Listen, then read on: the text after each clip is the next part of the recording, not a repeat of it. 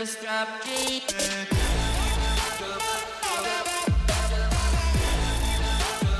Never stop dreaming.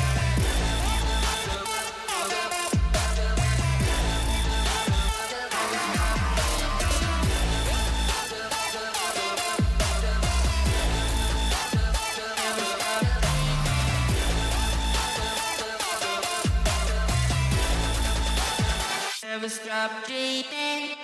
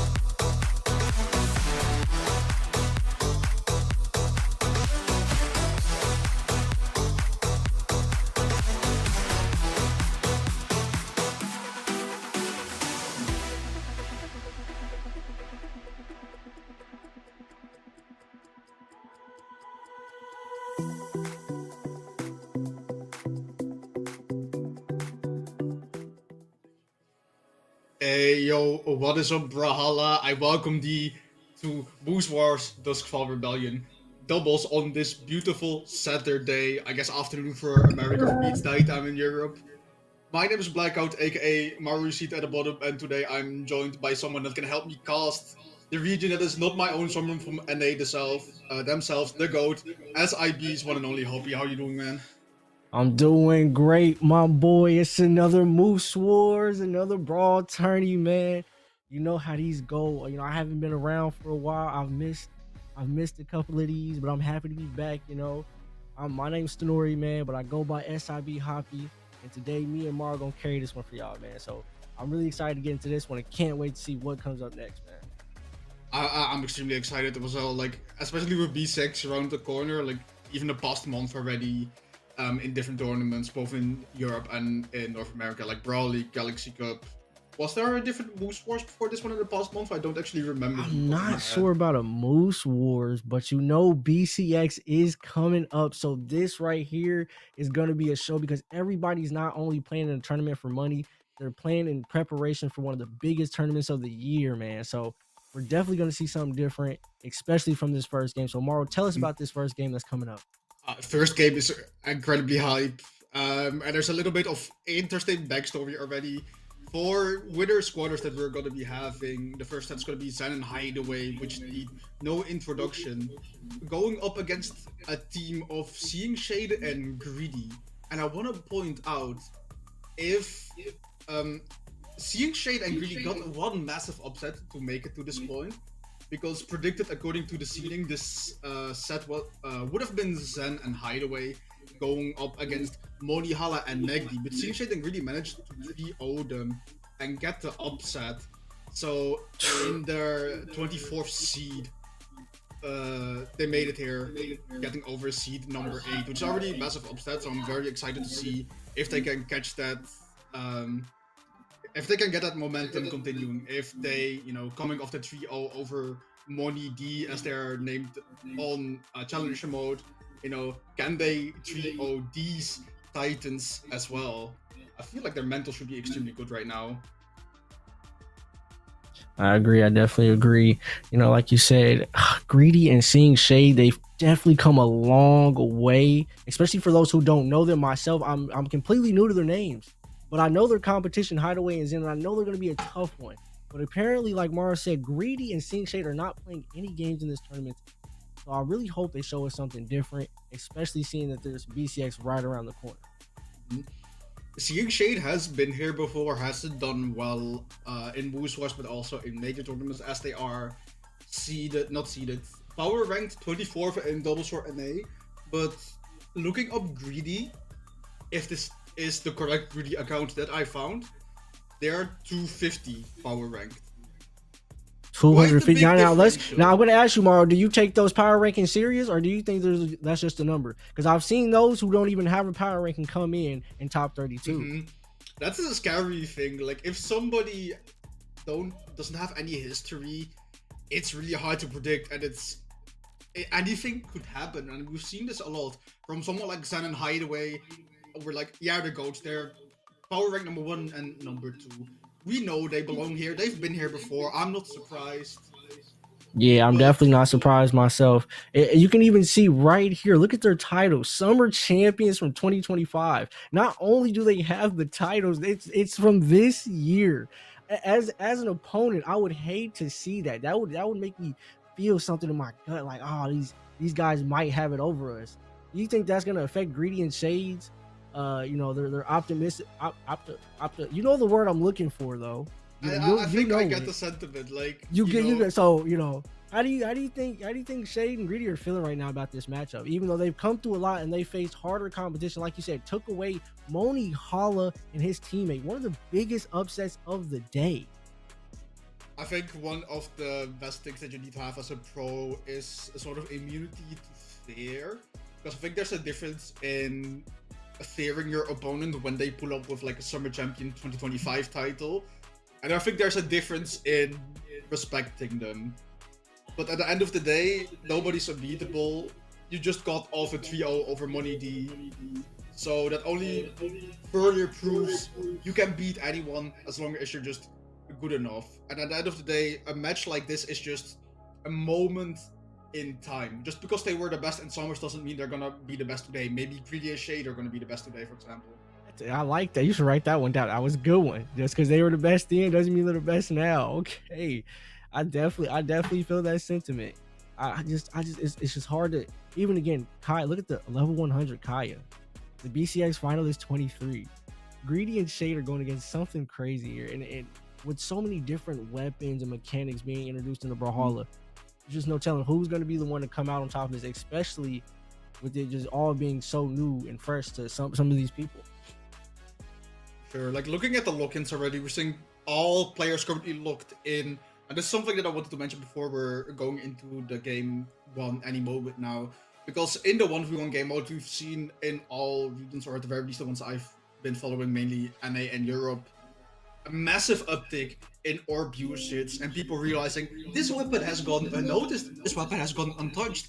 It might be top 2, it might actually be the best weapon in the game. You see all the 1v1 players moving over onto orb plus their main weapon, so like all the Scythe mains being playing Fate, all the Spear players being playing Dusk, etc, etc.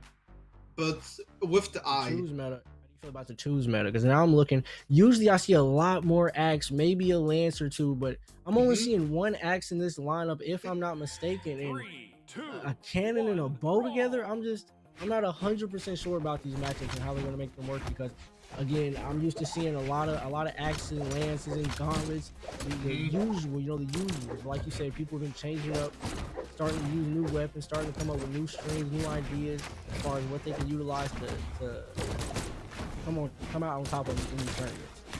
I definitely think that we're still seeing the usuals. We are having a Kaya and Onyx on screen, which has been kind of a metaphor of what just happened.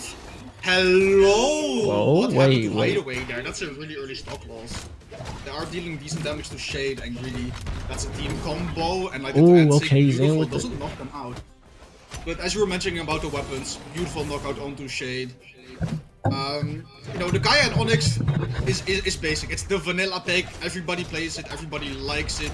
Even if it's the regular, even if it's the most used, it's never a bad thing, But we are seeing similar weapons, we are seeing the Spear, we are seeing a Cannon, and we are seeing an Axe, like you mentioned, on the enemy team. But the legends are different.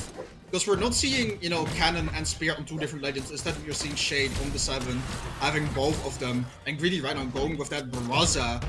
Reminiscence of Cody Travis, they're just stringing those Sars into each other. Okay, I'm not really seeing a lot of team combos. I'm really not seeing a lot of jumping either. It just seems to be everybody just going to the nearest one to them and just trying to finish them, like get them out early, finish it off early. But I'm not seeing any advantage. I'm not really seeing disadvantage. I mean, even now, like the red team has 2-1 stocks, but they're still pretty close in stocks with the blue team, with their skill level and what they've been showing so far. So I'm just not 100% sure where this one was going. I'm not really seeing anything too crazy yet. I'm not. Oh, okay. It's just extremely scrappy. Doesn't See, get something off that there, but the blue team already, like, even though they're both really damaged, they do have 2 stocks up right now, so they're trying to get a lot of damage. Now you see that Hideaway already on 101, and the rest of the squad on the field being fresh. The emoting as well. The red team looks maybe looking to take over here, even though we have the Onyx Hideaway here sitting at almost gone with a really solid red stock. He's still playing aggressive though, trying to get Shade out of there. He's saved by Greedy though. Anyone on any team would have lost their last stock there in that offstage interaction. But the helicopter coming through, is it enough for Zen to make it back? They do make it back, but they're so tight. Really the only one that isn't, you know, in knockout range right now. Shade lives that! You have Avatar sweating under the stage, still coming back from both teams. Nobody's been knocked yet. Stocks are solid red all across the board. That's one. And finally they get a knockout the blue team. Doesn't get the end heavy. Doesn't get the neutral heavy on the Now remember, the red team was at the disadvantage at the start of this interaction. They've come back and taken over this game. I told you after the emote, I saw something in them. All of them understand that's one mistake away, but I'm like to stare. The turnaround was crazy. Even though it was incredibly scrappy and it didn't feel like, you know, any team at the upper end, any team at any given moment had all the stage control, all the weapon control, had the better team combos. They were just kind of smacking anyone that was in the range in front of them. Almost like it's one of those robots that's just, you know, it's like a Roomba. If it bumps into someone, it changes direction, and otherwise it's just holding forward. But the blue team having a 2-stock lead, but having that synchronized KO coming out from Hideaway and Zen allowed them to reverse that. And even when Hideaway was still 100 damage behind, they still managed to make that back and survive for that long. Even in all the crazy offstage interactions that they had, both teams managed to keep themselves and also their teammates alive. The offstage interactions is really the most exciting part of that game for me. Literally, both teams were down to the wire with the stocks and just fought it off until the end. Nobody was trying to give it up. So again, Hideaway! Wow, you saw the vision there. This game. I'm seeing a lot more teamwork starting to happen here as the games progress. It's actually a massive lead already at the start. Building up a lot of damage onto Shay, but the blue team isn't going to take that sitting down. Now Greedy is the only one that is below 50 damage taken. They already see both the Kai and Onyx looking for high knockback or even KO moves. The D-Light Sare drop. We're 2 games in and I already see a spear D-Light Sare drop. Oh, hate to see it. Again? Man! How? Red team. Wait, I'm trying to. I'm holding my breath to see if Greedy here is gonna be able to hold his stocks on 3 stocks. Even that. Oh, okay. Wait. Now the blue team has the advantage. Now remember they had this before and they lost it. But the way it seems Greedy and Shade are playing this time, they seem to be a lot more in sync, utilizing those teams' effort. And I might have spoke too soon because Zen and Hideaway are looking to get Shade off the map now. Not later. Hotness. Oh my god. This is where the summer champs, baby. Oh come on. My god. They're not stopping. They're going. They keep going off stage. They don't need no floor to get the team combos off them. And as much as Shade and Greedy try to help each other and get them out of these strings, Zen and Hideaway are just literally taking over and not allowing them to get away with anything.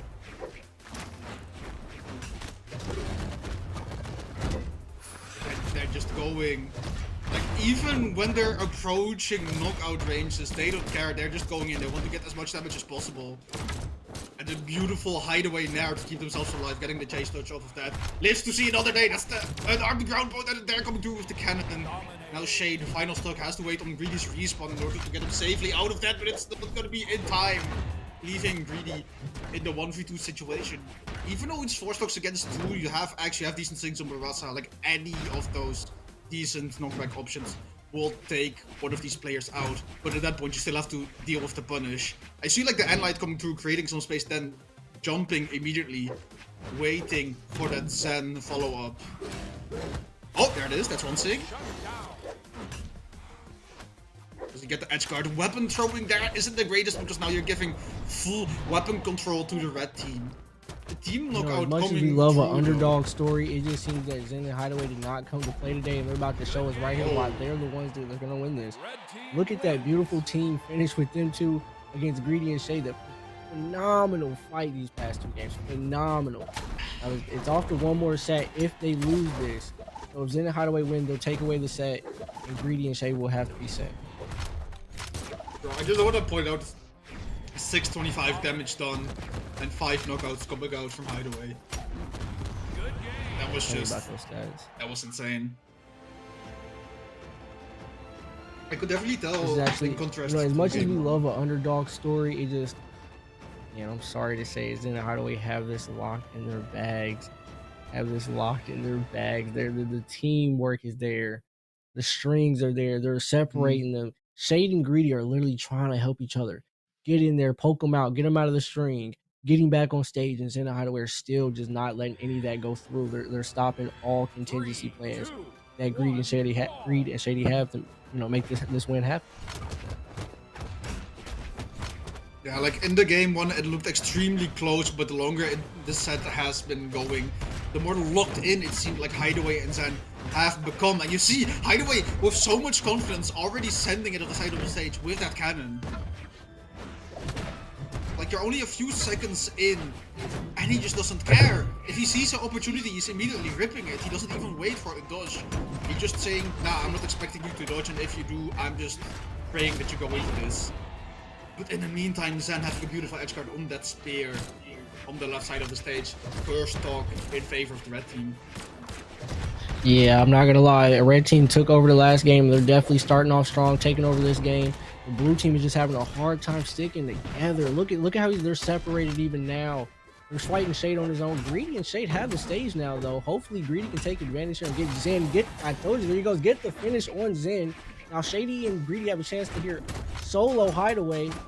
Get the string off. But again, Zen comes in and gets the save. I told you, all contingency plans that they have in place are just not going to go through when Zen and Hideaway are locked in like they are at this very moment. Even then, he gets the KO, but they're still up 2-2 in the stock. Shade and Greedy looking to come back and try to get advantage. The end single the teammate, Shade, already being put on the final stock. Crazy. Oh, and that not only is a big mistake for them, but a great thing for the other team. Seeing now that they're up 2-2 in the stock against 1-1. This is the biggest lead that the red team has had in this set, and they've won like all the games, even when they were behind. If this isn't the guarantee for a 3-0, I don't know what is. You think this is a guaranteed 3-0 right here? I mean, again, the first game blue team was ahead and red team came back. It could be a reverse here. I lied, it cannot be a reverse. Kai gets the sig off the side stage. Beautiful work to get the finish. Now they're gonna have to 2v1 Greedy on his own. It's just 1 versus 2 stocks, but you gotta keep in mind that Greedy oh is my God, one Hideaway hit trolling! away from losing Is it. Hideaway trolling? He's made it a 1v1 situation between Zen and Greedy. Nah, Hideaway is was content build. trolling. Now you're trying to build up the hype a little bit more. You're trying to give us a little bit more tension. Oh, they built the hype up all of themselves. Okay, Great there we finish, go. though. Love that for Zen. Hideaway is someone for the people. Oh, I love that. That was great. Wow, I mean, as much, you mentioned this a lot. As much as a lot of us enjoy seeing the underdog story, and as well as the underdogs have played at the beginning of this set, I think it was a combination of throughout the games, both Zen and Hideaway started playing better, they started following up of each other a little bit more, they started playing closer to each other to make sure they had each other's backs. And that kind of just dismantled the blue team. They were really struggling to get anything to each other. They weren't really getting any handoffs, so any damage interactions that they did get was very minimal compared to the 1-2s that we see Hideaway and Zen hit so often off each other. So see the one moving on into top 8, Zen and Hideaway having a 3-0 over Seeing Shade and Greedy, the biggest underdogs in terms of seeding, pulling up to today's Duskfall Rebellion bracket. Definitely big underdogs, and I loved those sets. That was actually a crazy set. Like you said, in the beginning, I feel like both teams were really off there. Seeing Shade and Greedy had a chance to really put something together there, and I thought they were going to take over in that first game. They had the lead, they had the advantage, but even then, Zen and Hideaway came back in the first game and locked in. You started seeing a lot more team combos towards the end of that first game, and a lot more towards as the games progressed. And as you saw in the last game, beautiful finish by Zen and Hideaway with the way they just controlled off stage, controlled the team combo, separated Greedy and Shade, did not let them, try to hit any team combos or help each other in the situations. They just kept everything separate and really locked in. And then you had big mistakes coming from the underdogs, like taking their own teammates stock in a crucial situation when you're only on the ice. That's the thinnest part, really. So as much as I was rooting for the underdogs, it was just poor performance by some of their players, and that's okay. They'll come back again and better next time, especially now that they know that they can make it this far with this much potential. Like as much as it can hurt to get kind of swept 3-0 like that, you do gotta keep in mind this was only with our side. They still have elimination bracket to go through, so they can still make it back. They're not fully out just yet. But also you beat Monihala Magdi. Even if this isn't the point in the tournament where you go out, I still think that they have something to be proud of with how far they made it, like you said. So with our first set out of the way, I want to introduce our next set that is going to be coming up. And I think there is some crowd favorites in here because it's going to be Greechabu Hexo going up against Marckiemoo Future Bubble. 4 names, no need no introduction. I think if you've been following, not even for a year, if you've been following NA for like half a year, you know Marckiemoo, and if you know Marckiemoo, you know Future Bubble. And if you've been following, community tournaments a bit as well, if you've been active in the community as a whole, like on social media, you know Greechabu and Hexo, and you know the disgusting team comp that they run. I'd argue it's one of the most toxic legend selects that they've been running for the past year or so. I don't remember exactly how long they've been playing. But they always run that level 100 Nyx that we're already seeing of Hexo and that level 100 Greechabu. Is it level 100? Greechabu's running a level 100 Kaya. That's actually great. Usually the only thing I see Greechabu running tournaments for the longest time was, the Linfei. If I'm not mistaken. I'm not mistaken. No, you're not. So seeing him pull out a level 100 Kaya to max with a level 100 Nyx is kind of beautiful. I can't lie. No, I think that's Future Bubble actually. That makes more sense because Future Bubble does have that. His name is Future, so why you just lying? But it's okay. We'll figure it out as we go. Oh, there goes Guichi. That is Gui. So because I know for a fact, I can confirm that when Greechabu entered the scene, they were mostly a once player. And they had that level 100 signature Linfei, but at some point in their career, they were like, hold on, Canon is Canon is not good, it's at the bottom of the tier list. And they moved to Nai, and not only do they run, the most demonic, Predator-hated, gold-smacking team comp. Even though okay, there it is. Level 100 Queen Nai. This is I see that. Okay, for Greechabu, Queen Nai makes a lot more sense. I was wondering why would he switch his name to Future? Yeah, that makes a lot more sense. Greechabu on the Queen Nai and Hexo with a level 100 Nyx. Actually, everyone in the lobby is level 100. And you see Onyx in the mix, which is really meta right now for 2. So I think we're going to see a lot more Onyxes throughout the night. So, but again, these are some beautiful team lineups here. Greechabu and Hexo going with something pretty nasty, pretty considered petty, but still beautiful in its own way. We don't judge around here. And then you got Future and Marckiemoo. Now, Marckiemoo's been an up-and-coming, pro. I feel like they've already come up. They've been there for a while. But I'm saying legendary level, Sandstorm and Boom level. Really for sure. 100%. Yeah, really, he's really out there trying to make a name for himself. Really doing it with some class and doing it with some originality, and I love that. I think this is gonna be one of the more unorthodox sets that we're gonna see in terms of Legend Select, because we are having another Kaya Onyx.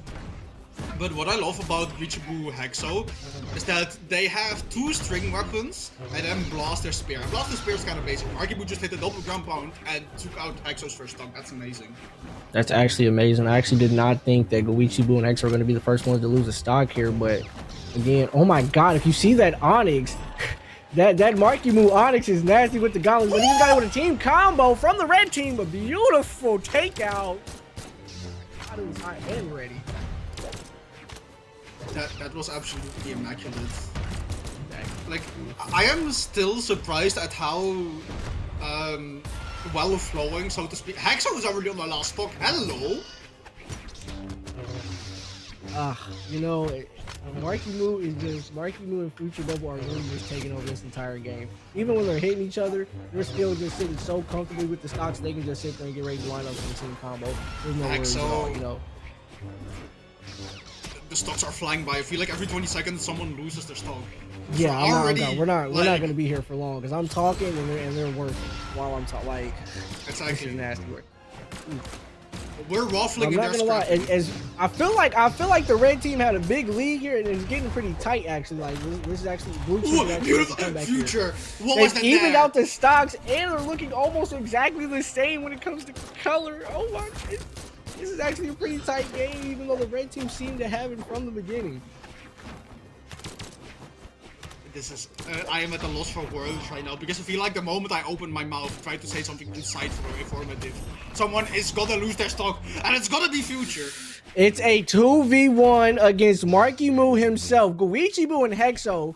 Are they gonna be able to keep it together? Hold him off stage. Is Marckiemoo the... No, this is... I don't believe it. I don't believe that Marckiemoo makes it out this one alive. There is a chance, but Goichibu is doing a really good job at protecting your president. President being Hexo, 1 hit away from losing it. And Goichibu has to step up. Goichibu is protecting his homie, doing a great job as Hexo is keep standing back, trying to find something. There it is. Beautiful 2v1 outplay coming out from Goichibu and Hexo. Hexo being the one that was put on their last stop, the quickest, still managing to hang on even in a dire situation like that. You know, as tight as that game is and as hard as Marckiemoo is as competition, I'm not surprised that Goichibu and Hexo took that one away. You know, the first time I ever went to a personal LAN event, and I got to see Goichibu in person play, which was something that was just, you know, really astonishing to me on like how he just locks in, focuses, takes it over. So he learns throughout the entire game. And even then, when Marckiemoo and Future seemed to get really nice combos off and really seemed like they could take the lead or really take over and come back, Goichibu and Hexo just really locked in, stayed locked in, and executed flawlessly. And because of that, they're able to take the first game away. So going into the second game, we'll see how Marckiemoo and Future Bubble come together to figure out what they can do in order to stop Hexo and Goichibu's dominance. Like, I want to point out, I wouldn't be surprised if this game goes to game number 5, or rather the set goes to game number 5, because it is seed 4 versus seed 5. Hexo, Raydish being seeded number 4, and Marky Bubble, I guess we can call it, being seeded number 5. But both of these teams, you know, having dominant performances in previous Moose Wars.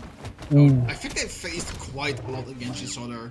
But there's a lot of offstage scrappy going on right now. Marckiemoo just trying to stay alive as you have Hexo and Raydish just joining him. No, there. I don't think Marckiemoo was just trying to stay alive. I think Marckiemoo was trying to get him off that stage. He had complete control of that situation, but completely lost it and is now knocked out, losing the first stock for his team. Red team taking over, Goichibu and Hexo in the lead. Future, unfortunately, not getting the follow-up of that, and like, and March doesn't even get the knockout. Beautiful D-Sig into N-Sig, and there it is. Okay, they needed that reversal, and beautifully capitalizing off the fact that they knock out one, immediately go straight for the other. Now Future Bubble only won with 3 stocks to their name, avoiding the N-Sig. We've seen Raydish hit that on the Qatars multiple times over the past year ever since they've been playing that night. Like, they even managed to just get filthy team combos off of it.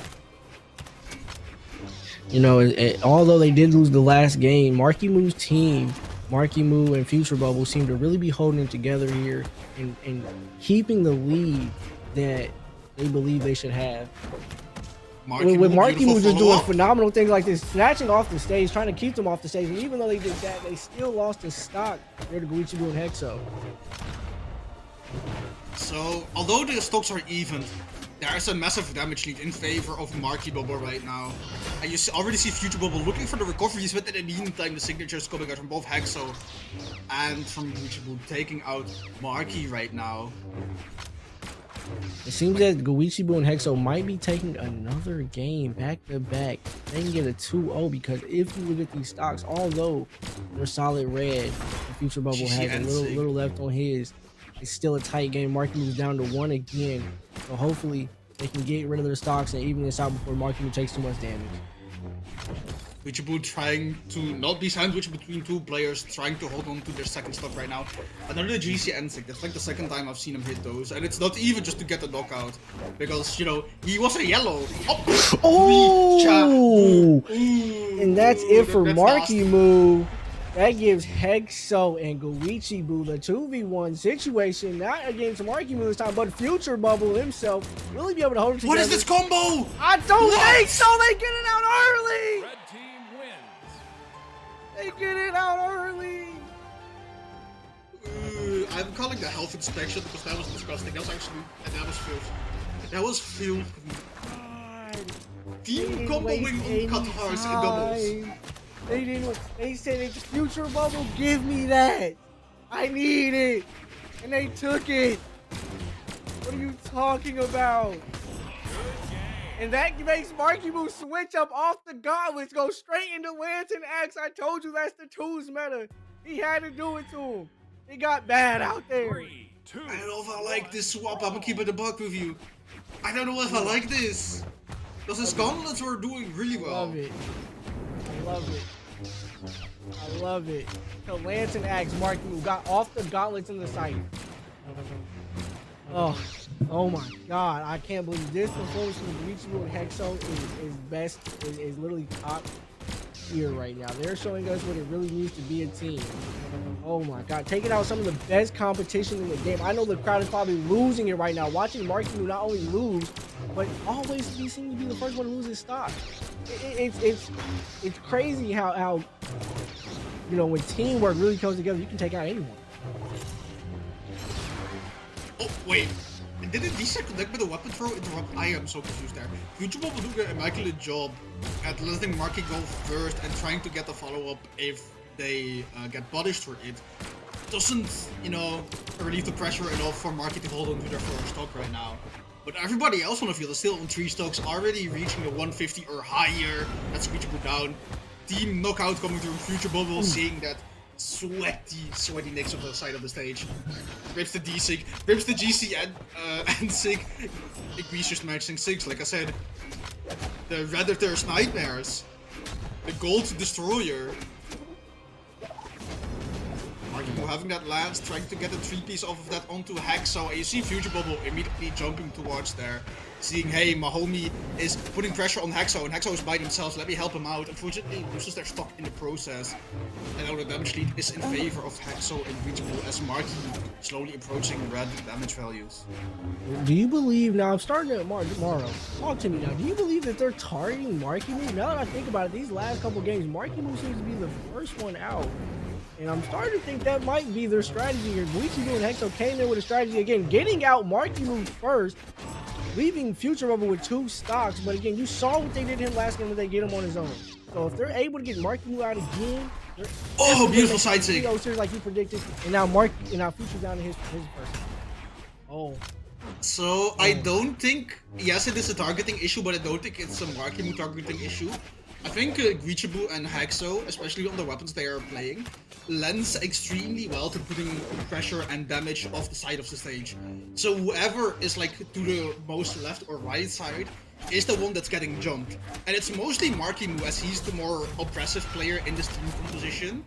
While normally Future Bubble is the stage controller, he's the one that goes for the second hit and follow-ups. But it's not enough. It is not enough. Hexo and Goichibu, which what should have been, statistically speaking, really even match, kinda, and I'm sorry to say this as a big fan of them, washing over Marky in Future Bubble. Washing over? Is that what we're calling a 3-0 sweep? Is washing over? Oh, that's a good one. Yeah, I can't believe it. Guichibu and Hexo not only showed up and won, they did it with phenomenal fashion, making it a 3-0 sweep. Hate to see that for a champion like Marckiemoo and Future Bubble, but they will live on and they will move on, and that's okay. But right now, Guichibu and Hexo have it in their bag. They're in their bags, and we saw it from those phenomenal team combos. We not only seen individual beautiful strings, we saw them put it together as a team and sling them off the map like it was nothing. Again, this is Moves Wars Man's right before BCX, and you know it's going to be good. I'm at a loss for words. Wow. It felt so much more one-sided than I was mentally prepared, you know, to see. Especially coming out from Hexo and Guichibu, I know they're dominant, but it feels like whenever I see them and they pull up, they are so much more dominant than the last time. It's like they ever keep evolving, whereas other teams start stagnating, whereas other teams have already reached their peak and are struggling, you know, to keep up. Hexo and Guichibu, they're reaching new heights every time I am allowed to cast them, every time I am watching them, every time I see them on majors. And it's so exciting to just see them pull up to a new tournament, whenever it's going. But for now, we're going to take a small break. I for sure need it because I need to reset my mental after that quick and nasty trio. So I hope to see you guys there for the remainder of Winners Quarterfinals.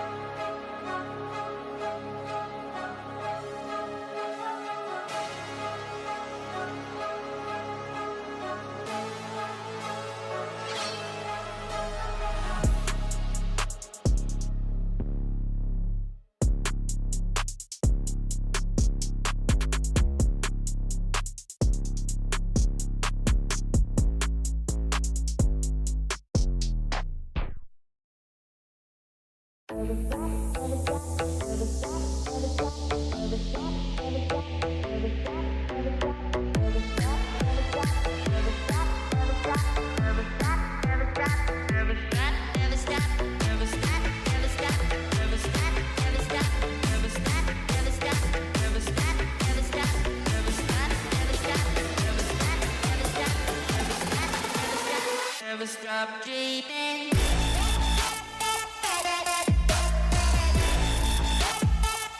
Never stop dreaming.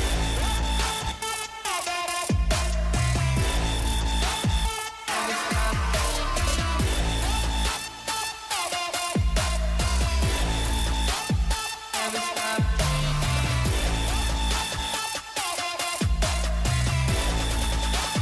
Never stop Never stop dreaming.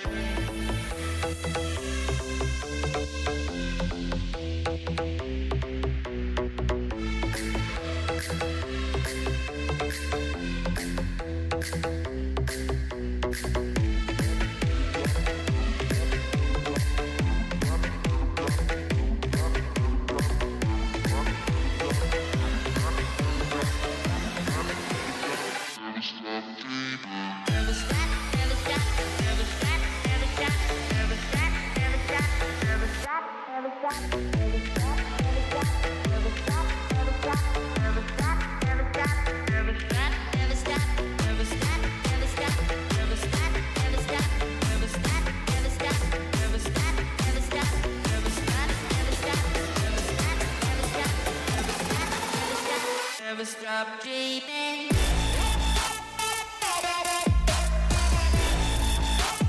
Never stop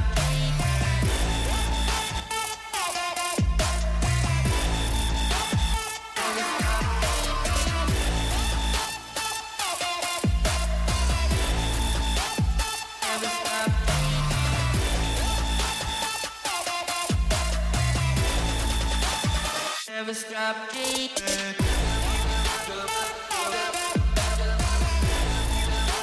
Never stop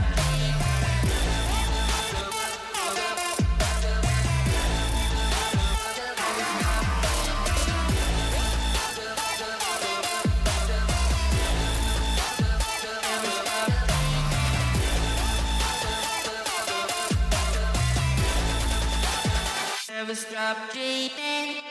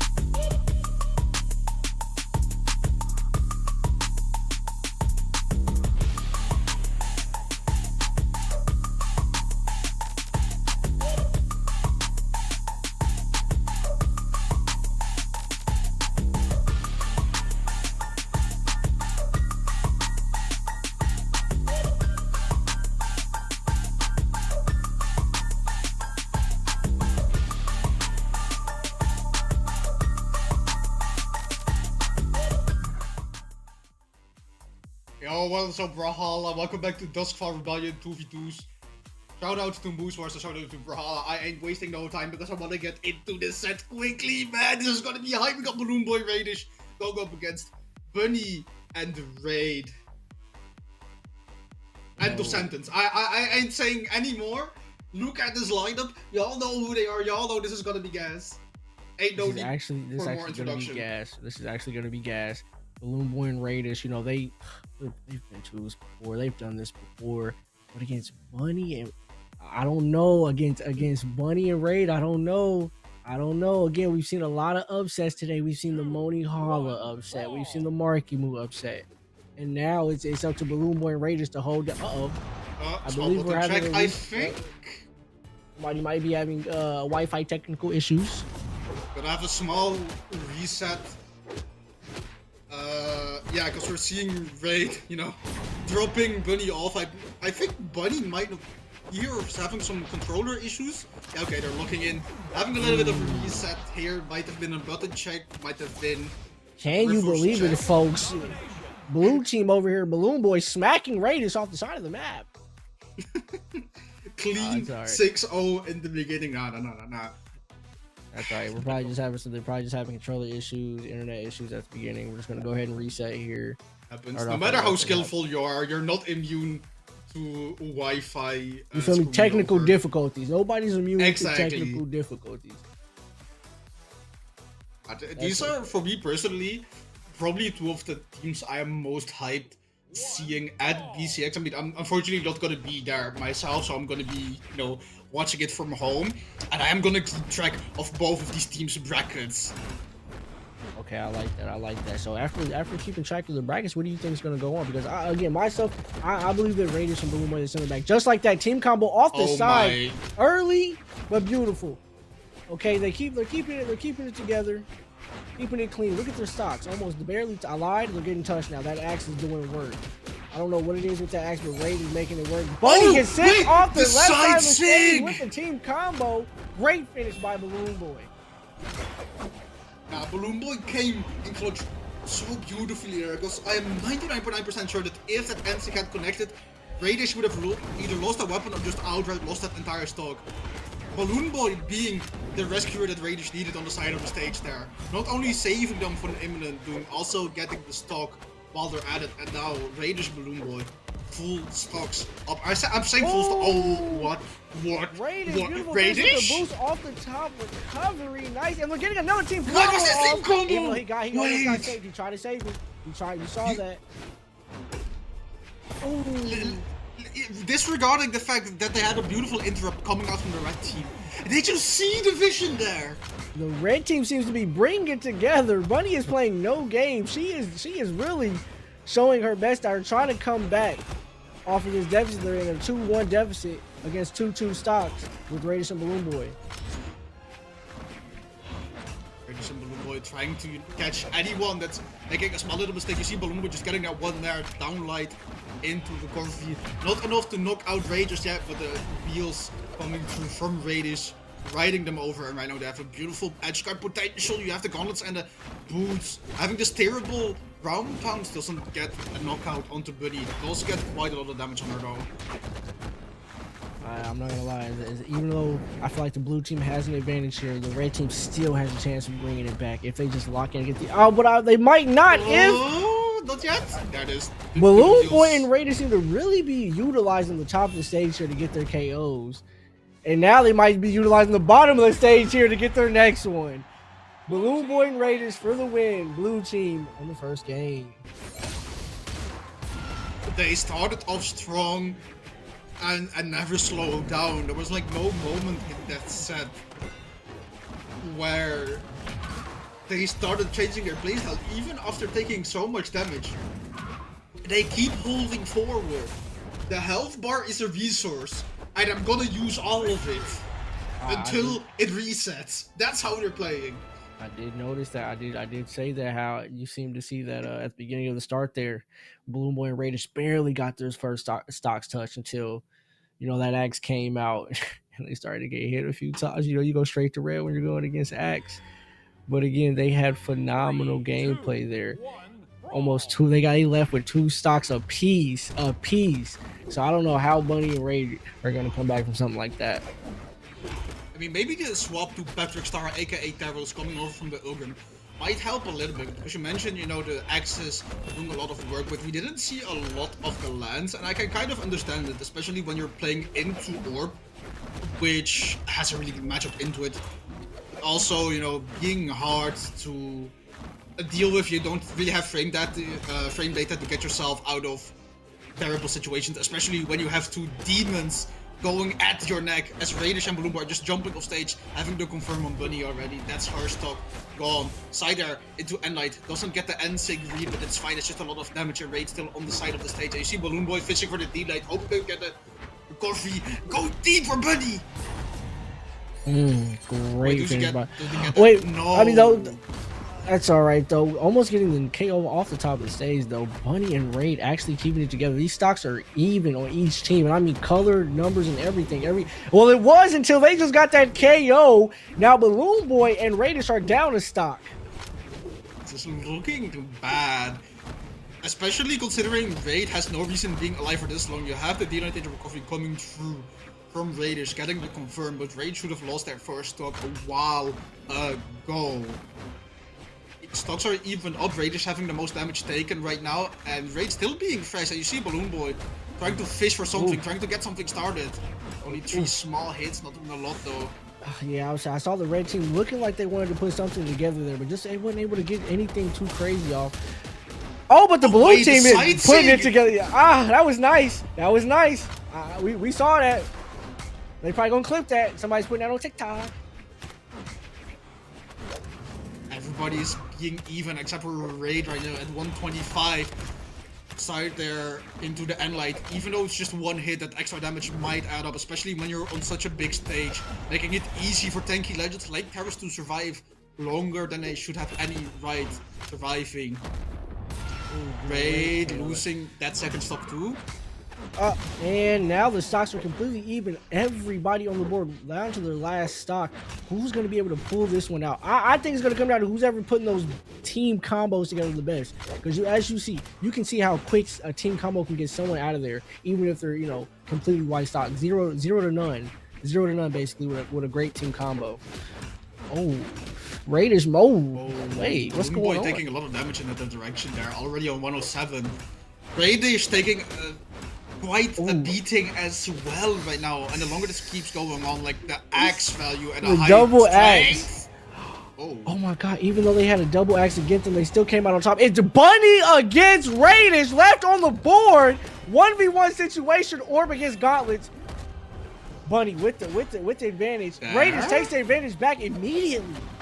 Oh my god, Bunny holding off the stage, keeping it neutral, not pulling out a lot of stage, but uses the stage to almost get him off the top of the stage. Raydish takes control center off the right. Handstand coming through. Trying to Great apply pressure stage to Bunny, control. recovering Great high. stage control by Raydish. I can't lie. This is very. Isaac avoided, doesn't get the jump situation. snare that they needed as Bunny landed on the platform. Oh, Bunny Bunny's having playing that super signature slow. X. You see how Beautiful slow dare! they play. Great Raydish. dare by Raydish. Oh my god. Beautiful finish by the blue team. Balloon Boy and Raydish taking it, making it a 2-0 series. I think after that spectacle of a show, that Bunny and Raid might be able to pull one out here and make it a 2-1. I feel like every sign in the last few moments showed that Bunny and Raid were going to win this. They had a damage advantage, they had double X, so you have to put in less effort considering, you know, you're playing, you know, X being sideline Nair Simulator, having a strong Enlight, into Balloon Boy and Raydish, Devil Jin, and Red Raptor, which mainly has string weapons. So the damage per hit and the damage per interaction isn't as high as a double X comp would be. Disregarding that, the moment you saw, I believe it was Raid being put off stage, you had a beautiful dare snipe coming out from Balloon Boy, turning it into a 2v1, quickly turned into a 1v1 between Bunny and Raydish.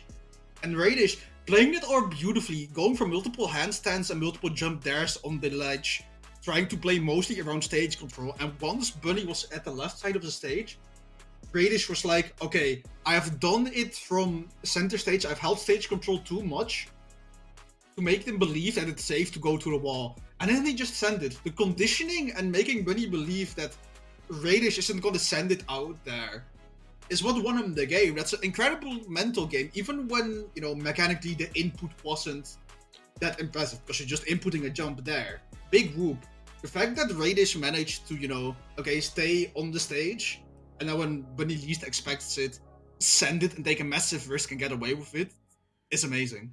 Yeah, I can't lie. As soon as I saw it come down to a 2v1 situation, I immediately thought that, you know, Balloon Boy and Raydish were just gonna get on stage and put Bunny to work. You know, just hurry up, send them, get them out of there, and send her off. But no, Bunny held her own and held down in the 1v1. Almost made it a 1v1 series off rip. But again, they're going against some of the toughest 2v2 comp out there, Balloon Boy and Raydish, and you know. Balloon Boy he's balling. Dribbling over them. Ground pound early in the game, already taking Raid's first stock away. Doesn't matter how tanky you were on Carrots, doesn't matter how big the stage is. You ain't leaving it there like that. And that's a beautiful team combo coming out from Raydish and Balloon Boy. Just the 1-2-3, using the signatures perfectly there. And the double edge guard pressure coming out from Raydish and Balloon Boy.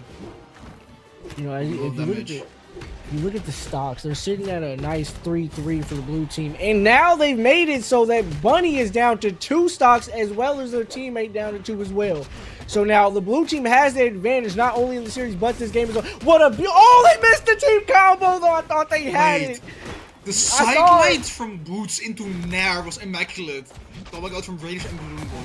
You ain't ever seen that. But we do these two people. I saw the potential. But I'm telling you, Balloon Boy and Raydish have some of the most beautiful 2v2 combos that we've witnessed in these tournaments every time. You know, I think that's why, you know, a lot of these 2v2 teams break up, but I think that's why they stick together. They really work well together. As you can see, they get another KO with Balloon Boy getting the recovery off stage. Sir? You see, oh, Bunny gets it back. Bunny makes it back. Great recovery by Bunny. Balloon Boy seeing Raid out there with no dodge after using it to gravity cancels. Like, nah, you're mine, bro. Raid making it back, and Bunny holding stage control. Thankfully with Raydish, making it easier for her teammate to get back. With both Bunny and Raid are already at the end of their lifespan right now on these stocks. Oh, but Raydish gets Bunny out, and also gets Raid out, gets both of them out. Bunny, Raydish said he got it. Raydish said, don't worry, my feet got it. The boots got it, don't worry.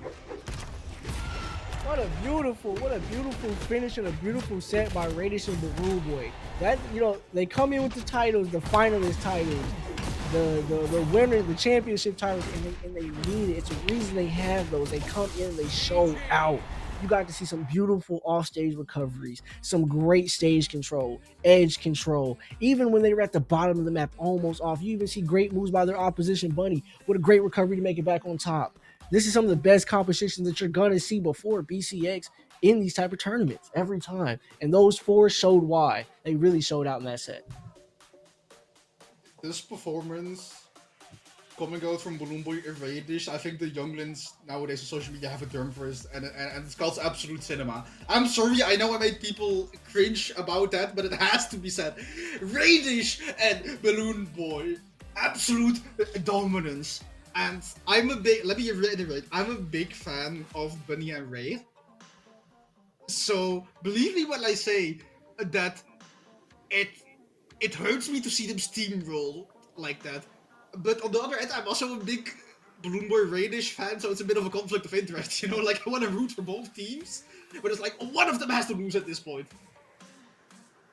Which really hurts my soul, but these will still winners quarterfinals. Bunny and Raid still have their chance to get their rerun if they make it through the remainder of the elimination brackets. So there's a potential that we see them later in the stream, but we still have one more set in winners quarterfinals. We do have one more set. Yep. So next up for the 2v2 Moose Wars bout, we have Rise and Soul versus Fakey and Anime Fan. And now the crowd might know Anime Fan. So I'm gonna need you to tell me a little bit more about this one, because I've seen these names before in the NA scene, but I'm not sure what I'm expecting of them. What picks are we gonna see? You know, Anime Fan is known for a reason. I think he's PR 89 at the moment. Now he's one of those ones to watch, especially his teammates as well. You know, he's top 32 before in these type of tournaments, top 8. And you know, this isn't the first. You know, this isn't the first time he's done it. You know, the first time he's made it this far in the tournament. So, you know, he's definitely something to watch out for. That's definitely one of the ones to watch out for, Mora. Like, I know Anime Fan. Correct me if I'm wrong here, but I believe in the past, did they not team with Zen, or am I misremembering that? Because I feel like I've seen these players before, but in a different. No, I don't think Anime and Fan and Fakey have teamed before. Now, even though both of them have, you know, this isn't the first time both of them made it this far in turn. Both of them have some top 32s, top 8s. You know, they're they're pretty high PRs. Fakey's actually a higher PR than Anime Fan. Fakey's sitting at PR 3. Oh, wow. Anime Fan sitting at PR 89. Still very, very high. That's top 100 PR. So that's a very comp team to be playing against. So now, do you know about Rise and Soul? I've definitely seen them before in Moose Wars for sure. In my recent memory, it feels like one of those teams that came alive over the past year and starting to make a name for themselves. Definitely. I don't know, I'm excited to see what they're doing going into this tournament and into BCX, which is happening soon. Because I personally haven't seen them before this year, and then they just kind of popped up in one of the casting blocks that I had earlier in the year. And after that, I feel like I've seen them in every community tournament top 8 ever since.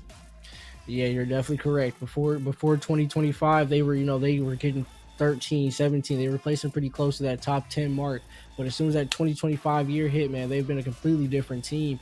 You know, they've placed 4th in the autumn championships, 2nd in the summer championships, 4th in the spring championships, and even 2nd in the winter championships. And this is all in the year 2025. So they've definitely been making a name for themselves, and they're definitely a team to be reckoned with right now. So even though they're going against some pretty big names, Fakey and Anime Fan, these two are definitely not coming to play, and I don't think it's going to be about to miss that you want to miss here. I do want to point out, it's incredibly impressive to just have this massive uprising in a single year. You know, having us like multiple podiums in different seasons this year, while in 2024, I don't want to call them a nobody because they don't have placements, you know, within the top 32 range. But nobody's a crazy statement. Yeah, exactly. Okay. I don't want to call them nobodies because they aren't, but they're not at the same level of, you know, your Balloon Boy Raydishes. You're not at that point in time. It was hard to compare them. So at what point I would say so it's for you. It's the medal. The medals are what count for you, huh? I mean, I definitely think that in this point in time, with the medals that I have to their name just from last year alone, most people in the community, myself included, are watching out for these players and having a much more respect for them because they just have more recent history to the name, so to speak. I'm a big statistics guy, similar to Sparky, looking at recent placements. And having a fourth in autumn championships, doubles, which is the most recent seasonal, makes me think, I gotta watch out for these people. But let's say we go back to 2024. For example, Moose Wars, Sacred Uprising. They placed 17th. Where I'm like, 17th is good, but I'm not watching them as closely as I would someone that placed second or third. Interesting. Okay, interesting. Well, we're about to find out if your statistics prediction is correct, because we're about to get into this next bracket. It'll be Anime Fan and Fakey versus Rise and Soul. I'd love for them to get another medal to their name, man. Like, they're on a hot streak in 2025. Let's give them another. And then on BCX, let's give them another second or third. I actually didn't even think about that. They were placing pretty high in these last tournaments, and the fact that they actually have something on the line now is not only just the money, but BCX coming up, trying to make a name for themselves to really pop off and really show people what they're about. This could be the tournament for them. We could be seeing the championships playing right now and not even know it. Exactly. Like, look at this for Soul and Rise, the 4 seasonals that they played in 2025 together. There are 2 top 4s and 2 top 2s. So they're missing a bronze medal and a gold medal. That's all they're so looking for. So you gotta add them to the collection, yep, either here and or during BCX at some point. At some point, they're gonna have it. And I believe today might be the day. So let's see how they start off here. Because as you see, the red team is in the disadvantage right now, sitting at some almost solid red stocks. Blue team trying to keep it together, keeping stage control, holding off both red players off the side of the stage. Anime Fan and Fakey. Fakey gone first, and they're looking to get Anime Fan out next. Really early. Also, we're seeing like the comps that we've seen earlier today. So I think BCX meta for doubles is kind of settled. Multiple Kayas, multiple X's. The Terros again. That was a voice crack when I mentioned Terros. Wow, ow. Voice cracking live on stream. That the multiple Terrai, Terros. The multiple Kayas. I think doubles meta is kind of set. No, I mean, I kind of love doubles meta. It used to be a lot worse. Okay, a lot more axes, sure, a lot more lances. I like the direction the game is going in. Just like that, the red team gets a stock off on the blue team finally. They get a 2-2. Oh, and finally get the other stock off on the blue team. So now it's even. Rise and Soul down to their second stock finally. This gives Anime and Fakey a chance to try and make a comeback here. They're not too far off when it comes to health and damage, okay? Even though they're getting hit now just a little bit too much, they might be able to make this comeback still. Soul trying to push Anime Fan up the side, creating a little bit more space, but now the blue team is getting in a potential edge-guarded situation. Fakey and Anime Fan trying to jump onto Rise, getting the double nair right there, evening up the damage, quite significant, equalizer that they needed here after being behind by almost 100 damage per person. I see both of the teams looking for knockout options. That's the side coming through from Fakey, not knocking out Rise. Unfortunately, a little bit too much in the left corner, too much distant travel, and there's the stomps there. And finally, both of the red members are knocked off side stage down to their last stocks, both of them. So this gives the blue team the advantage. Rise and Soul might be looking to get a win here. Although one of them just got knocked off the stage. That'll be Soul. So Rise is still up, but he also gets knocked off by Anime Fan. It seems to be everybody's getting sent in the same direction as well. Both of these teams, trying to jump one person that's out of position. It's gonna be potentially Rise that you see them just going back to the wall after they get that weapon with Soul coming in, trying to create a little bit more space for them, saving them. Double nair into Sair. Blue team with the damage lead, but the damage lead doesn't really matter because you've seen it. Whoever has the lead, that can be changed in a matter of 10 seconds, maybe 5 seconds even, if they get the correct hits and the correct follow-ups. Just like that, Rise and Soul are up with the stocks. They're left on the stage while Anime Fan is left on his own, and he's already off. Great finish by the blue team. That makes Rise and Soul up in the series 1-0 on top of Anime Fan and Fakey. 808 damage Soul. What are we doing? And the worst part is, Bryce didn't even do little He's not damage. even. Right? He's not even the one with the axe. Rice did a solid like 430 to 450, if I remember correctly, damage, which isn't even that little. Like 400 damage is a good damage number. That is a We're good going to a damage different number. stage. Actually, So the you first time in the say- tournament, or the second time in the tournament, we're not going to Small Fortress of Lions. Instead, we're going to Demon Islands.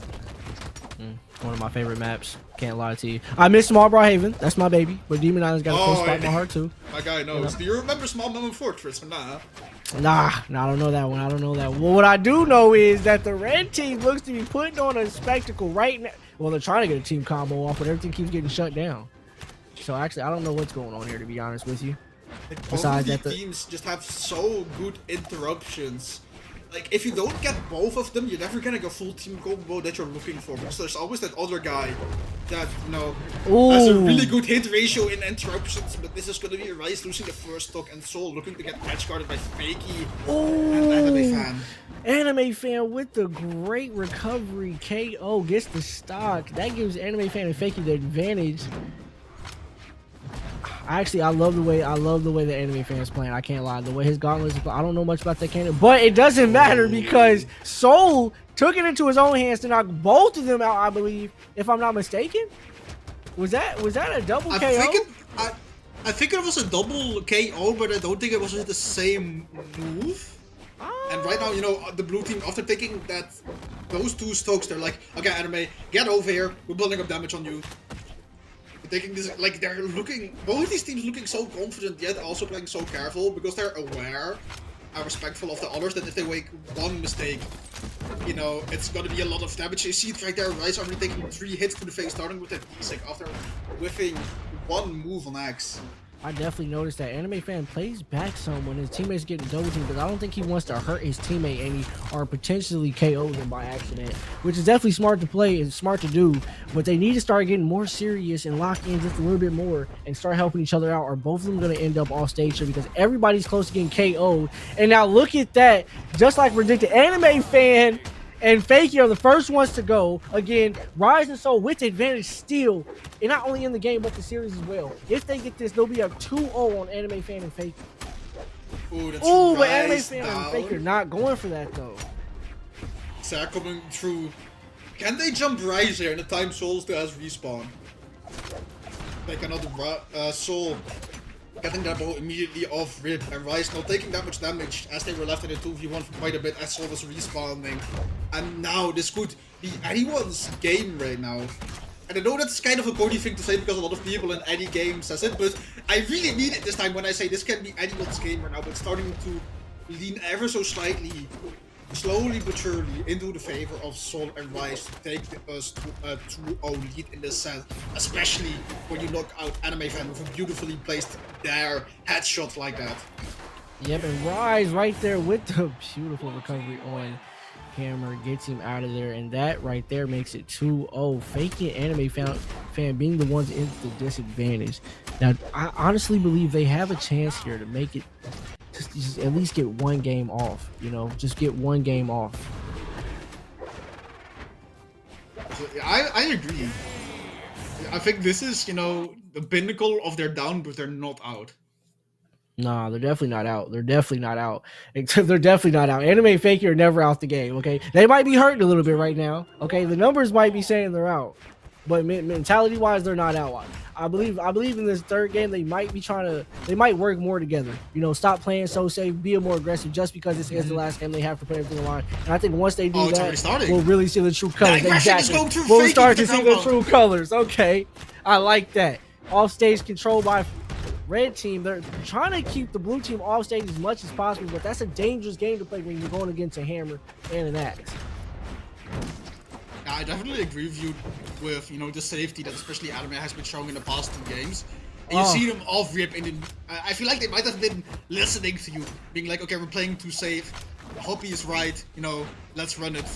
Hold forward, they're not stopping. And light recovery doesn't KO Kaya. I don't know what she's wearing under that fur coat, but it's adding a lot of weight and a lot of defense. A lot of defense, and definitely by the Kai, because that team combo was absolutely beautiful. Although it was, that's Anime Fan going off the right, and his teammate right behind him. Fakey gets KO'd. Oh, so does the Kaya. Everybody's even out on the stocks again. Soul himself loses his stock, so everybody's evened out again. That team KO was actually disgusting. Because you saw Anime Fan going for the unarmed D-Light in order to get either recovery or GC and Heavy to get a knockout himself. And you saw Rise already having the preemptively placed Sarah, unfortunately hitting Soul, going for the team knockout, which was intended for Anime. Yeah, see, exactly. That's why I believe Anime and Fakey were playing so safe that last game for situations like that. You know, when you're down in the series or you're down in stocks, you definitely want to be as safe as possible. Don't take the risk. And it's starting to, and you know, if you don't take those risks, though, you could have potential of just playing too safe and being taken advantage of in these situations. And as you can see, the red team has control of the stage, complete control of the stage. Anime Fan going crazy, and his teammate Fakey right behind him with the recovery KO. Okay, the unarmed grounded down heavy coming through. And now Fakey only one left with 2 stocks, but this Demon Island we've already seen in this game alone how tanky Kaya can be, but not tanky enough to survive that Enlight coming out from Rise. And I'm getting a little bit of a deja vu because I feel like we've been here before in a situation where both of these teams have even stocks, you know, all relatively fresh, and the slow damage built up consistently.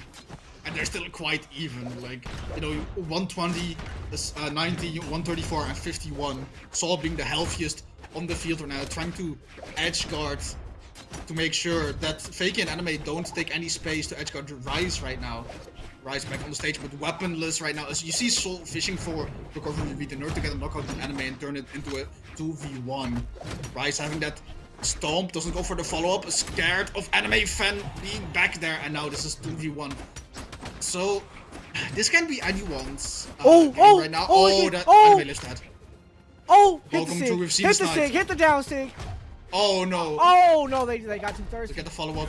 And Soul doesn't live that. Got the finish. Okay, nice. 205 damaged Anime Fan hanging on, taking us to game number 4, the 3-0, the quadruple 3-0 in the first few sets of the stream has been denied, actually.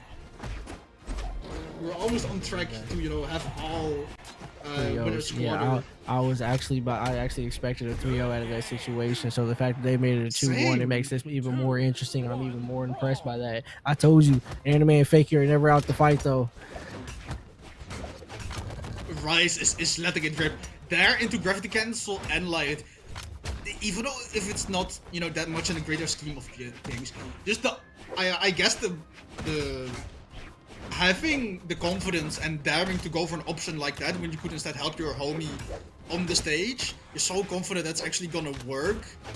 It is crazy. And right now, like, you're seeing Anime and Fakey heavily on the back foot right now. Both of them approaching 150 damage. DC coming through. That's the first stock gone. First stock gone from the red team. Blue team takes the advantage here. And again, if they win this, this is the series. This is their series. They win it 3-1. But again, Anime Fan and Fakey are never out to fight, even though they may seem down. They're still. Oh, but again, Soul with the KO off the top of the stage. But there goes the Taro. So now, he's going deep. Again, both teams are taking stocks. I love seeing Soul go for moves like Dare and Light on bow. Because it's not the greatest move. It's not like a full circular hitbox as if you're playing, I don't know, Axe, for example, which is wide coverage. It's just a small diagonal, you know, circle line, which requires a lot more precision than all the other weapons that we're seeing on screen right now. So with a beautiful save with Anime Fan ground pound. That with the ground pound, dominating the triple knockout, coming through. Oh, yep, that's it. Great team combo. It seems every time we see one KO, we see another KO right behind it, rather be from either team. And now the blue team is trying to keep this advantage and get Fakey off. But Fakey does the reverse flip script. Gets right, but Soul Train comes through with the save, baby. Look at him. This is phenomenal teamwork and phenomenal gameplay, not from both teams. Oh, what a spectacle, what a show. Another Enlight coming through, getting the punish onto enemy fan. Rise is hurting right now though. You see them actively play back so much because they don't want to leave their homie Soul in a 2v1 situation. They want to, you know, get one knockout, and that's one now Rise can pull up a little bit more and then ground pound. TG's. And Ground saw pound, right I there. think, connected onto Rise. The activation hitbox hit both of them anyways, granting them the 3-1, and they're moving on to winner's side to play. That was a beautiful finale by those two, and they will be moving on with the 3v1. So now, you know, we've seen it all. We've seen each 4 of those sets. And again, we saw some crazy things out there. Team combos, crazy upsets, 3-0s, reverse scripts on the side stage, off stage, comeback recovery. We've seen it all. Beautiful options, beautiful teams. And again, you only see these types of things in Moose Wars, man. I can't believe what they just pulled off there for not only us, but the audience as well. There's more to come too. Like, we're not done yet. That was only top 12, and we have our top 8 being guaranteed right now. If we look at the bracket, Zen and Hideaway are in there. We have Marckiemoo and Hexo. If the site isn't working, Balloon Boy, Raydish are in there. You know, we just confirmed Rise and Soul, and they're all in winners side top 8. But you know, we have different people to take care of top 8 because our block is done. Hoppy, it was very lovely casting with you today, and I want to shout out Boost Wars for letting us on here. I feel honored to be able to do one of the last Boost Wars before BCX is happening. Do you have any final parting words before we head over to a quick break and then let our co-casters Graffiti and Spaceatronics take over for us? You know, Morrow, I appreciate that, man. Just casting you was a blessing, man. It was beautiful. Again, thank you to Moose Wars, and shout out to be, you know, everybody that was able to make this happen, the team and everybody. This was a beautiful set. And again, guys, you saw the upsets. You saw the team combos. Zen, Hideaway, Marckiemoo, Boo. You got to see some of the craziest sets out there right along with us. And I really hope you enjoyed it as much as we did, man. And with that being said, I hope to see you again on the next one.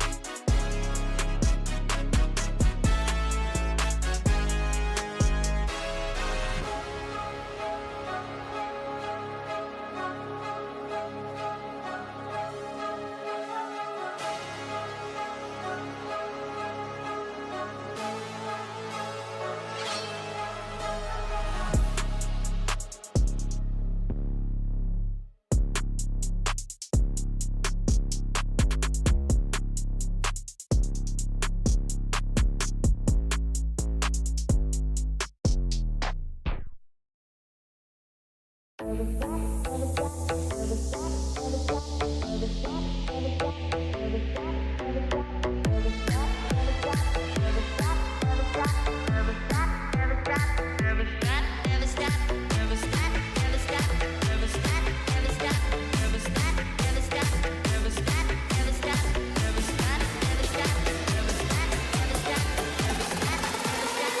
stop dreaming.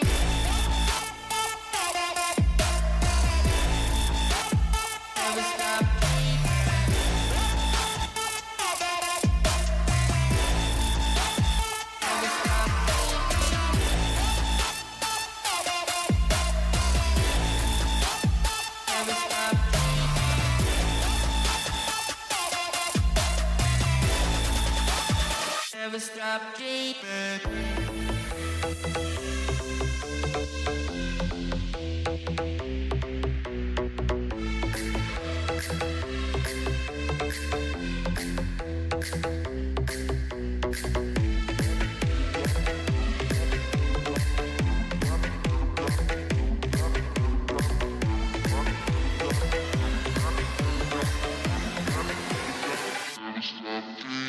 Never stop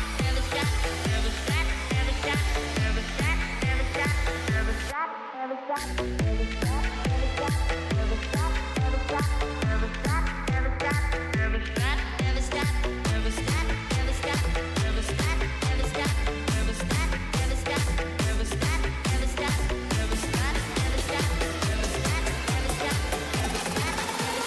never stop dreaming. Ladies and gentlemen, boys and girls, my name is Spaceatronics. I'm here with Graffiti. Hello. And oh wait, hold on. Let me not listen to myself. All right, welcome to the Moose Wars Duskfall Rebellion 2v2 tournament. Like I said, my name is Space. This is Graffiti, and we are starting our top 8 side of things. We've had a lot of crazy matches and a lot of really amazing teams showing up in this match, and it was a really quick winners quarterfinals. I feel like there was yeah, 3 3-0s and then a 3-1. Yeah, Moto came back into the setup VC and said, like, I think that is maybe the single fastest block I've ever worked on, and honestly, it really does feel like it. That flew by. Genuinely, I went out to go get food, and I was watching stream while doing it, and I realized everything was like 10-minute sets, and I needed to rush to actually get home. But we're here. We're finally here. I'm in front of my computer. We're playing Brawlhalla. We're commentating Brawlhalla, and we're here to watch some sick Brawlhalla gameplay. And so, do you want to talk to us about our first game, Graffiti? Yes, I would like to talk to us about our first game. If we go through the upper bracket, we will be having Zen and Hideaway versus Gooey and Hexo. Zen and Hideaway taking a 3-0 over Shade and Greedy. And meanwhile, Gooey and Hexo taking a 3-0 over Marky and Future Bubble.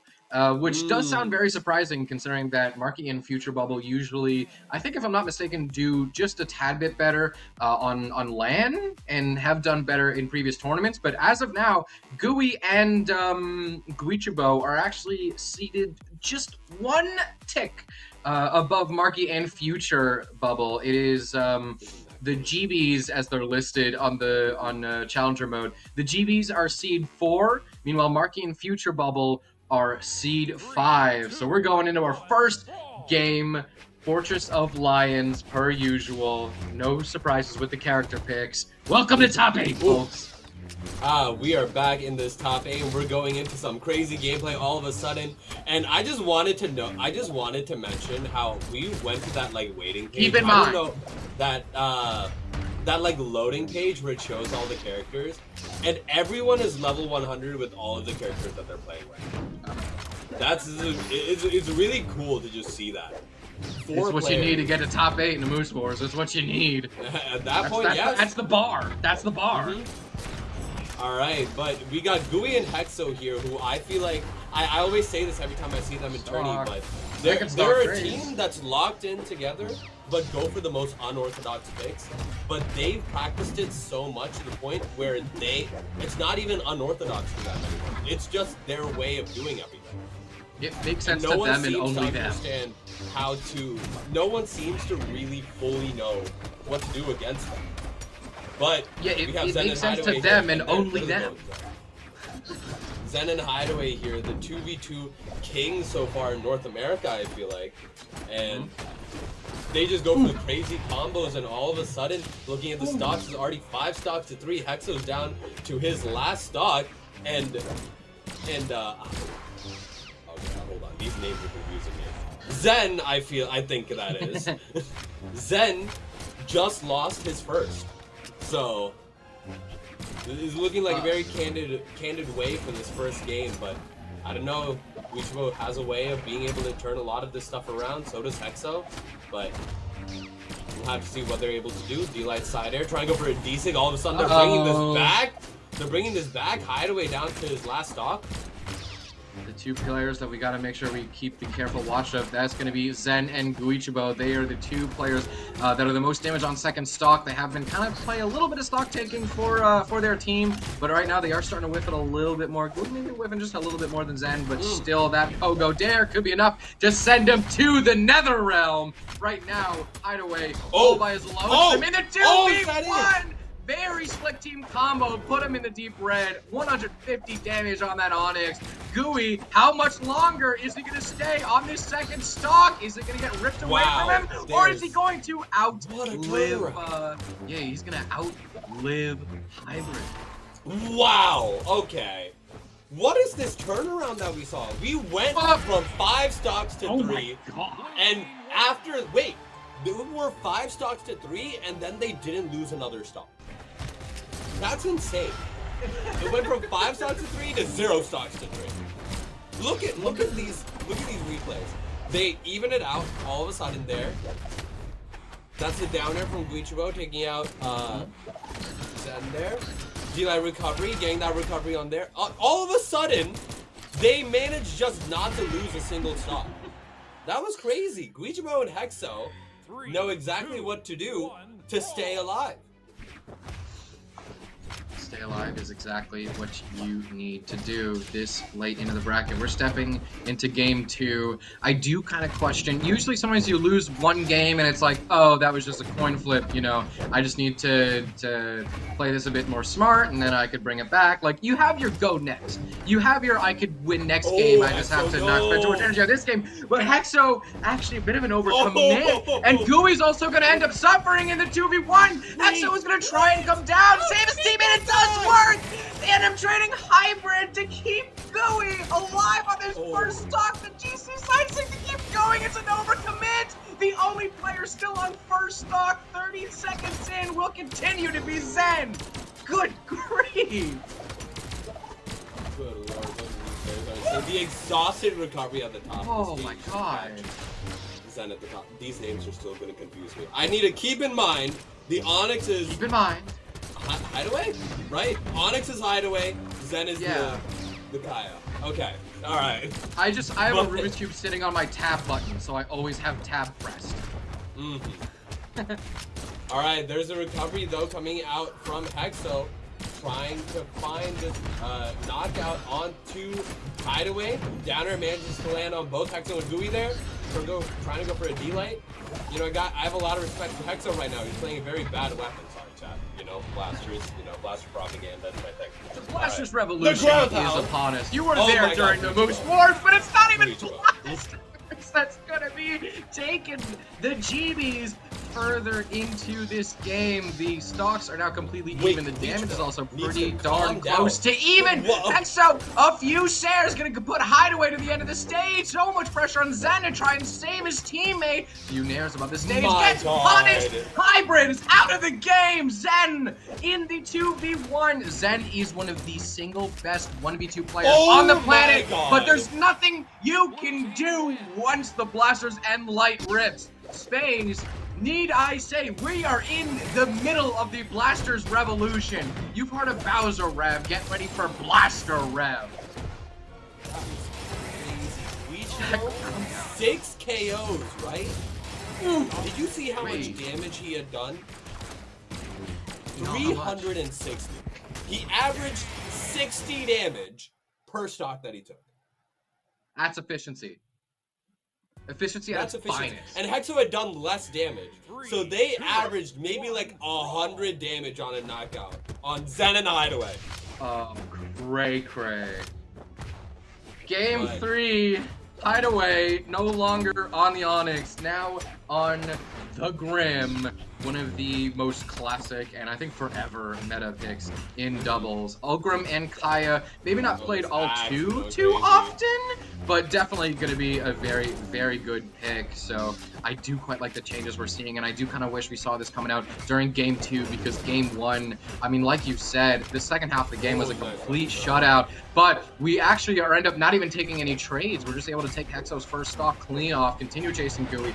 Gooey recognizes that this is not a spot to be fighting back, at least for the first stock. You gotta wait until you respawn your second stock. Immediately dashes in for a nair, so he's trying to play this safe, he's trying to make sure we separate some space. Zen gets sent down to that second stock, leaving the 2v1. Hideaway does not live the team combo. Right now, red team, very small lead, but this is still one of the best leads that they've had all set. Yes, that first game they started well, but I mean, blue team was able to turn that second half into a stomp. So right now, red team has to continue the momentum they're able to find in game 1. And right now, it looks like the character change is exactly what we need. They should have done this in game 2, but it's better late than never, Space. Better late than never. This Ulgrim pick coming out from Hideaway is doing a lot of work. The switch over from the Onyx to the Ulgrim, you know, it's kind of not even that unexpected, but I feel like you don't see it that often. And now, I will say, I feel like this game, more than ever, Hideaway is the most important player on this game right now, because the entirety of that last game was just Marckiemoo, like, not letting Hideaway breathe whatsoever. Marckiemoo was able to find so many of these hits, so many of these things that were able to catch Hideaway off guard so much, they barely let him do anything.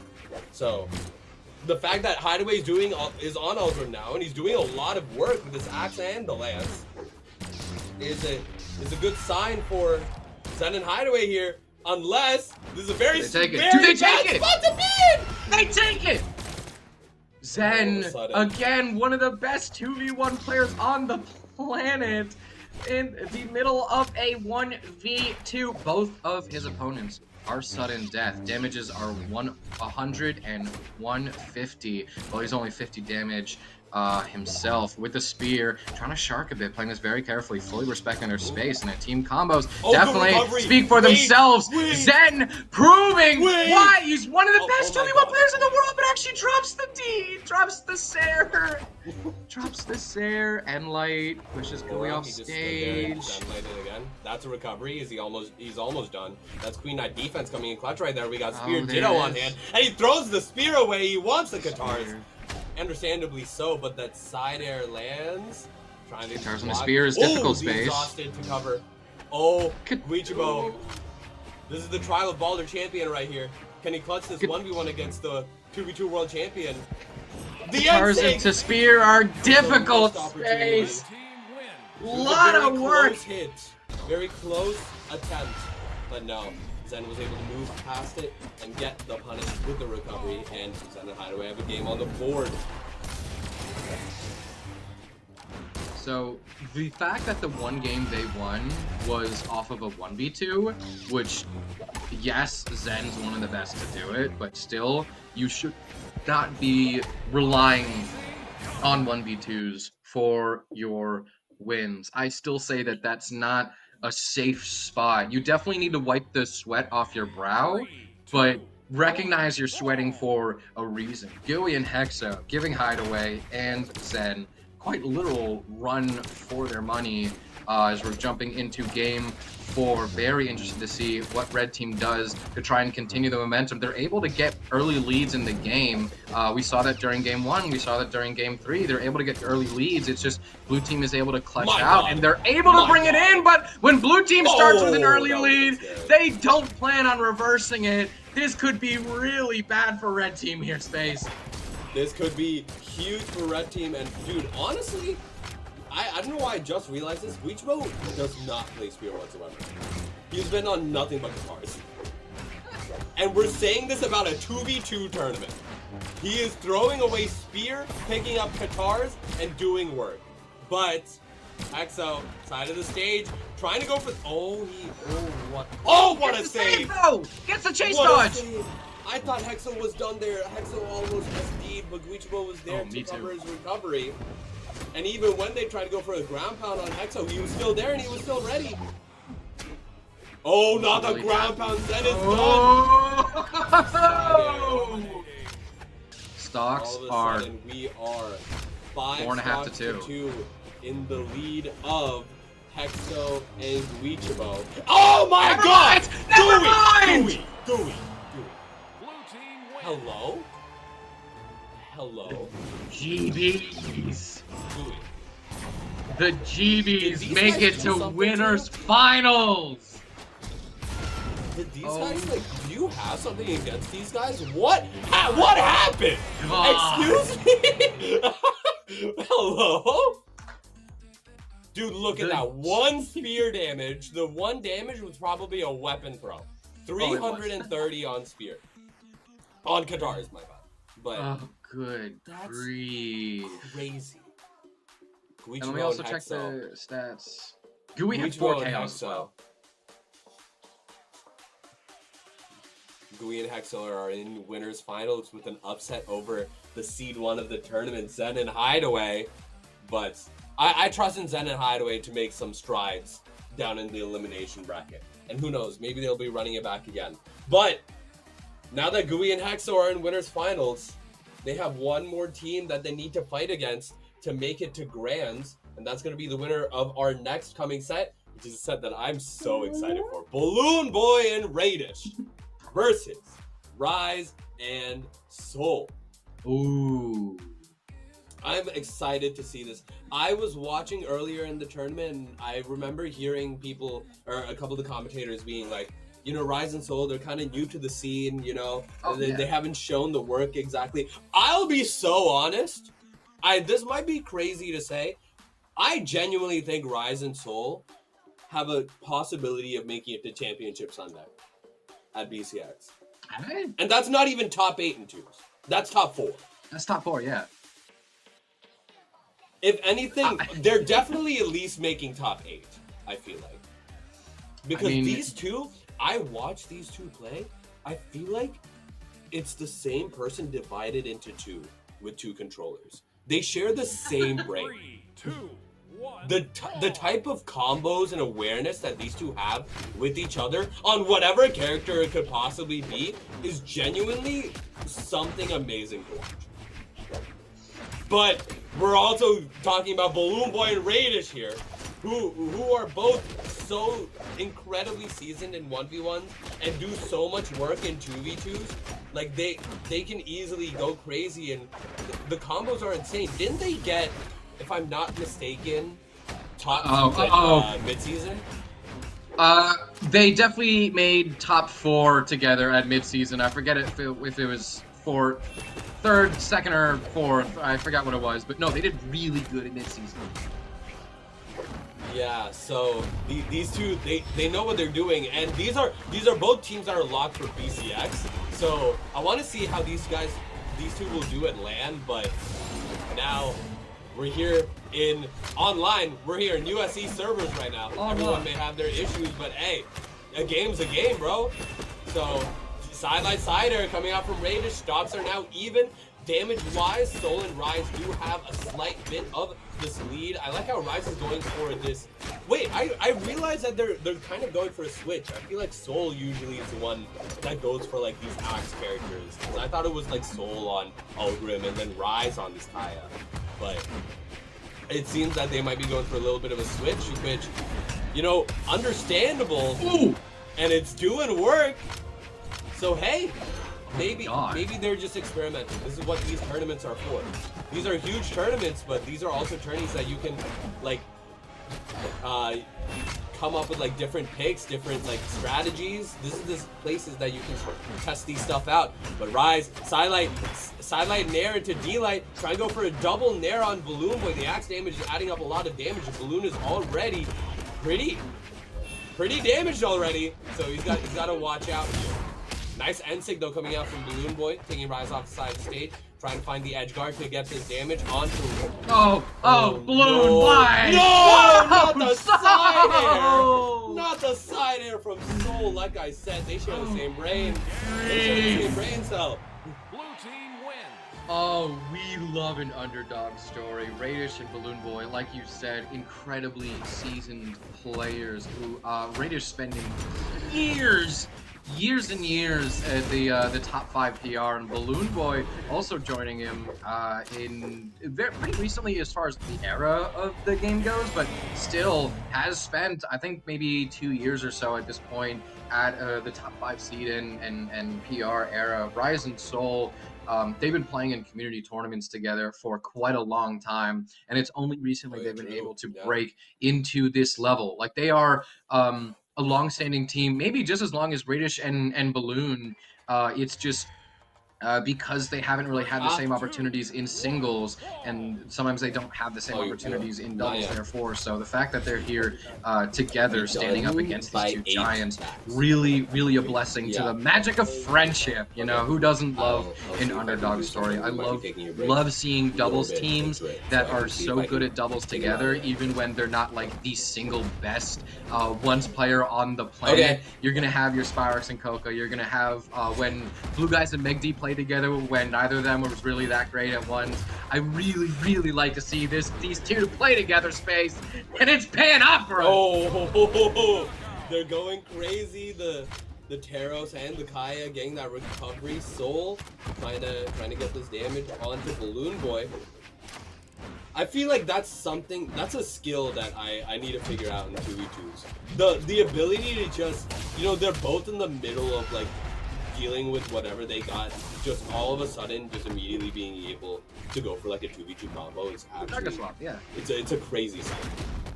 Oh, Balloon off the side of the stage, very scary spot to be against Balloon. These gauntlets of Balloon are relentless, so it's a scary spot to be, but they're back on stage. Neutral is back. Soul moving around. Both Balloon and Raydish waiting for Rise to come back.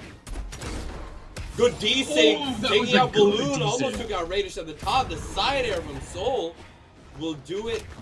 And Raydish and Balloon are down to last stocks here. Oh, the recovery. That's a bread and butter combo that they're ready to throw out at any point.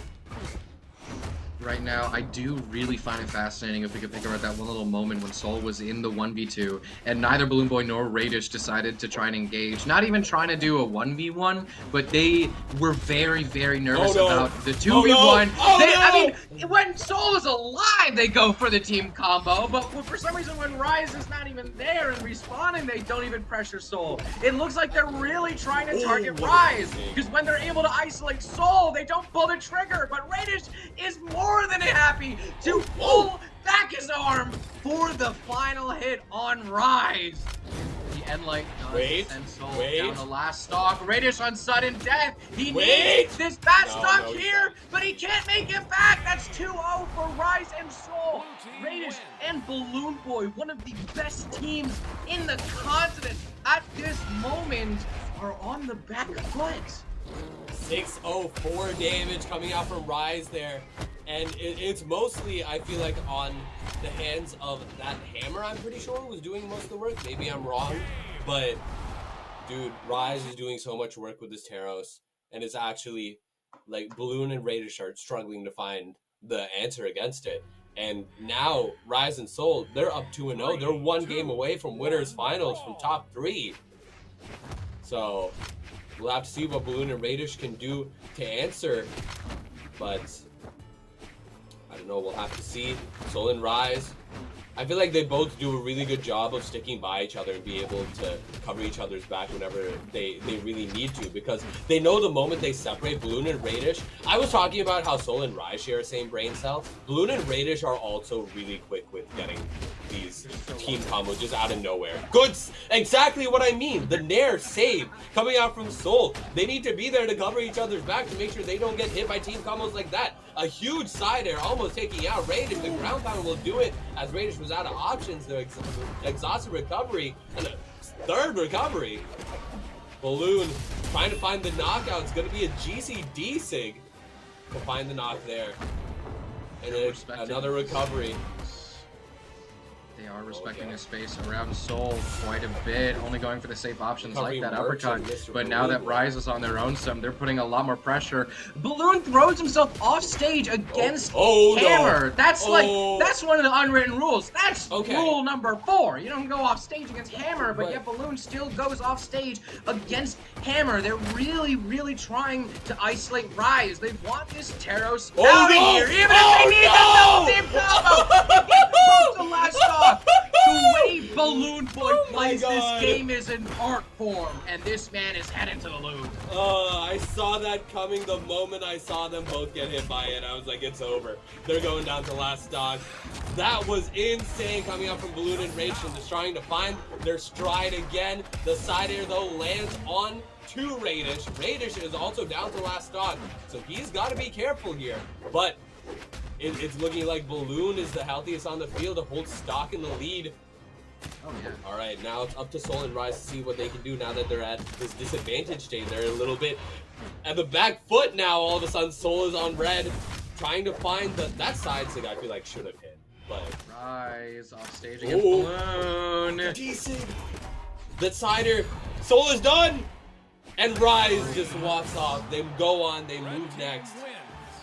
And I understand Rise it. I get it. doesn't Yeah, especially if you've seen the way that they've handled 2v1s against Rise. They respect the space around Soul, but they don't really respect the space around Rise too much. Here we have that beautiful double team combo yet again. This is really what saved their butts in this game. And let's Raydish and Balloon Boy give them a bit more time to fully lock in, fully settle into this game. And if you're going to pull a reverse Leo, that is one hell of a way to start it. We're touching back down yet again on Fortress Alliance. Both Balloon and Raydish, I think, wanted to go for their weapon spawn and then realized, oh, we can't both do this. So they had to kind of switch up a bit. Soul couldn't take Balloon Boy off the top. Rise and Raydish, try saying that 4 times fast. Rise and Raydish having a little scuffle in the middle of the stage. Balloon Boy is focusing Rise down pretty hard. Gauntlets against Hammer. This has always been a coin flip. Soul now it's a target swift onto Balloon Boy. But however, Balloon Boy has to play a bit more careful. Follow-up. Good follow-up since they're the most damaged on first stock. Raydish doesn't respect the Hammer off stage, but Rise can't find the recovery. Raydish lives on for a bit longer.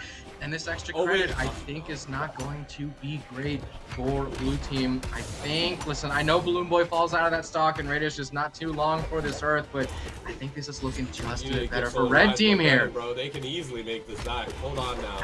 I think it's looking a bit better for Red Team, though. I think they really want this reversal. Of course, bro. This is for top 3. They can't be getting out at this point. This is Balloon and Raydish. This is C2 of the tournament right here. This is to fight the GBs.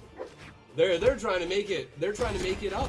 And this is for the GBs. They gotta do some work if they want to bring it back. But let's see. Rise and Soul both going off to the right side for a little bit to try and see what they can do against Balloon Boy. The recovery and the Nair to another recovery manages to get a little more damage onto Rise. Soul seems to be a bit damaged. The D-line recovery, though, takes Balloon Boy to about the same damage as Soul here. But now, nice Ensign going for a stare. That's crazy. That was so nice. He knew that Soul was done with that, and so he targeted Rise to get that combo and just add more damage. Finally getting that D-sig, and now it's Raydish that has the most health on the field. That's keeping their stocks as long as they can. And Raydish was playing that 1v2 really brave, like fully approaching and throwing himself into the midst of Rise and Soul. So the fact that he's so confident to play that 1v2 like that, however, he is starting to get separated a little bit. Balloon Boy has taken a few hits to the face. Rise and Soul are both dipping down to sudden death. 140 both on those last stock. Rise now sandwiched in between the top seeded team of the event. Gets the D-Light Sare, but Raydish has one more stock. Rise needs to get this stock off of Balloon Boy now, but now is over. Raydish respawns back. Versus unarmed is going to take what a it to dodge. Game 5, but it's going to be delayed a bit. Is it here? Is it here that we finally head to a Game 5? Yes, it is. Ladies and gentlemen, the reverse 3-0 is a possibility now. The 2 games have already been taken. Now it's anyone's game. Now it could go anywhere. And Balloon Boy and Raydish have the momentum after how crazy those first 2 games were. Could go anywhere. Rise was playing that 1v2 pretty well though. I feel like he was trying and make it back there. The movement was going crazy, so we'll see. Rise needs to Soul needs to try and like survive for a bit longer, I feel like Soul hasn't been able to do too much and has just been like on the back while Rise does a lot of the work, which understandably so. Rise is on Teros. Rise can do a lot of damage really quickly, but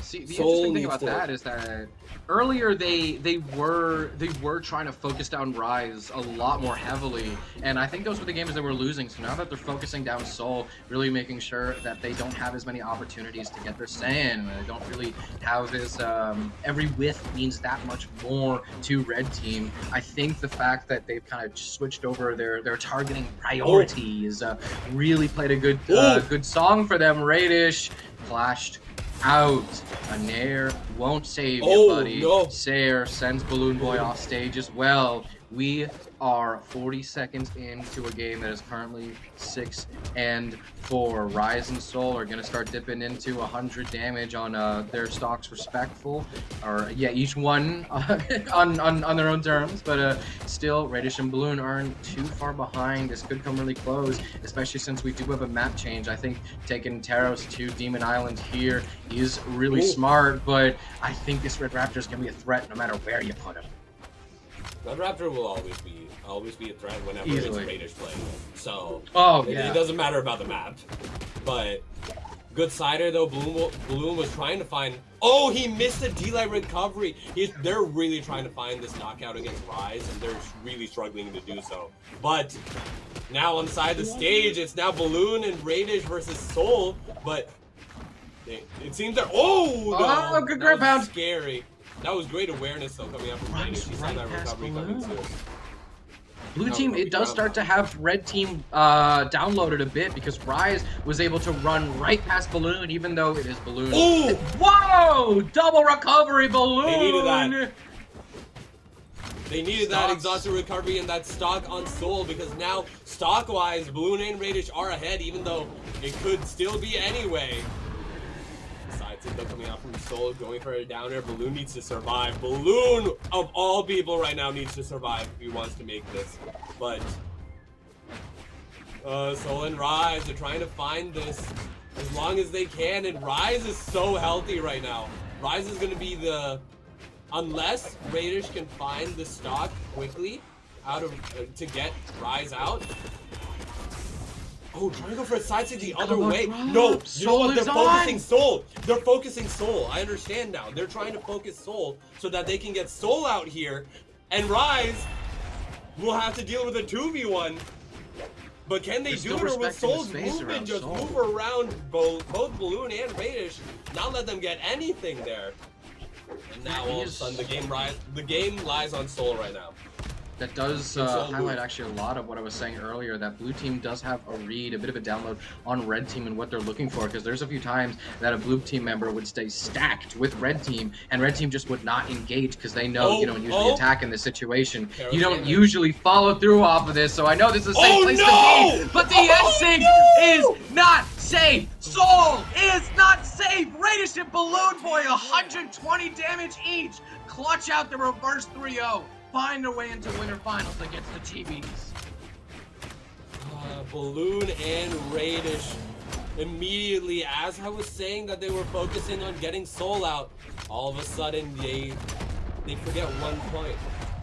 Rise is also on last stock and a team combo away from being taken out, and they get the team combo onto Rise, and then the D-Sync onto Soul. Look at that. That took out Loki pretty early too, and the GCD sync. Classic from Balloon, and that was so close because Balloon and Raydish that last game were in the back foot. It was looking like Rise and Soul was going to take it, but they managed to clutch it out, and yeah, they're going to winners finals. They're going up against Hexo and Gooey. That means we just have one more set left in winners bracket. But that's winner's bracket. We do have quite a few more sets going on in lower bracket that we're going to be able to get to in a little bit. We're waiting on a word from production to see if we're going to a break or not. But either way, regardless, let's look at a couple of those games. Like, what are the games that we're looking at for losers bracket? So I'm looking here. We got Money D, which I think we all see. Money Hala and Meg D versus Bunny and Raid. That's going to be interesting. And then our second game is going to be Shade and Greedy versus Marckiemoo and Future Bubble. So we have some really cool games coming up. But we'll be having the players are returning. I think all these players are returning players. I don't think we had any of our players from winners quarters getting knocked out by a actually team. We had one. Oh, wait, who? We had Fakey and Anime had to, or Money and Meg D were able to take out Fakey and Anime. But other than that, the rest of the winners quarters teams, were in there. But we'll be having those games when we come back. Grab some popcorn, take a bathroom break. We'll be back soon. Peace.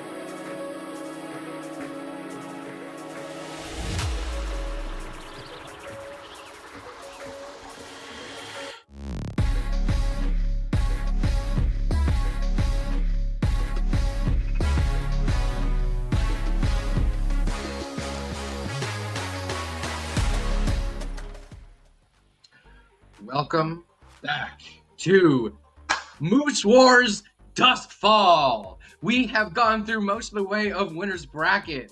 We have cleared every single winner's bracket match except for winner's finals. If you're just tuning in, that's going to be Balloon Boy and Raydish, our seed 2, versus the GBs. Balloon Boy, or Koichibo and Hexo, our seed 4.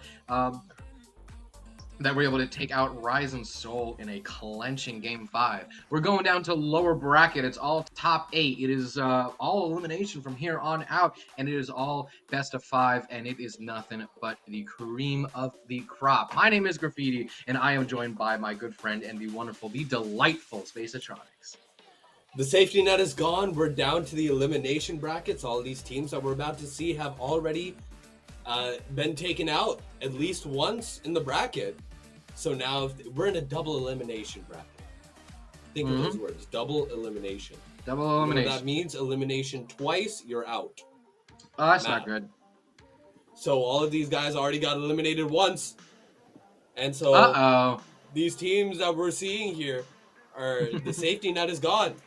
So all of these teams here, there's a lot more on the line, but we're going to be starting with our first set, which is Bunny and Raid, who we did see in the winners quarterfinals, versus a team that we weren't able to see in the winners quarterfinals of Money Hala and Meg D. Yeah. Money Hala and Meg D were able to pinch out a game 5 against Fakey and Anime, who we did see in winners quarters, and they went down to Rise and Soul. So Rise and Soul are actually on the other end of the bracket. So if Money Hala and Meg D want to fight up against Rise and Soul, you know, their only common enemy being Fakey and Anime Fan, they're going to have to wait until lower semis, all the way in what is it, in top 4. That's gonna be quite a while to wait. Yeah. We're waiting for our players to join their lobby, ready up. Yeah, the next team we're gonna be having, or the next set we're gonna be having after this current one, that is gonna be Seeing Shade and Greedy versus Future Bubble and Marckiemoo. Future Bubble and Marckiemoo are actually seed 5, if that might surprise some of you. But one thing that might surprise quite a few more of you is that Seeing Shade and Greedy, they are in top 8, being seed 24. We have seed 10, we've seed 6, we have seed 9, we have seed 18, we have seed 12, we have seed 11. None of them are here. Seed 24 with Seeing Shade and Greedy. Our players are in the lobby now. We're waiting to finalize anything up. We're waiting to get into map banning. We will start elimination side very shortly. I'm excited to see this match because I feel like Bunny and Raid is going to be such a team to watch out for, and I really want to see this because Bunny genuinely has become one of my favorite players to watch. Her gauntlets off stage have to be some of the coolest gauntlet gameplay I've seen in so long. I like Bunny because the fluffle has to stick together, and from one bunny to another, you gotta show support.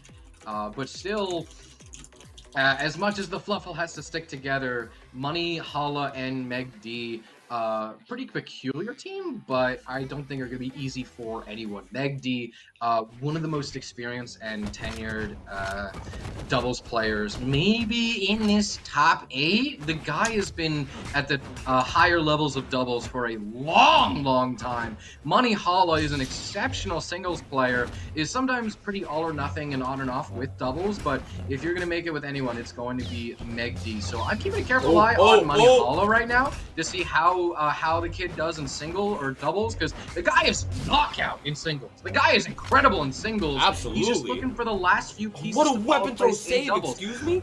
Oh my god, how is Raid still alive? I'm just saying, Money Hala is waiting for the last few pieces to fall into place for his doubles. He's almost there. He's so close, but he gets sent out of the stock, and blue team is in the lead. Money. Oh my god. Bunny. Oh my god, Bunny. Oh god. Bunny is still like 70 damage. Like, that's pretty healthy. That's not bad. Although the NSYNC does send Raid out, so everyone is second stock except Bunny. And Bunny is doing such an amazing job to stay alive. Her axe was doing so much work. Did you see that combo that she was doing at the top of the stage? Oh my Like god. that was insane work coming out from Bunny here. And the gauntlets, like I said before, could be amazing. But like you said, I'm excited to see how Money Hala does here, because there's also another glaring thing that is weird about this. Money Hala is playing a weapon that is pretty widely considered as a rough weapon in 2v2s.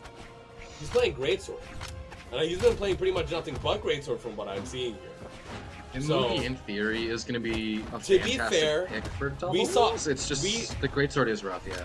To be fair, we saw Gooey earlier today throw away spear and play guitars. So, oh my Oh my god, God, Bunny! Bunny. Bunny! Space, she still has 3 stocks. Bunny! That was a 5-0 game. Hello. You were right when you talked about our gauntlets. You were right. That was all off-stage gauntlets. Here we go. We're going to watch it again. This is a 5-0 game, a minute in. This is a doubles game that takes a minute. We have seen singles games that take a minute because it's just that, like, stupid of a 3 stock. Like, someone throws 2 of their stocks. We've seen 1v1s that take a minute because one player is just that much better than the other guy, and it's unfortunate that you're pitted against, you know, someone that much better. But like a doubles game that takes a single minute and the other team is as good as they are, that's once in a blue moon. That just doesn't happen. She's doing it again. Look at the It just doesn't happen. Okay, It but just now we're doesn't looking at the side happen of like that. 1 damage on Bunny right now. She got hit with a weapon, bro. That's like an unarmed D-light. Finally, Magdi managing to get a little bit of damage on here. I want to look at Raid for a second. Raid, I feel like this is an interesting pick for, not that interesting, but I see Raid usually is an Ulgrim player. Specifically with, oh my god, Raid almost got the recovery off the top of the stage. Money is struggling to be able to stay alive. The back end of that axe recovery from Raid, able to find the stock onto Money. All right, Magdi trying to get damage on here, trying to get that dodge read onto Money there with the double nair, but oh my god, this game it was just 40 running seconds. away in Money and Raid's favor. It was 45 seconds when Money Holla touched down on the stage for their last stock. Bunny is still chasing Money Holla off stage. Money Holla doesn't even want to be chased anymore. Says, "No, I'm going back. I'm going back home. I don't want to do this no more. This is not what I want to be doing on my Saturday evening." The GC side. Hello, Bunny. She overcommits. At this point, I understand. Like, hello. Okay, but that was a good team combo though coming out from Magdi and Money. You got a good amount of damage on to Raid, so look, stocks are even. They got Raid down to final stock. So if they can get this damage onto Raid, they're trying to focus on Raid now. But it's up to Raid to stay alive as long as he can. Maybe stay in the backseat while Bunny does a lot of this damage, but we'll have to see as...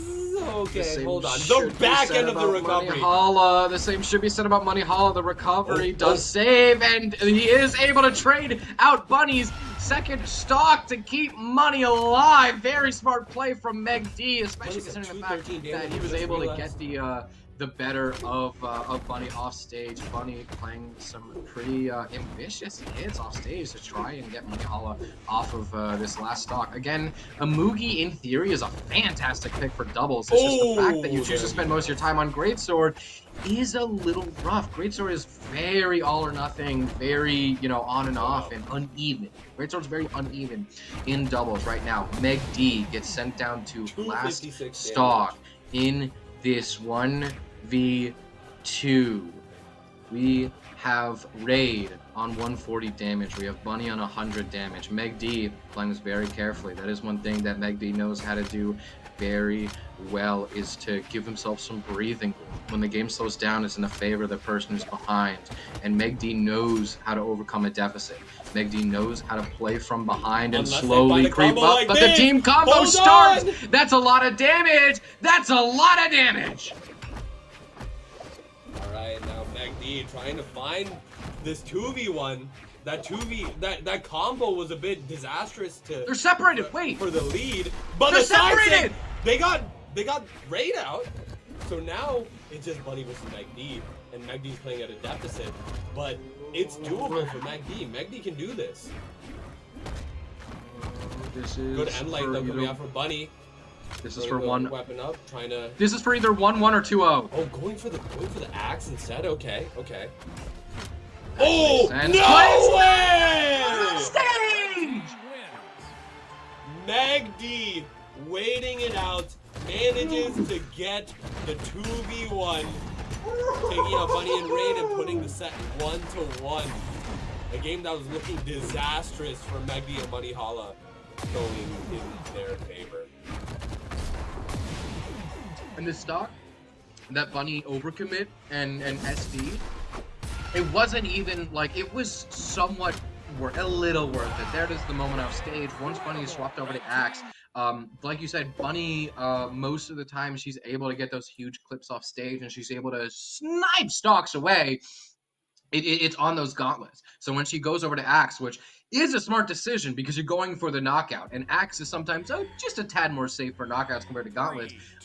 Gauntlets sometimes gets a little bit of a better off stage against a lot of weapons, Axe included, and Bunny is better off stage on gauntlets compared to Axe. Oh, So oh no! the We swap got over double team gauntlets, combo. a That's bunch good of team damage. starts up, but we do have the Sair. Bunny's already out. 20 seconds in.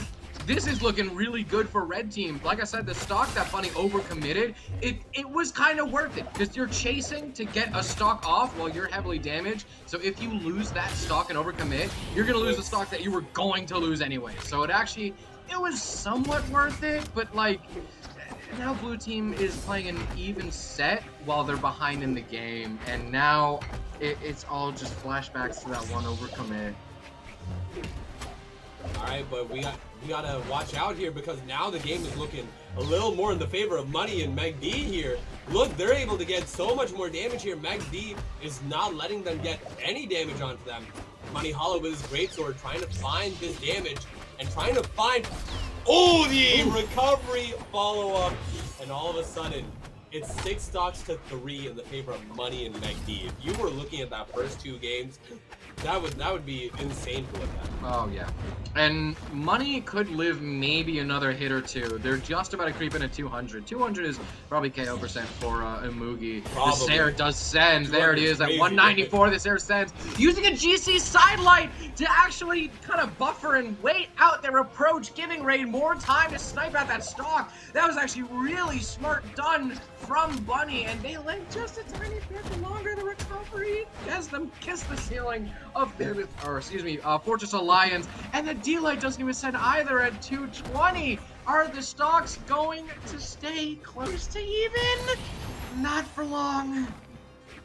4 stocks to 2, and they go for a team combo. What are they gonna do? Oh, wait, no! Raid Bunny had a chance to sudden. escape! Bunny had a chance to escape, but couldn't take it! The ticket wasn't valid! All of a sudden, this is looking so dire for Bunny and Raid now. But Money Holla getting the end-sig onto Raid, and Raid is already out with 4 stocks on the side of Money and Meg D. Bunny off stage, trying to find an opportunity to get a knockout on either one of them. Money going for some moves. Oh no! Completed options. She found the option. She found the Separated landing.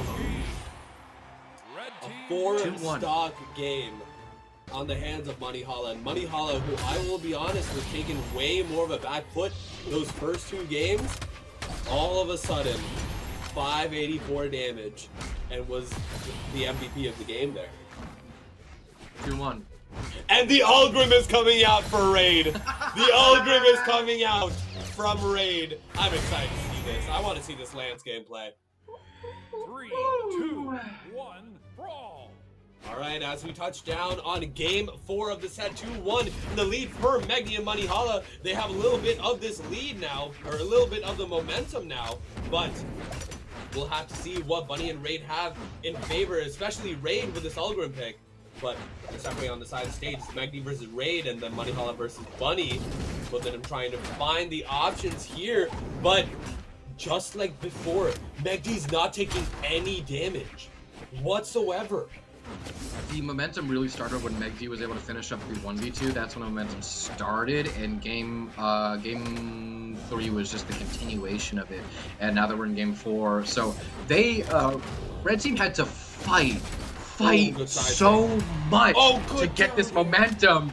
And so I was about to say, it's hard to say just how much this momentum might give them, because if they have to fight so much for so little, how much is going to carry them?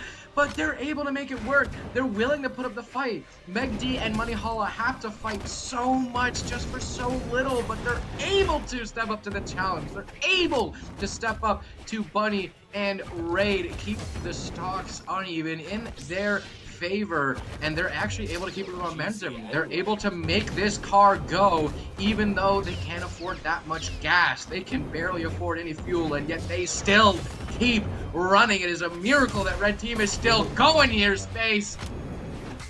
Dude, I feel like the reason why Magdi is able to thrive so much in 2v2s is because of his survivability. I feel like every time you play in a 2v2 lobby, you always have those moments where in like a matter of 10 seconds you're dead. So it's good to see that Magdi is doing so much work and is able to so successfully stay alive for as long as possible. So we gotta come up with a name for the little tech that Bunny does, where if you're waiting for your teammate to spawn, it's not quite a wrench tech where you purposely evade them. It's charging a sig on the side of the stage to be a bit more, have a more commit a bit harder to making sure people don't approach you. However, Raid is taking money off the side of the stage. That is okay. Well, I guess I'm just silly then. I guess I'm just silly and goofy. Right now, Raid continuing to fight off the side of the stage against Megd, and right now, yeah, Megd would be the person to focus to try and get everyone down to last stock gang. Money Hala is down to last stock, but it's not. It's still not quite even. I think getting Megd out of this stock would be really important because then it would slow some of their momentum, and it would make it so. Money! It would make it so that they get less extra credit. Shenanigans. They actually abandon Megd. They're focusing on Money Hala. They want the 2v1. Buddy abandons Vecti off the side of the stage and lets him recover, and Raid is having a hard time recover on his own. This is not looking good for Blue Team. Such little gas in the tank, and yet they get so much mileage for some little work. What but a save. It's still not Should have just went for one, I feel like. I feel like that would have been better if he just went for a single D-Light there, but Sudden death all. Buddy and Raid are all so damaged. The recovery isn't able to do D-Light it. would have been so He good to tried to save. It was supposed to be a save, but Money was ready with the recovery after that D-Light. The weapon throw, does Bunny have the options to make it back onto stage? Smart. Yes, she does. Money Can she do Hala this trying to at get some more 212 damage? Maroon red. She has to do at least another 100 damage There total we against the go. entire team, and that's not gonna work out. Red team wins. Money Hala and Meg D. After what seemed to be the start of Bunny and Raid going crazy at the beginning of the set, Money Hala and Meg D take it 3-1. And after the first two games, it definitely, for the first half of the set, really did not look like that. And so the fact that Meg D was able to get so, that's exactly what we talk about when we say give an inch, take a mile. Like, Meg D had to claw and dig his way out of that 1v2. And yet that team was still able to make momentum out of such something that was so difficult. Like, that 2v1 was exhausting to go through, and they were still able to pick up momentum after that. They're able to work so much for so little and still keep going. That is what we talk about when we say give an inch, take a mile. The stamina that Meg D has going through that Beautiful. 2v1 on game 2, Beautiful as always. absolutely fantastic. It's never over until it's over. So, Yeah, that man's living proof of that. yeah. But that's 3-1 for Megdi and Money Hala as they move on to the elimination quarterfinals, correct? Who are they going to be going up against for that next set? They're going to be They're going against someone that against- we've seen on stream before. Zen and Hideaway. They're going to be going up against Uh-oh. Zen and Hideaway. But I'm going to be before lurking in we- chat for that. Yeah. But before we get there, we have another set from two teams that I've been wanting to see play that I have not yet been able to commentate over. Marckiemoo and Future Bubble. And then Seeing Shade and Greedy. I'm sad. Thing is, I'm excited for this. Shade and you know what? This is this is an all Xbox match. I've realized that all of the Wait, is it? players are all console. No, they're not like console now, but they were all Xbox, I'm pretty sure. Oh my god. I'm sad. I'm sad. I'm here. When you said grab your So- popcorn, Yeah. I got some diet soda. Does that count? I'm sad. I'm here. Listen, I was really sad about the loss of my companion. You know, the Fluffles got to stick together, and it's always rough seeing Bunny get eliminated from the tournament. But I am sad for Shade Greedy Marky Bubble. I am here for it, and I am living. I wasn't able to watch much of their earlier set when they were in winners quarterfinals. So like how were they? How was their gameplay when they were on Shade stream? and Greedy, let me just double check so I can get a refresher. Shade and Greedy, one thing that we were talking about, I forget if we talked about this in the setup BC or if you mentioned this on stream, but either way, I'm gonna take your credit for it and kind of parrot it back to you that because the game's going. I Yeah. distracted. But I'm gonna say this, their teamwork together is really, really good. And also, Newbie Boy reminded me that it is a canon team. It's a canon match because Barraza and Seven. It's a canon team, so it makes Oh, sense yeah, to work right. all together. They've had some beautiful saves in that game. Like they're never knocked out until you see that big minus red. You see that big buzzer, that big. It's never again just like Meg D never over till it's over. They have some great teamwork and some gorgeous team saves. So I would say that yeah, this set is going to be pretty fun. We'll have to see. It seems that Marky and Future are able to get the first stocks off of both Greedy and Shade, and Greedy off the side of the stage trying to move away from both Marky and Future, waiting for Shade to come back. Future Bubble seems to be the healthiest on the field right now. 3 stocks, 117 damage. The Spear's doing a lot of work, but we'll have to see how it goes against Shade and Greedy here. Greedy moving past, dodging through, the axe on hand. I feel like we barely ever see Barraza and 2v2s, but whenever we do, I remember what oh no, not the team combo! Shade already down to last stock, the side. my God. I don't think Greedy had the options, but going for the recovery anyways. Now, all of a sudden, both Shade and Greedy are on last stocks, finally getting that cannon cider to get Marckiemoo's first stock out of the way. We got 4 stocks to 2, completely healthy here. Space. But Were you about to say something about Cody Travis? not Cody. I saw Kaina played, Kaina. what is it? Barraza and 2v2s for a period of time. Oh, that was also when he played Lucy in a bit in doubles. Yeah. Yeah. Oh, good recovery. No, Greedy's out! And the save! They tried not- to no. mimic the saves that I No. praised them for!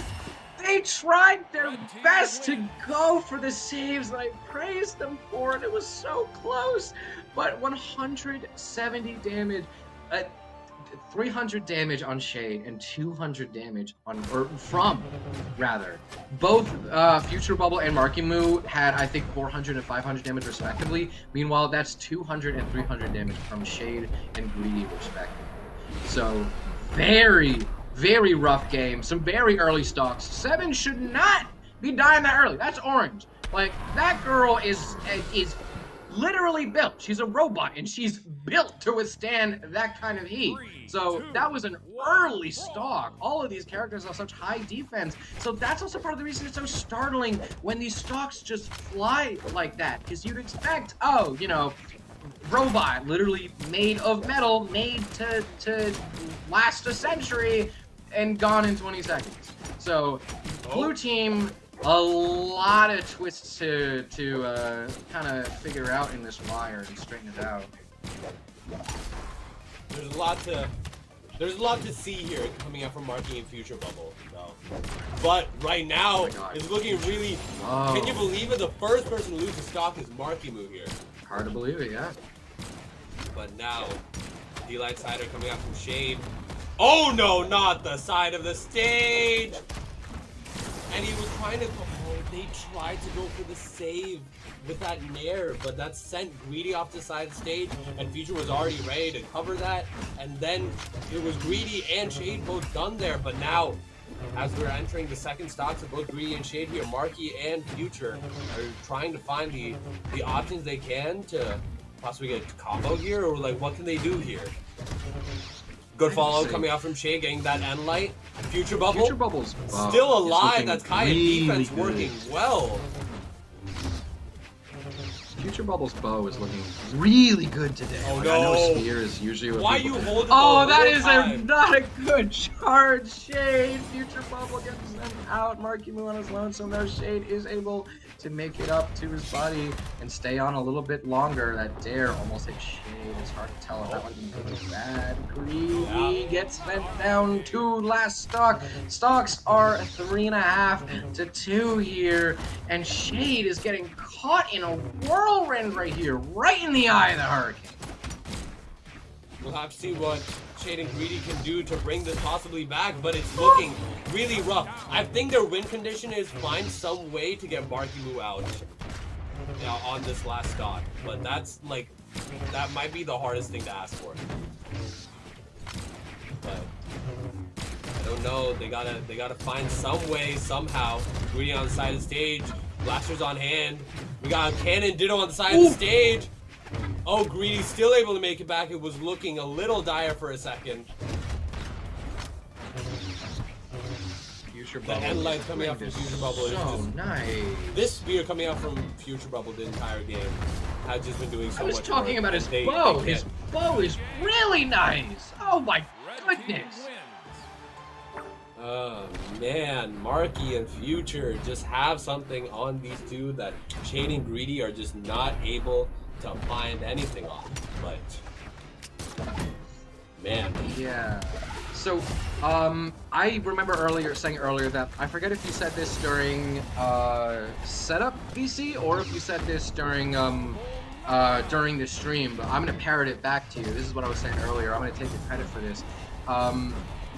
When we saw seeing Shade and Greedy fight Zen and Hideaway, they have really, really good talent as a team. They're incredibly capable and skilled as players. They're very good players. It's just now is the question of stamina comes in. Now does the question of mental fortitude comes in. Because people like Meg D, where they're able to stay locked in for that many hours in a day, that's a rare skill. That is a shiny Pokemon right there. Not a lot of people can do that. And so it's understandable considering the fact that Shade and Greedy are underdogs in this sense. Like, they are able to perform at this level. They're matched against Future Bubble and Marckiemoo for a reason. Like, they had to earn a spot to be in the same lobby with them. It's just how long they could last in these lobbies. They have the talent, but do they have the stamina? oh no. Alright, wait, but as we're saying that, we're seeing a little bit of a switch over from Shade going from that 7 to the Onyx, and I think it's the same skin too, isn't it? Ooh.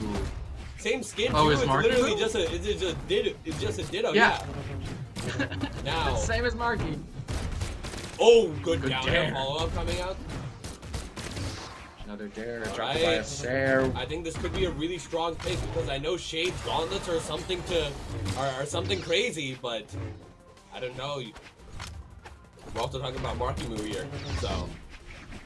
And I think Yeah. Marckiemoo the definition of crazy gauntlets. Oh, so. shutout performance. Like, Yeah. Marckiemoo, some of the best gauntlets on the Okay. planet at the current moment. Every time Marky steps up to bat, it's a shutout performance. No. Yeah, and he doesn't even need gauntlets! Alright though, but they are still in a little bit of a deficit right now. It's now just up to Shade to stay alive for as long as he possibly could. That was a good dodge to avoid that spear nair. It's a very... The thing about 2v2 is you can't get hit by anything if you're stuck in a 2v1, because otherwise it's No. over. Yeah. That's a touch of death. 2v2s is where a touch of death actually is real. No, Oh, not we the do have a little recovery bit of off a the top of Spyrox the and stage. Coco. Nair down into the recovery to bounce Oh! back. No! But it's actually a team kill! Oh my goodness, so many trades, so many intercrossing, switching games of tennis. Everybody's hitting each other. It's actually getting really Oh my difficult god, to Shade track. can't find anything. Marky is on him the whole time. He's already on 120 damage on his final stock. Oh, good grief. And grief is out already. Greedy's out already, so there's no one to distract from that damage. Marky chases Shade down to the ends of the earth. Greedy now 1 stocks to 4. In an 0-2, It's over. mind It's you. most likely just done In an at this point. 0-2. Or maybe I'm wrong. Maybe I should stop counting Greedy out right now. But no. It's what? Maybe a dodge. If Greedy had a dodge, they maybe could have made it back from that. Marckiemoo and Future Bubble. I mean, they listen. We talked about Shade and Greedy's like their bond together. That they have been playing for a decent bit, and also about the fact that their team saves are impeccable, beautiful team saves. But Future Bubble and Marckiemoo have been teaming a bit longer than I think many people even really realize. Maybe even longer than I know of for certain. And bro, Marky and Future Bubble are best friends in real life. I'm pretty sure. Exactly. So like they owe each other so much. If you ask one player about the other, they'll say he's the reason I got here. Like they really do love each other as a team, and it's something that is like actually really sweet to see that a doubles team legitimately like they're besties. They're Marky and actually Future besties. is the definition of the power of friendship. They are, really are. Yeah.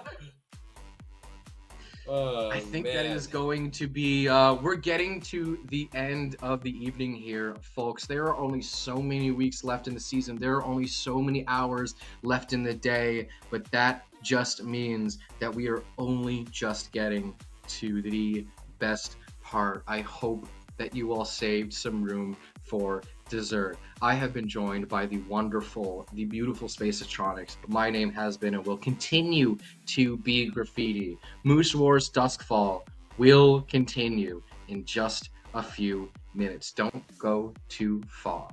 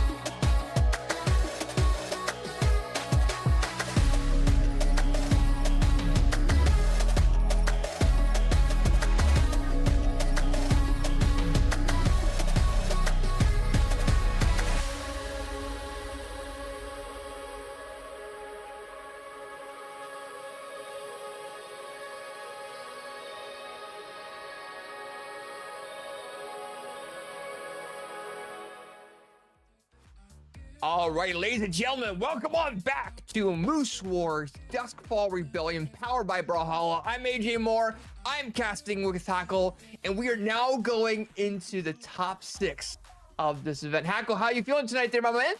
I'm excited, dude. I mean, it's probably been mentioned already, but this is one of our last chances to see how everyone's been prepping for BCX right around the corner. The stakes are high to see if you're ready for that World Championship, and I think some of these teams definitely are.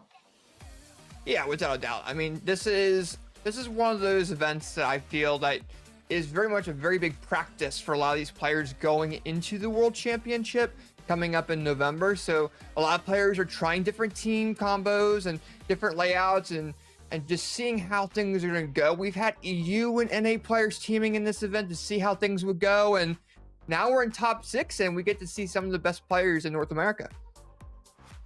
Absolutely, and some of those starting out players are going to be Zen and Hideaway versus Money Hala and Meg D. And that is an interesting matchup here because Zen and Hideaway coming into this tournament, seed 1, expected to, at bare minimum, be in grand finals. Most likely predicted to win by a lot of people here. But they're starting out this top 6 in the lower side after losing earlier on to Glitchable and Hexo. So a bit of a loser's run they're going to have to make here, but their first opponents are going to be pretty tough. Yeah, it's going to be interesting because, I mean, we saw Zen and Hideaway. I'm viewing them as the Fortnite duo, the Peterbot and Polo duo tonight, because they've been bouncing back and forth between Fortnite and Brawlhalla, and maybe that's why they're in the elim bracket. Who knows? But we do have them in the elimination bracket. They did lose to Hexo and Glitchable, who have been doing phenomenal tonight, and they are facing Money Hala and Meg D, who actually got knocked out a little bit early on the winner's side, but have been dominating through the loser side so far.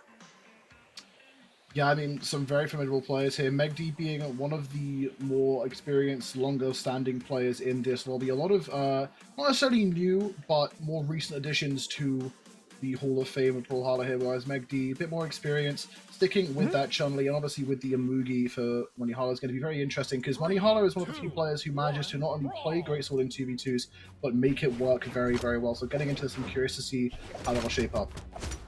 Yeah, for sure. And without doubt, right now we're getting into Small Fortress Alliance. We got Meg D on the gauntlets there. We got Money Hala on the Amugi with the axe, and then you got Zen on that Kaya pick, and you got Hideaway there on the Algrim. So we're seeing a lot of spear axe coming in from the blue team, and then we're seeing axe / gauntlets from the red team.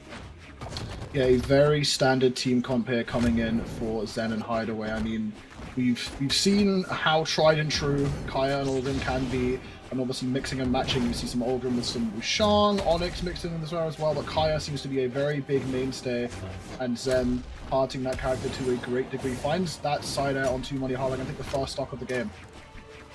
Yeah, for sure. And right now we got the blue team kind of bouncing back and forth a little bit there. There we go. Oh, almost gets that recovery, but now we're seeing, I believe we're seeing Hideaway there go in with that lance, trying to use that range advantage, but it looks like we do see Money Hala get that KO option there onto them as well. Oh, neutral coming in for Money Hala. Oh, Meg D with the follow-up option as well. And red team is now taking the lead over this game so far. Yeah, and all of a sudden, just that one interaction the red team does, by numbers, have a lead here. The damage needs to be careful going on to Meg D. Actually going to sacrifice that stock there, wants to get back without being too disjointed. But in the meantime, his teammate Money going to take a decent chunk of damage here. Hideaway, still a little worse for her as well, but Zen trying to make up the difference with that spear. But it's just so scrappy in the neutral right now. Yeah, for sure. And now we're kind of seeing things go back and forth there. Oh, Money Hala trying to move away and try to pick up a weapon again. Gets that greatsword, gets that two-piece combo there onto Zen, trying to keep Zen away so Meg D can focus on Hideaway. Oh, but Money Hala saying, you know what? We just knock out Zen instead. Zen down into that final stock for this game here. And now we're kind of seeing red team try to do their best there. Money Hala does get KO'd, but then we do see Meg D follow up and KO Hideaway's second stock. So Meg D's doing very well keeping their stock, but also getting these opportunities for them to take the lead, and you know we're seeing Money Hala try to follow suit with that. Yeah, I'm really impressed. It's a lovely team combo out of the red team. So much damage extension there. Hideaway now off one interaction, has to play so safe for the remainder of this game. Cannot afford to overextend, cannot afford to overstep. Megteam chasing them a little bit, going to turn around, get some damage onto Zen, who is now in just as dire straits. The blue team hanging on for dear life. Blue team's just having such a rough time really dealing with those team combos, and it's really coming down to some blue team members having a rough time. Oh, we see Megd get KO'd of that second stock, but Money Hollow is still alive, keeping himself alive and well. And that might pretty much confirm that he has an opportunity for the red team to go ahead and win, but Money Hollow loses that stock. Now it's a 2v1 situation. Megd's got to be careful. This is the real fear with a team as accomplished as Zen and Hideaway. They're so good at isolating situations. Megd will find that first stock onto the 1v1 against Hideaway. Has the lance in hand, going to get Megd without a weapon. Picks up the axe as well. Yeah. Oh, we're starting to see Zen come in there with that gameplay a little bit there too. Or Hideaway coming in there trying to do some damage there, trying to go use that axe against Megd's gauntlets. Megd's gauntlets are very exquisite. It's what he's pretty much known for outside of sword. See him going back around there, get a little bit, gets that neutral light there, doesn't KO because it's not enough damage on that final stock. And now we're seeing Hideaway use weapon throws, now has the range of lance. Just going to try to get an opportunity, but Megd says otherwise. Silent recovery comes in, and red team of Megd and Monty Holla take game number 1. Yeah, right down to the wire there for the red team. Could have been very scary. Zen and Hideaway demonstrating why being so accomplished in the game mode can be so dangerous. I mean, Megd and Money had a very big lead going in. The second that the blue team gets Money isolated for just a moment, they rack up so much damage, force him off the side of the stage, and he's just done. Megd does manage to clutch out the 1v1, but not exactly the easiest win there for the red team, just given how big their lead was. Yeah, that was definitely, I mean, I think the red team had a couple different opportunities where I think Megd's stepping in a lot right now. He's allowing for the red team to get these different opportunities of getting the advantage, and he's just doing so well with that. And Monty Hollow's following suit there. He did lose that final stock. The way Monty Hollow lost that was a little bit weird towards the end, but Megd was still able to prevail. But I think going into the second game, red team's going to really focus on keeping Monty Hollow, you know, back to the platform. They're trying to regroup and see what he can do to follow up with Megd's attacks there. And leading team combos just like that. 3-piece combo coming in from Monty Hollow and Megd. Monty Hollow trying to use his signatures there of Amugi as well. And now we're seeing, I mean, we're starting to see Hideaway trying to use that range of the lance, but it's not really working right now. Yeah, we did see Zen swapping over onto the Ang, trying to get a bit more signature play in there, but still not quite enough. Will find the exhaustive recovery onto Money Hollow, but Megd not quite in the damage range where one strong hit will take out. A good combo definitely will, and Hideaway definitely going to be looking to try and find that hit. Doesn't manage to secure the D-Sig. Now he tried going for some string with the lance and tried to do more damage build up there on Monty, but wasn't able to do much. Monty Hollow comes back to the platform, gets that lovely Amugi signature there onto Hideaway. We do see Megd losing that first stock. Things are staying relatively even this game, and as they say that, blue team's trying to really focus on Monty Hollow. Monty Hollow being a little bit risky there with the way they're coming back to that ledge, and blue team didn't punish. And as I say that, now Megd's kind of dealing with his 2v1 because he's having a rough time coming back to that platform. Yeah, I mean, this team comp of the blue team has been tried and true by so many teams and seemed to be so lethal. Just given a moment, they can put so much damage on, and we saw that right there as the red team had it very even, and just a couple of isolations led to both red team members being very in danger here. Zen actually going to fall off the right side. Hideaway still relatively healthy on this second stock, but an unarmed team combo, they're going to put him strongly into the red. Oh, and as we say that there, we do see Zen KO Megd of that second stock. You see Zen kind of regrouping a little bit there, trying to step in. Monty Hollow with the unarmed Hail Mary down signature there with unarmed, KOing Hideaway, allowing for Monty Hollow to focus onto Zen and knock him into the yellow of that final stock. And Monty is doing a lot better at keeping his stock this game. I mean, you'd hope so, right? With a character like Amugi, you have so much strength and defense at your disposal. We'll finally go down to that Gauntlet's recovery there, and Megd running for his life, trying to avoid any extra value the blue team can get. Does manage to do so. Now the red team, it's on them to capitalize, especially on Zen entering that orange damage state. Money Hollow completely clean on this final stock, opening up with the great sword, going to get interrupted. Yeah, and right now we have everyone pretty much at the same stock point there. You do see Monty Hollow in the yellow, but now red team's trying to regroup there. They're trying to approach the blue team the best they can without giving up that range and the opportunity for Hideaway to really push in with that lance there. So you're seeing you know, the blue team trying to take advantage of the range of both Spear and Lance, and you're seeing Meg D trying to find the perfect opportunity to step in there. Oh, and Monty Hala able to get out of that combo that Hideaway got them into. Just barely, right before the KO option. Oh, Hideaway gets that neutral signature there with that Lance. Monty Hala trying to do something like that. Oh! Blue team members, KO Zen. Now we got Meg D on Spear. There we go, Hideaway now on arm. Monty Hala's goal is to stay alive, have that weapon there, picks it up. Meg D's gonna weapon storm him again. And I see a KO option here unless Hideaway picks up a weapon, has the axe, he has the KO opportunity, but Monty Hala says otherwise with a falling side air, and red team gets another point to their name. Are they gonna knock out seed number 1 of this event? It's looking very, very possible here, and Monty Hala putting up incredible numbers that game. 691 damage and 5 KOs. I mean, the Amugi certainly paying off. I was afraid for a second there towards the end of that game about one thing that I see happen quite often in 2v2s, where because Monty was the much healthier player on the red team, he had to step forward and sort of cover for Meg D. And as a result, he was actually taking more damage and got pushed further into the red than Meg D ever did. And something that I've seen happen quite often is like the player who plays forward to cover for their teammate ends up going out first, actually, because they overcompensate on trying to defend. So good job by the red team managing to compensate for that extra damage and still play out that 2v1 very, very well. Now it's on Hideaway and Zen to try and find an answer here. Yeah, and I mean, and here's the thing, I feel like that last game, Monty Hala had so much stock left, the blue team kind of let that go.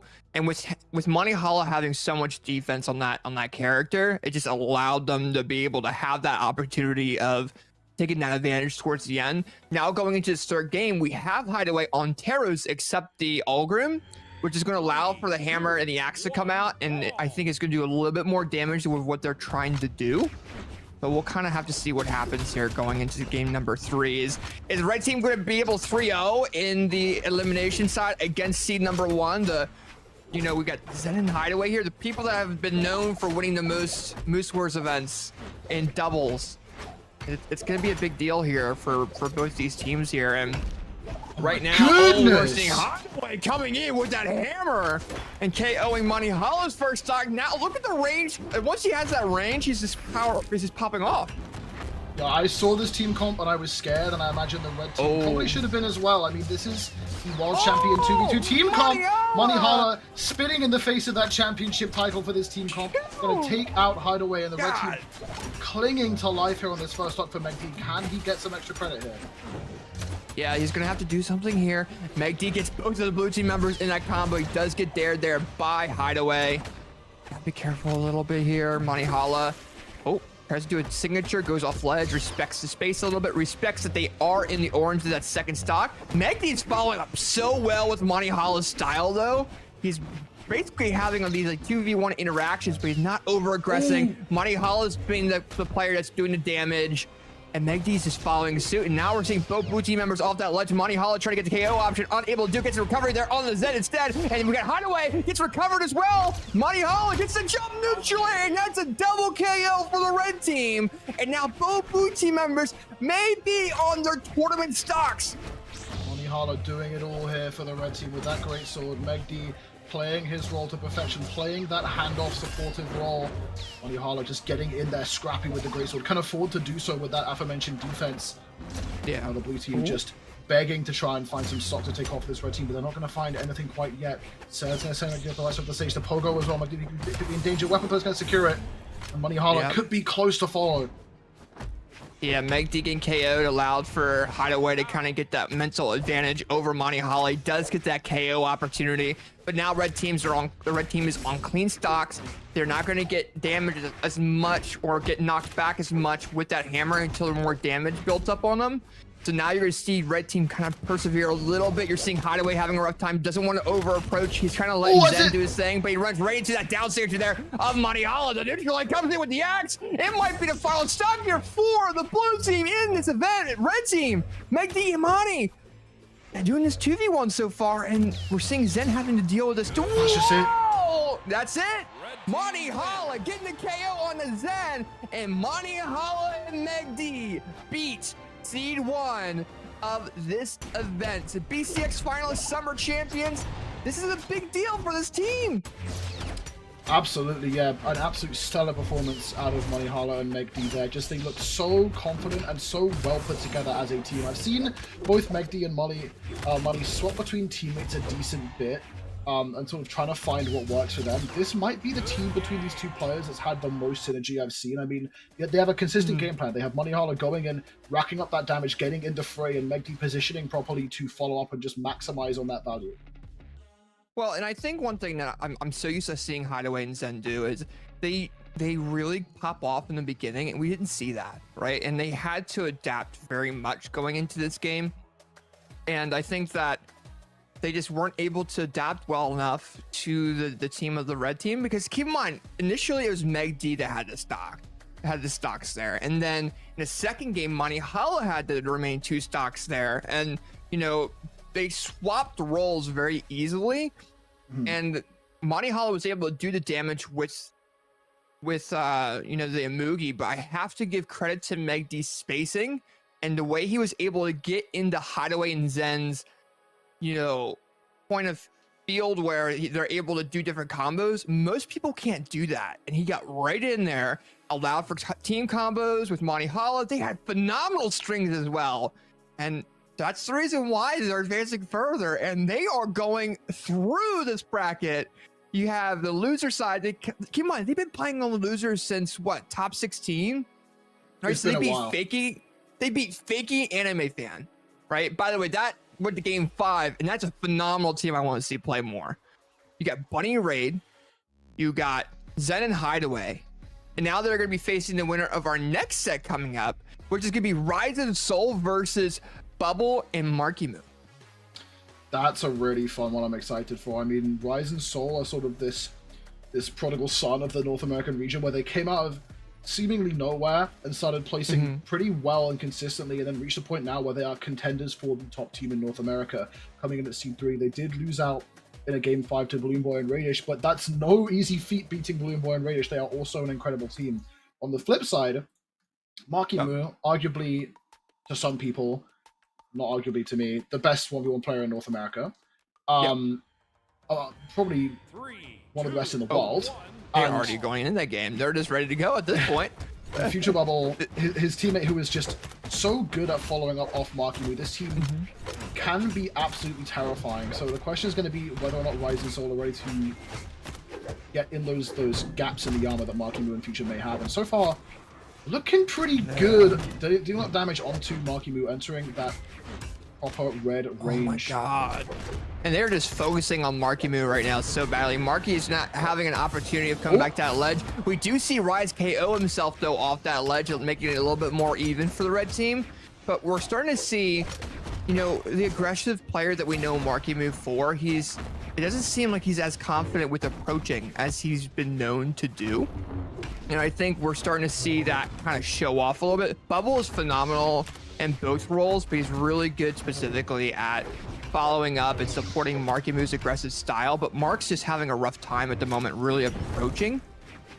And Bubble's having to step in a little bit. So now we see Bubble. Oh! Marckiemoo the 1 ground pound KOs, I believe, Rise. And then Bubble's initial attack KOs Soul there as well.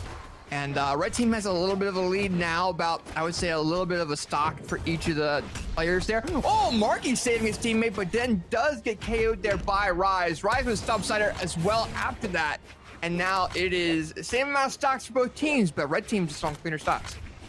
Yeah, definitely on cleaner stocks right now. The question is going to be, can they isolate Marckiemoo like they were before? I think you were absolutely right what you were saying, where with an aggressive player like Marckiemoo, the way you shut down a team like this is forcing the aggressive player to realize they can't get in, and he absolutely cannot as they get vaporized at the bottom of the stage. The hammer putting in work.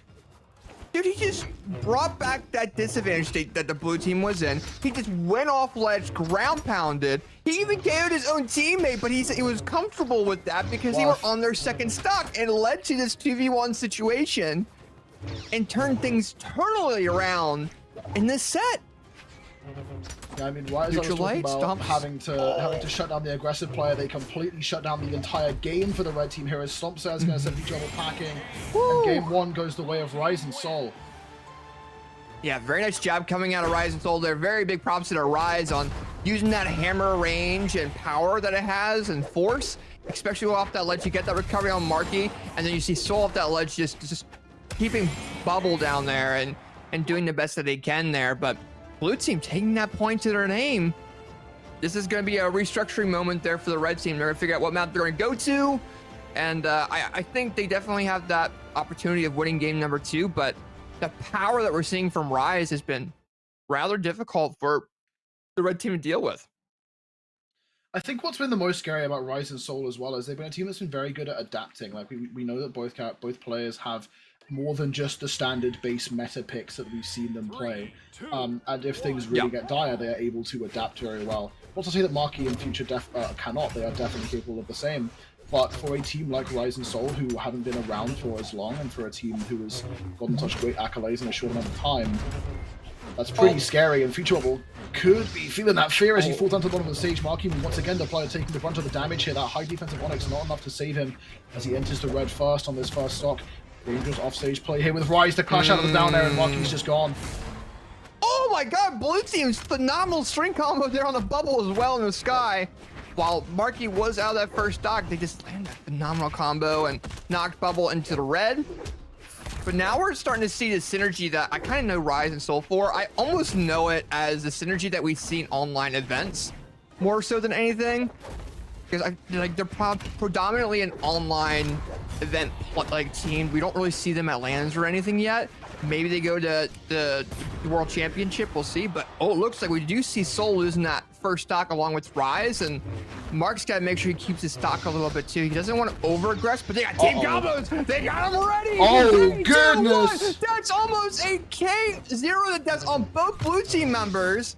Now you got Bubble and Neutralite. Now you got Marky with that recovery. Rise does get that KO there on the Bubble, but that's Bubble's first stock.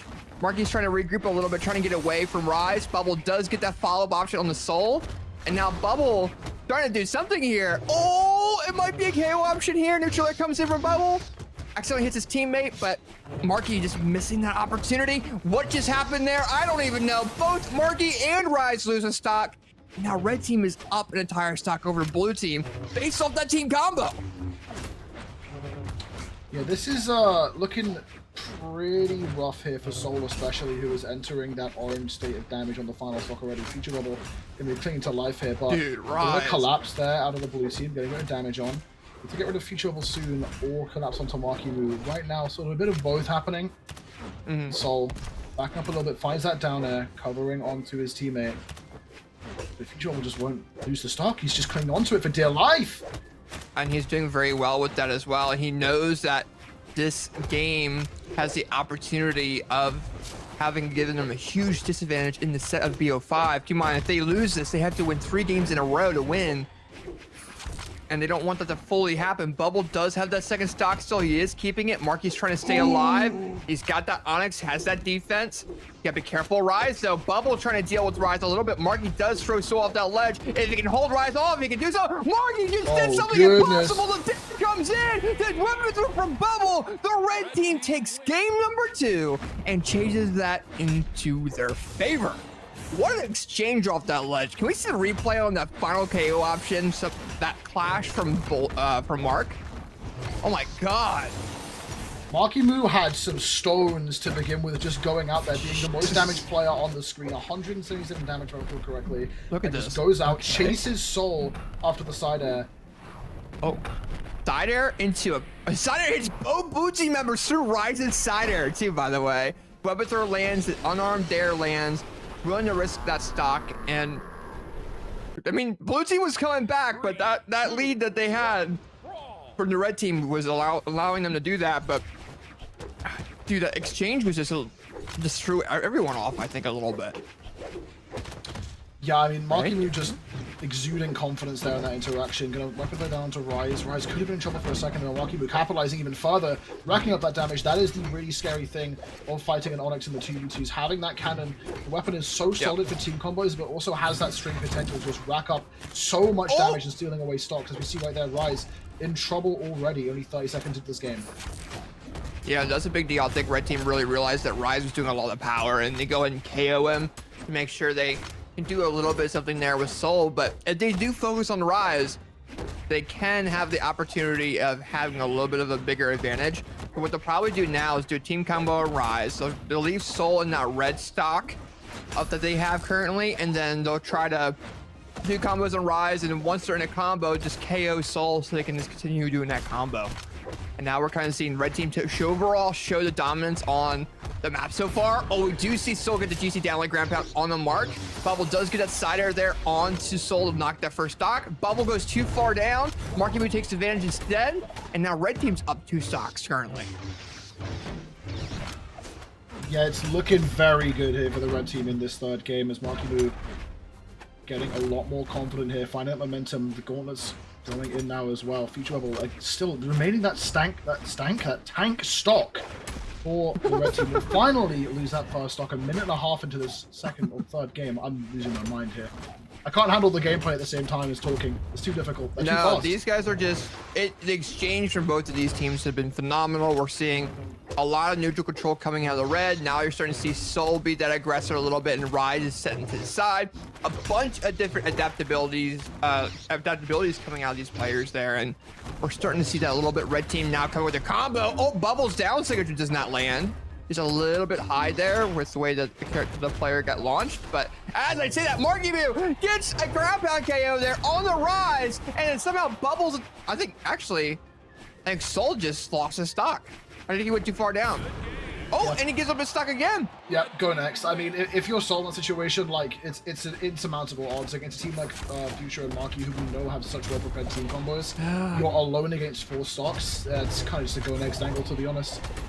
Yeah, I can understand that a little bit. I don't understand why fully they do it.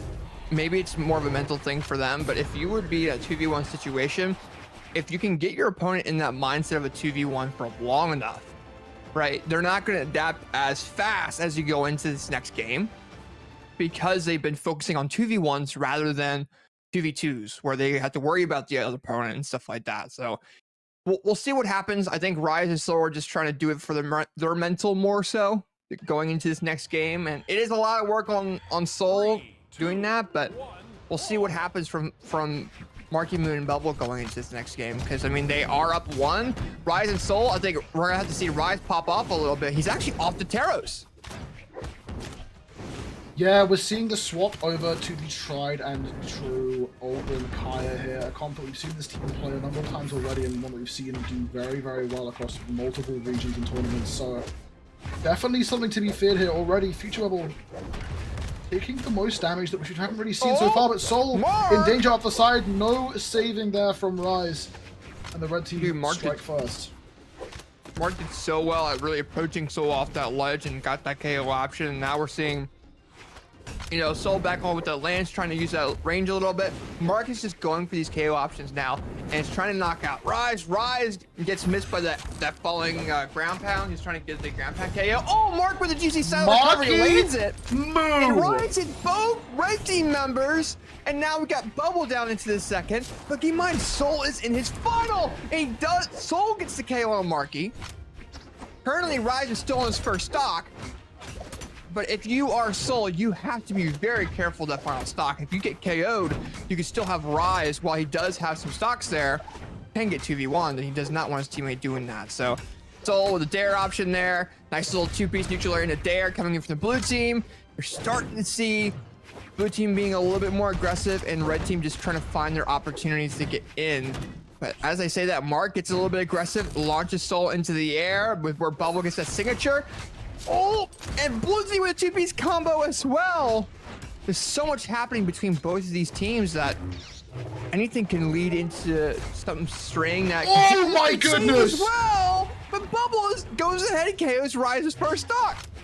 Marckiemoo, I think, in this game demonstrating how scary it can be fighting a very talented 1v1 player in 2v2s, because, like, Soul just hasn't had room to breathe. This entire game, Marckiemoo has been breathing down his neck, chasing him down. I'm not giving him a single second to capitalize on the 2v2 situations. He didn't get the game. Finds the side of Soul's just done. There it is again. Marckiemoo just not giving him the space. Uh-oh. But he did give up his stock. Bubble's down to his final. It is technically a 2v1, but Rise has 2 stocks. This is all on Rise going into this game. To go into game number 5, it will be because of Rise dealing with this 2v1. He's in a very good spot. This comes down to what red team could do team combo wise, and we're seeing combos out of nowhere. And that was a clean 0 death there, Hackle. Yeah, I mean, that's the really scary part of fighting a team like this, especially with a team as comfortable as this, right? Like, they will have hit that probably thousands of times at this point. They are so confident and comfortable hitting it. They can even improvise a little bit there. Can't capitalize too massive in the situation, but still, just getting hit by one stray move could spell the entire end of Rise's and Soul's tournament run here. And I think Marky and Peach will playing around that. Oh, goes to the GC light. Nice movement from Rise. He does run into that silent, that neutral light though, but I think that was been his only option he could really gone for without getting hit. Marky does get the GC silent recovery. He's been landing that on Rise a little bit as well. So now we're seeing Rise is trying to do something against Marky, but keep in mind you're facing Marky, who's like known for being the best North American 1v1 like player at the moment there, and Rise has a lot of movement to do. Rise hitting a down light there on the bubble. Marky gets the gauntlet neutral light. Oh. Rise getting a follow-up option there. Almost runs into a team combo. Bubble hits his teammate by mistake.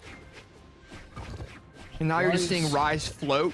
And I think Marky's trying to float with him, and he's kind of known for floating, so I don't know why you do that exactly. Bubble does get that spear falling side air. Weapon throw misses. Rise still alive. The second weapon throw lands, and that's going to lead into more likely KO option right about here. Neutral light into neutral light, down light into spear recovery. No, that was almost and that is what you call a combo there as well. Very nice job from Marckiemoo and Bubble. They won 3-1 over Rise and Soul in game number 4. Yeah, I mean, with all things considered, Rise played that 1v2 very, very well, like saving every move and option and trying to just play it as elusive as possible, and only throwing out moves that he was absolutely sure just could not be punished. It took Marky and Future so long to catch him on that final interaction, so very well played by Rise and Soul especially as well. That team put up a very, very strong fight, but will be going out at the first round of top 6.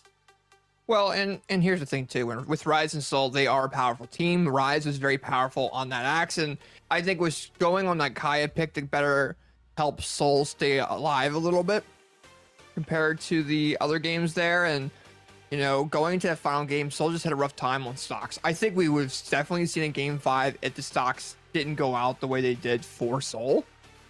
So I definitely don't throw blue team out of your thoughts going into the next Moose Wars events and even BCX, because they're a powerful team. Rise is a powerhouse, Soul's a powerhouse. We've seen the synergy from these guys, but overall, I mean, Rise, I think that final interaction where it was that 2v1, Rise could have done a little bit more there, but I feel you also consider Marky and Bubble are phenomenal 2v2 partners there. They know combos, they know strings, and what makes a powerful 2v2 team is knowledge of every single combo that you could possibly do against your opponent with whatever dodge options they have, whatever weapons they have, and that's what these guys are known for. I mean, even when I was talking to Balloon, he was in a call with me, I think, was it last night or 2 nights ago? He was showing combos that he's landed or he's working on, and he knows pretty much every single option and opportunity for a combo. We're now starting to see a lot of like reverse side airs in the combos too, so we're starting to see, I saw that from Marky and Bubble as well. So it comes down to your synergy with your teammate, but also being hyper aware of what's going on around you and taking that into account as well. But very nice job, man. That was a really good set. So yeah, that was super fun by those teams. I mean, yeah, you said synergy. Marckiemoo and Future will have nothing if not synergy. They've been teaming together since the dawn of time, to be honest. Oh yeah. Well, and that's another thing too. And I was talking to some Brawl players about like there was a point in time in Brawlhalla where, and it still kind of happens in other regions and in North America too, where if you don't get like a certain placement, you drop your teammate. And now we're starting to see these teams that have been practicing together for a while just pop off very, very well. So like Balloon Boy and Raydish, that is a team that decided to stick together for about a year and now are doing phenomenal. We have Hexo and we got Guichabu, who have been sticking together for a while and have been going crazy at it. And we actually get to see both of those teams face each other now in the winners final of this event as well, there, Hackle. Yeah, I am super excited to see how that top 4 shapes up. Unfortunately, though, however, we will have to go to a very brief break beforehand just to make sure everyone's ready. All the pros are ready. We're ready. People at home are ready. Grab some water, grab a snack, get settled in for an amazing top 4. Yeah, with that being said, do not go away. We'll be right back with the top 4 of Moose Wars Duskfall Rebellion. Don't go away. We'll be right back with winners finals.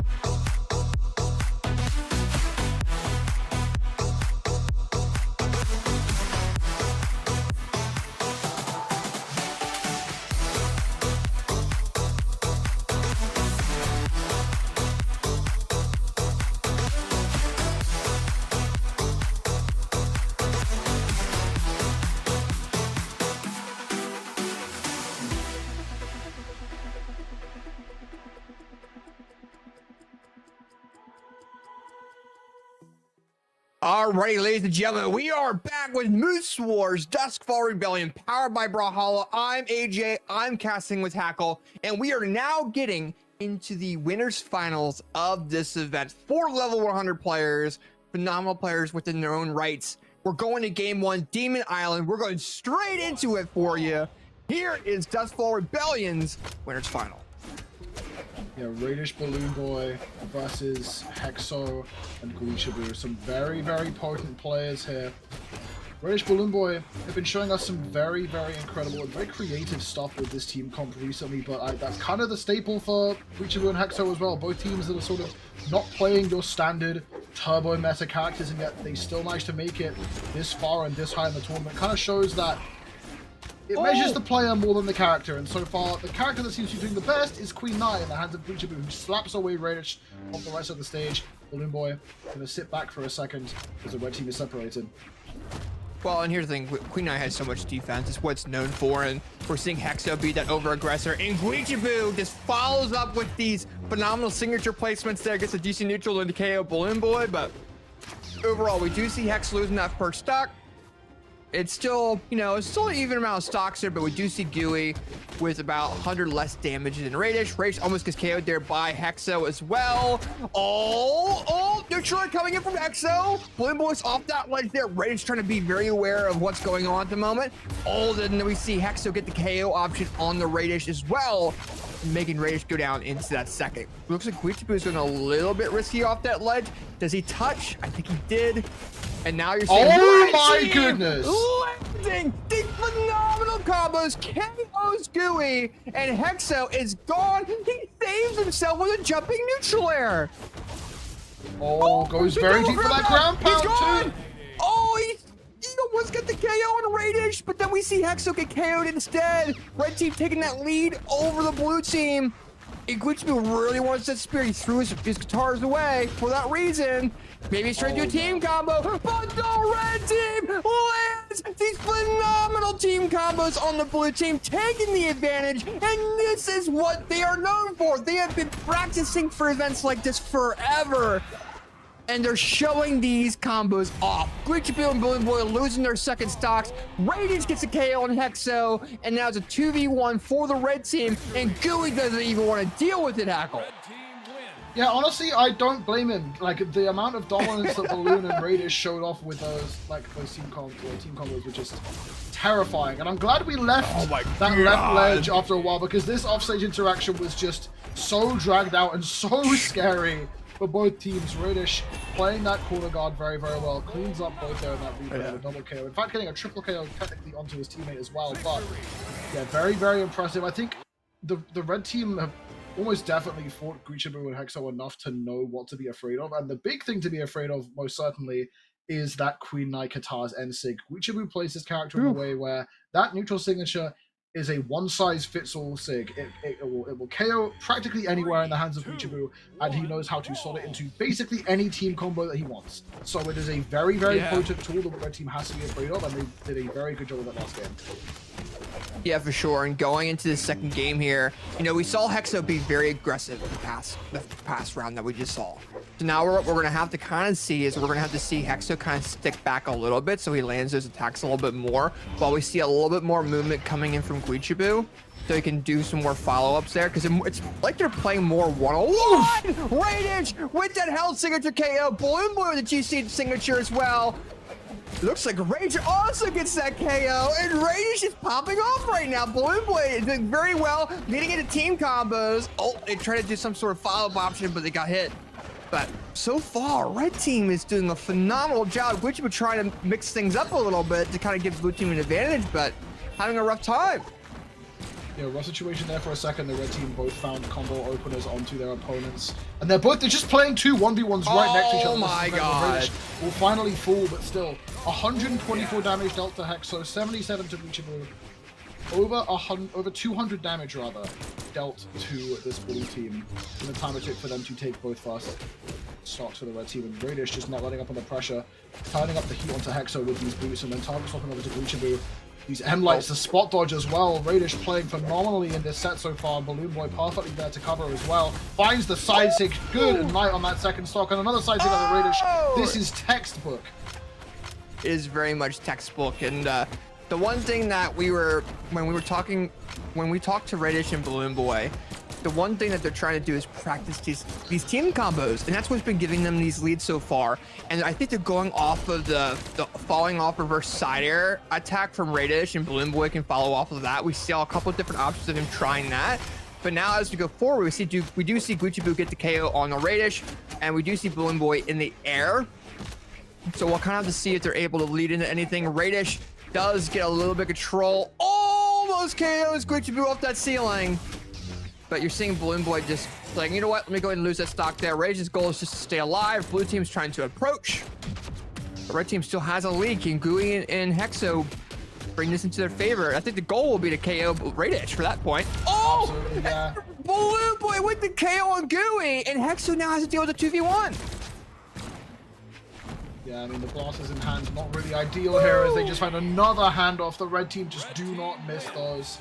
And let's give some credit to Hexo and Guichibu for a second. They cleaned up on those final stocks, or those second to last stocks, very well. And it was looking pretty good for just a moment, but then they couldn't find that KO into Balloon Boy's second stock anywhere near soon enough. So despite Raydish taking a good amount of damage, Balloon Boy was just there as an anchor for the red team throughout that game. And now we're seeing a very swift swap. I mean, that was 2 games.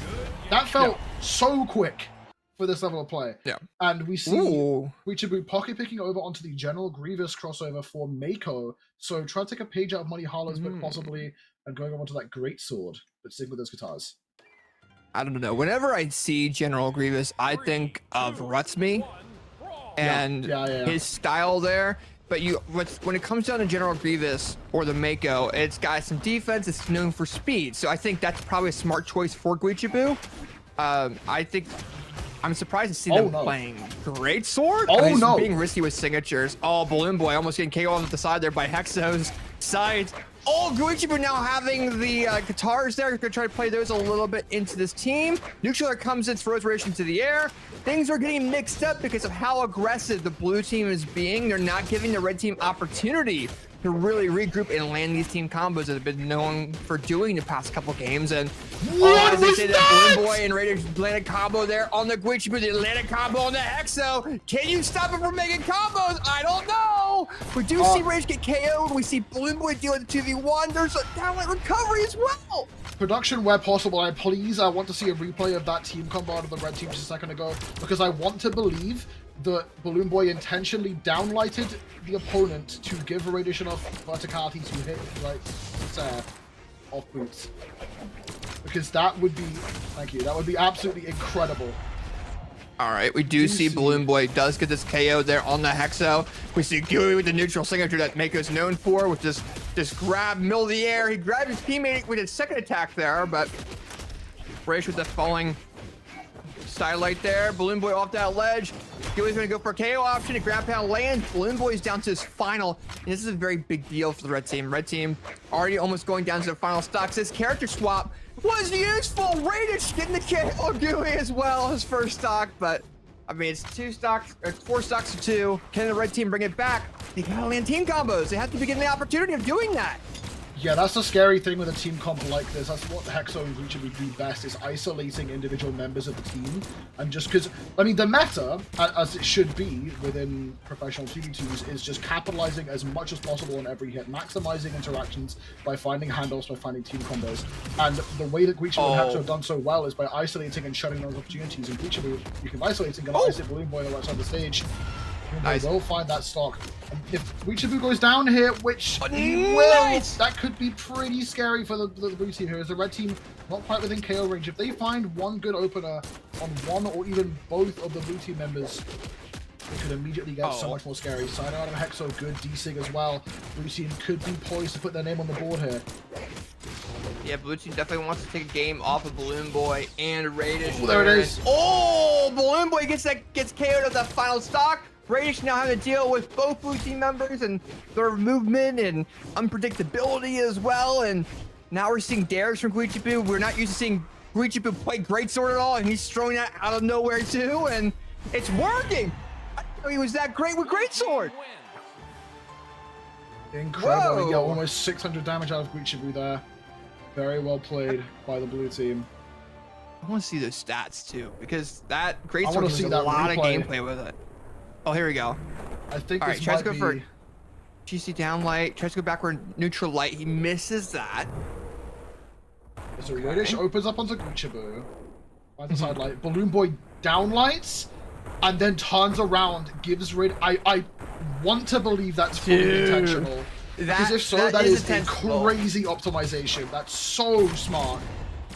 Yeah, so that's something that the red team has been practicing a lot, is these little engagements here and there that really give the red team an advantage. And I think as soon as Balloon Boy launches them into Raydish, Balloon Boy follows through with the opposing teammates so they can't approach Raydish, and Raydish goes with crazy. I'm just a massive sucker for team combos that use combo starter moves to set up for your teammate, as opposed to like committing to the full combo. Like a sword downlight into something, for example, like bow downlight to set up for your teammate is just so fun to watch. Yeah, it's just enough to launch him into that attack from Raydish there. And yeah, those are those little things that we don't really see by visual, just by glancing. but that's what gives the red team an advantage to a degree as well. But even with that advantage the red team had last game, Gooey and Hexa brought things back significantly compared to what we saw. I mean, wasn't like a 2-stock or a 3-stock lead that red team had at one point? In that last game, it was predominantly blue team, I think, from the start. I mean, especially Balloon Boy was getting beat up pretty tough on the first stock. It did equalize a decent bit. The blue team did really start to run away with it towards the end of that game. Back to Demon Island now as well, which I'm not sure if that was a factor really in the last game. I do know that like bringing a great sword to Demon Island is not ideal really, because you don't have like a vertical space to run away from that kind of pressure. And Scythe as well has a very fun time on Demon Island because how short those walls are. If the blue team continues to isolate the red team members, this could be a pretty scary spot. And so far, not looking too great. The blue team a minor lead here on the red team starting out. Oh, and we're starting to see Raydish saves his teammate a little bit from getting team comboed or one-on-ones there. Here we go, sideline side up from Raydish. Oh, sideline side up from Raydish again, man. And Balloon Boy gets a follow-up on Guichibu. Oh, Raydish misses the signature. Balloon Boy misses a follow-up though, and Gooey's still alive. On our neutral light, Balloon Boy's got recovery lands, but does not KO. Oh! And Hexo knocks out his teammate, but also knocks out Raydish's first stock in that engagement. We're trying to get any extra credit he can here on this first stock. Doesn't want to disjoint the stocks too hard and avoid being at an even pace with his teammate, because we've seen where that can just lead to leaving your teammate alone for combos like this. And now Raydish has to learn, as I was saying, gonna try and avoid only one Katara's end light to his name, but still decent bit of damage here onto Raydish. Balloon Boy gonna have to try and cover. Oh, a little bit of back and forth there coming in from red team. Oh, Raydish is off that ledge. Balloon Boy's on a clean second stock, but has to be careful of Raydish's second stock. Hexo maximizes on that very, very well. Doesn't KO it though. Thought he was going to KO. Does not. Balloon Boy's off that ledge in the orange. Can he come back? Oh, Hexo actually saves him, and Raydish is able to touch back too. Red team takes that advantage away from the blue team. Based off that engagement off the ledge, blue team wasn't able to get the KO. Okay, I'm sorry. Is Balloon Boy like omnipotent? I don't think he's missed a gauntlet sidelight read yet in this game. Oh, take a turn to grab pound and lands Gooey, but Raydish misses that attack. He knocks his own teammate by mistake. But yeah, you're right. I don't think he's missed one. His consistency on these gauntlets is absolutely terrifying here, and I would be so afraid of that if I were on the blue team. Balloon Boy back with the gauntlets in hand. Hexo, by far the most damaged player on the screen, entering that orange now. Raydish going to juggle all the way up to the top of the screen. And Balloon Boy trying to capitalize, taking that space, just pressuring Hexo while Raydish moves away. And the red team, while not massively a damage lead, seem to be in control of the pacing of this game. Yeah, I think if you want to do a one-on-one, you need to control the pacing of it, and red team's doing very well with that. And both red team members are phenomenal at ones as well. I mean, we had Raydish at Royale, we've seen Balloon at Royale as well, so you know, they're good in the ones aspect along with the twos. And you know, I think if you're a red team, you want to try to get a KO option like just like that on the Gooey, and then Raydish with that weapon throw on the Hexo. Balloon Boy misses that weapon throw, but Hexo is still able to come back and Raydish into a neutral light. Hexo clinging to life here. Raydish looking for the side air, but downstate gonna whip it. That's not even, doesn't matter. Nope. There was no option. Balloon Boy knew what he needed to do off that ledge to take advantage going forward there, and there you go, man. I mean, that's I believe that's Balloon Boy and Raydish winning 3-1 over Hexo and Gooey. Yes, sir, it is, and it means them also moving into grand finals on the winner's side. So, yeah. Guaranteed bare minimum second place in this tournament, which would be smack dab on their seeding. But with how they're playing and with the fact that Zen and Hideaway are out, I think it's looking pretty good for Balloon and Raydish for this entire tournament, to be honest. Yeah, I would agree, because I mean, if we're looking at loser side, we see 3 teams there. We're going to see Monty Hala and Meg D, Marckiemoo and Bubble, and then we have Hexo and Gooey, right? We saw the control coming in from Hexo, Gooey from Balloon Boy and Raydish that allowed them to get into the grand finals. I think if Hexo and Gooey want to win a set against Balloon Boy and Raydish, they're going to have to change something and figure out a way to kind of deal with these 1v1 exchanges, because realistically, that's what they're known for doing, and red team matched that and more. that final fourth game. So they got to mix things up there, but they have to make sure that they wait for their opponents to be able to determine if they're going to be going up to the grand finals there. So we got to have the matchup between Monty Hala and Megdi against Marckiemoo and Bubble. You know, you have Marckiemoo and Bubble. They're known in, you know, the North America scene for being one of the best 2v2 teams in the world. You have Monty Hala and Megdi, who are more of a newer team compared to Marky and Bubble, right? And they're popping off and going crazy. So you have a losers run underdog team of Monty Hala and Megdi going against previous Moose Wars champions, going against Hexo and Gooey, and then going against possibly Balloon Boy and Raydish. So we'll see what happens. But game number 1, let's see what happens here on Small Fortress of Alliance. Yeah, this is a really exciting one, to be honest. We have a very sort of orthodox team comp of the Onyx and Kaya that Marckiemoo and Future have practiced and just perfected, to be honest, against a team comp that has one side being very orthodox. I mean, Wushang, one of generationally the most, or probably just the most consistent 2 character of all time, and a Mugi who really isn't. And so far, we're seeing that even up to a very stalemate situation in terms of damage. Both teams have one player a bit more damage than the other, although you do see Megdi being the most damaged player on the field just by a tiny bit. Yeah, I think both teams are just getting adjusted to how things are moving out, and we're seeing Monty Hala get this KO on the Future. Marckiemoo gets neutralized by Monty, right? And overall, I mean, both these teams are known for having one dominant player. In blue team, it's Marckiemoo. For red team, it's Monty Hala.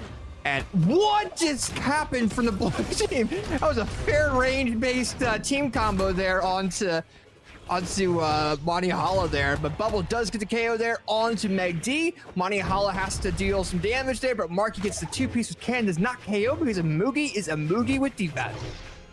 Yeah, Mugi doing a Mugi thing, still clinging to life, as is Marckiemoo now.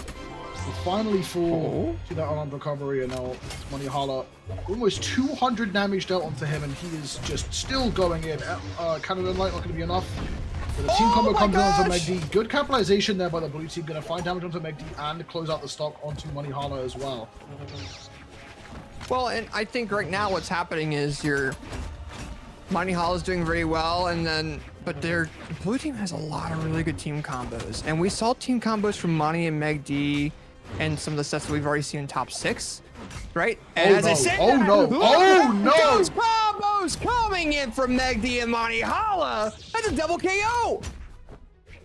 Filthy, filthy, absolutely disgusting out of that edge guard, dude. The red team just completely shutting down any hopes of the lead that the blue team had, and now playing heavily from the back foot as a team combo comes in. Red team just not letting up on the gas here. Oh. Yeah, Megdi missing that arm there, which allowed for Marckiemoo to come back to that platform and allowed for the blue team to get that combo on the Monty Hala. And now we're seeing blue team take really good control of the map so far. Red team's a little bit more unfocused, unable to come back, and blue team takes advantage of that, knocking out Megdi. Monty Hala now dealing with Marckiemoo off that ledge there. Megdi trying to regroup a little bit, trying to float around to be support for Monty Hala. As I say that there, Monty Hala is also getting KO'd by Megdi. But keep in mind, I mean, they're almost on clean final stocks there. Bubble and Marky are in the orange on their final. Yeah, Bubble especially needs to be very, very careful. We've seen Bubble have a very good time tanking stocks. And so I do have faith that he... Whoa! Whoa! Oh, Monty Hala's recovery ran into Megdi, which allowed him to come back down the ledge. Oh, Marckiemoo having his edge control over Megdi and Monty allows him to come back a little bit. The Cider comes in with cannon. Bubble doing it down like the wrong way. And we're just seeing combo after combo after combo coming in. And as I say that, Megdi with Spirit Dare tries to KO Bubble. Megdi's unable to come back. Monty Hala has to deal with a 2v1 now with Greatsword. Yeah, not really the ideal weapon you want here. Goes for that side stick. Does catch both with that side light. Rips the read on that side stick. Finds the downer as well. Wait. There's gone. It's gone. He's gone off that. It's now a 1v1 between Monty Hala and Monty Hala with the Greatsword backward recovery KO. And Monty Hala and Megdi take game number 1. 700 damage and 5 KOs on Monty Hala. I need to see this improv combo again. This was insane. Dude, look at this. God. What are we doing? What is going on from the blue team there? Are you kidding me? Those are those like combos that you go in training mode and you practice, but we really don't see a whole lot in, you know, online events or in events in general, right? Because they're so hard to land and maintain. And Bubble, it just shows that Bubble and Marky are practicing these combos very, very well on their free time. Because who would have thought of something that's that accurate and that specific? I mean, I hope for the red team's sake that was practiced, because if that was improvised, that's some Einstein level gameplay, bro. Like that's absolutely ridiculous. Yeah, and now we're going into game number 2 though. Things are regrouped a little bit. There's a 3-piece combo that was improvised somehow. Being able to land that and this Marckiemoo! No! Marckiemoo comes in with phenomenal KO on the money, now leaving Megdia deal to 2v1 until he picks up a weapon there. But man, the combos are coming out of the blue team now. Oh. Dude. Oh, Okay, speaking of combos. Monty Hala coming in with this Grey Sword string on platform. He has to take platform control. He's just trying to go for a KO option on both these players. He misses that signature. Marky with the punish. Neutral air lands. Megdi with a GC downlight and into a jump neutral signature there, if I recall, to allow the KO on Bubble. Now Monty Hala and Megdi can try to get the KO there on the Marky more than likely. Megdi respects too much space. He doesn't go for the punish. Marckiemoo still clinging to life on that first stock. I mean, the last thing you'd expect really is for Money Hala to be the player who is the most behind in terms of damage, right? Like, at risk of losing the stock here, just clinging to life with that Amugi defense. But still, the tankiest character on the screen, having taken the most damage and lost the most stocks and DIs, and then saved Magneto for a second. But the blue team are just running the game right now. They're running the overall control of the map while also doing these strings that are so unorthodox. The red team's having a rough time regrouping. Right, we saw a lot of those unorthodox combos coming from the red team in the previous set that they've had.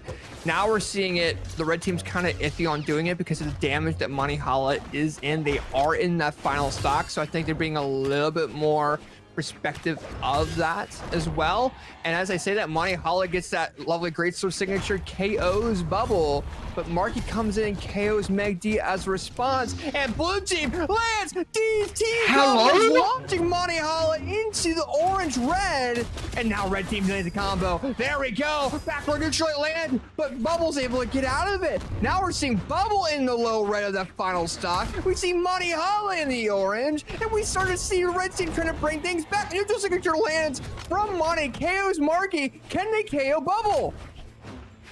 Dude, are we sure we're not in like BCX now? Because these teams are playing like there are thousands, if not tens of thousands of dollars on the line. Like, this is insane. I mean, there's thousands of dollars on the line, and we're starting to see it in the gameplay. Monty Hala with the KO Bubble. Can Megdi and Monty Hala do a team combo on the Marckiemoo to give themselves a point to their name there? I think if there was anyone I'd be afraid of 2v1ing the situation, it's probably this guy. Yeah. Money Hala has to be very, very afraid here, being like deep into the red here, 141 damage. Eddie can't afford to understand too. That's a team combo. The side against disarm as well. Marckiemoo kind of not. Oh, he touched! Didn't think he was going to touch. Red team doing very well and maximizing on the movement. Marckiemoo's movement scaling and clutch though. He's able to get out of these things that most people would not recognize. Marky with the downlight in a neutral air. Monty Hala gets neutral air, but has defense. Marky's knocked both red team members in the red. Can he get KO options here? Monty Hala missing the dare stare. Oh my goodness. Hala with that makeshift combo, and red team gets a point to their name. We gotta have like a damage chart for Monty Hala's damage across all of these games, because he's averaging around 600, and that is not normal. Well, he had 700 the first one, right? And then he had 721 the second game. He's averaging 700 damage against the blue team. Dude, God. Marckiemoo is going to be single-handedly responsible for me getting blood pressure medication for how tense he makes these games, bro. I cannot. Like, the way that was if Marky hits one cannon downlight in that situation when he was fishing there, that could have been just the whole game. That's just it. Yeah. But look at the damage chart here that we got here. The damage distribution from the red team. I think Monty Hollow is pretty even between Axe and Greatsword there. Megd had more on the gauntlets. Marky was more on the gauntlets as well, while we had Bubble on the bow and had a little bit there with the spear as well. But look at Marky's unarmed damage. 95 damage just with unarmed. And keep in mind, unarmed is significantly nerfed compared to what it was back in the day, where you could literally go unarmed to diamond. And now it's nerfed down to the ground. He still did 95 damage. I mean, if you're cracked enough, you could probably still do it, but I think that might be reserved for Marckiemoo, to be honest.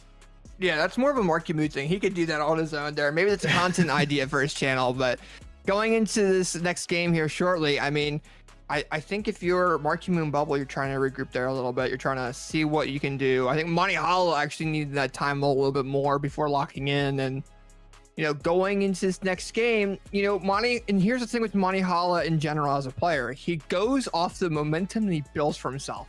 So I think with all the momentum that he's built up from the loser bracket, it's giving him a lot more confidence to really approach these different options and go forward here.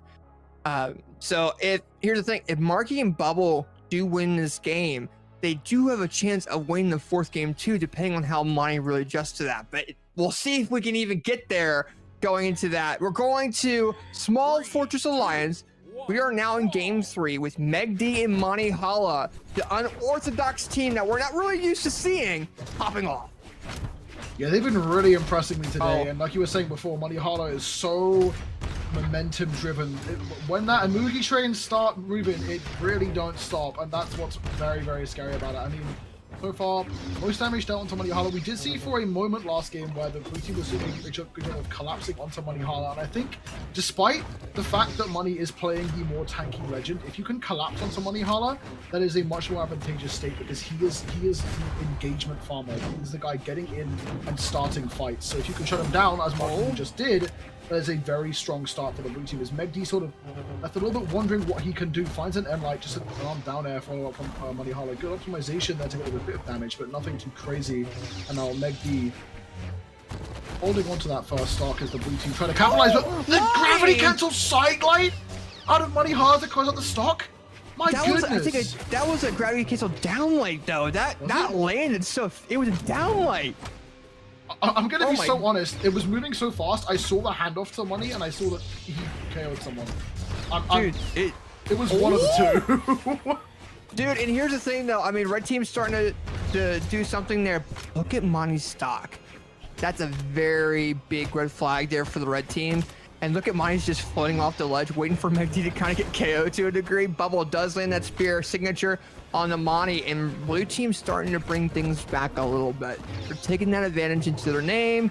Monty Hollow's going unarmed with Amugi. GC Dare misses the downlight though. Megd does get a KO on the Marky though instead, making things even.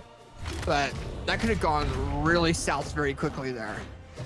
Absolutely, yeah. Very even game as we approach the 2-minute mark on this match.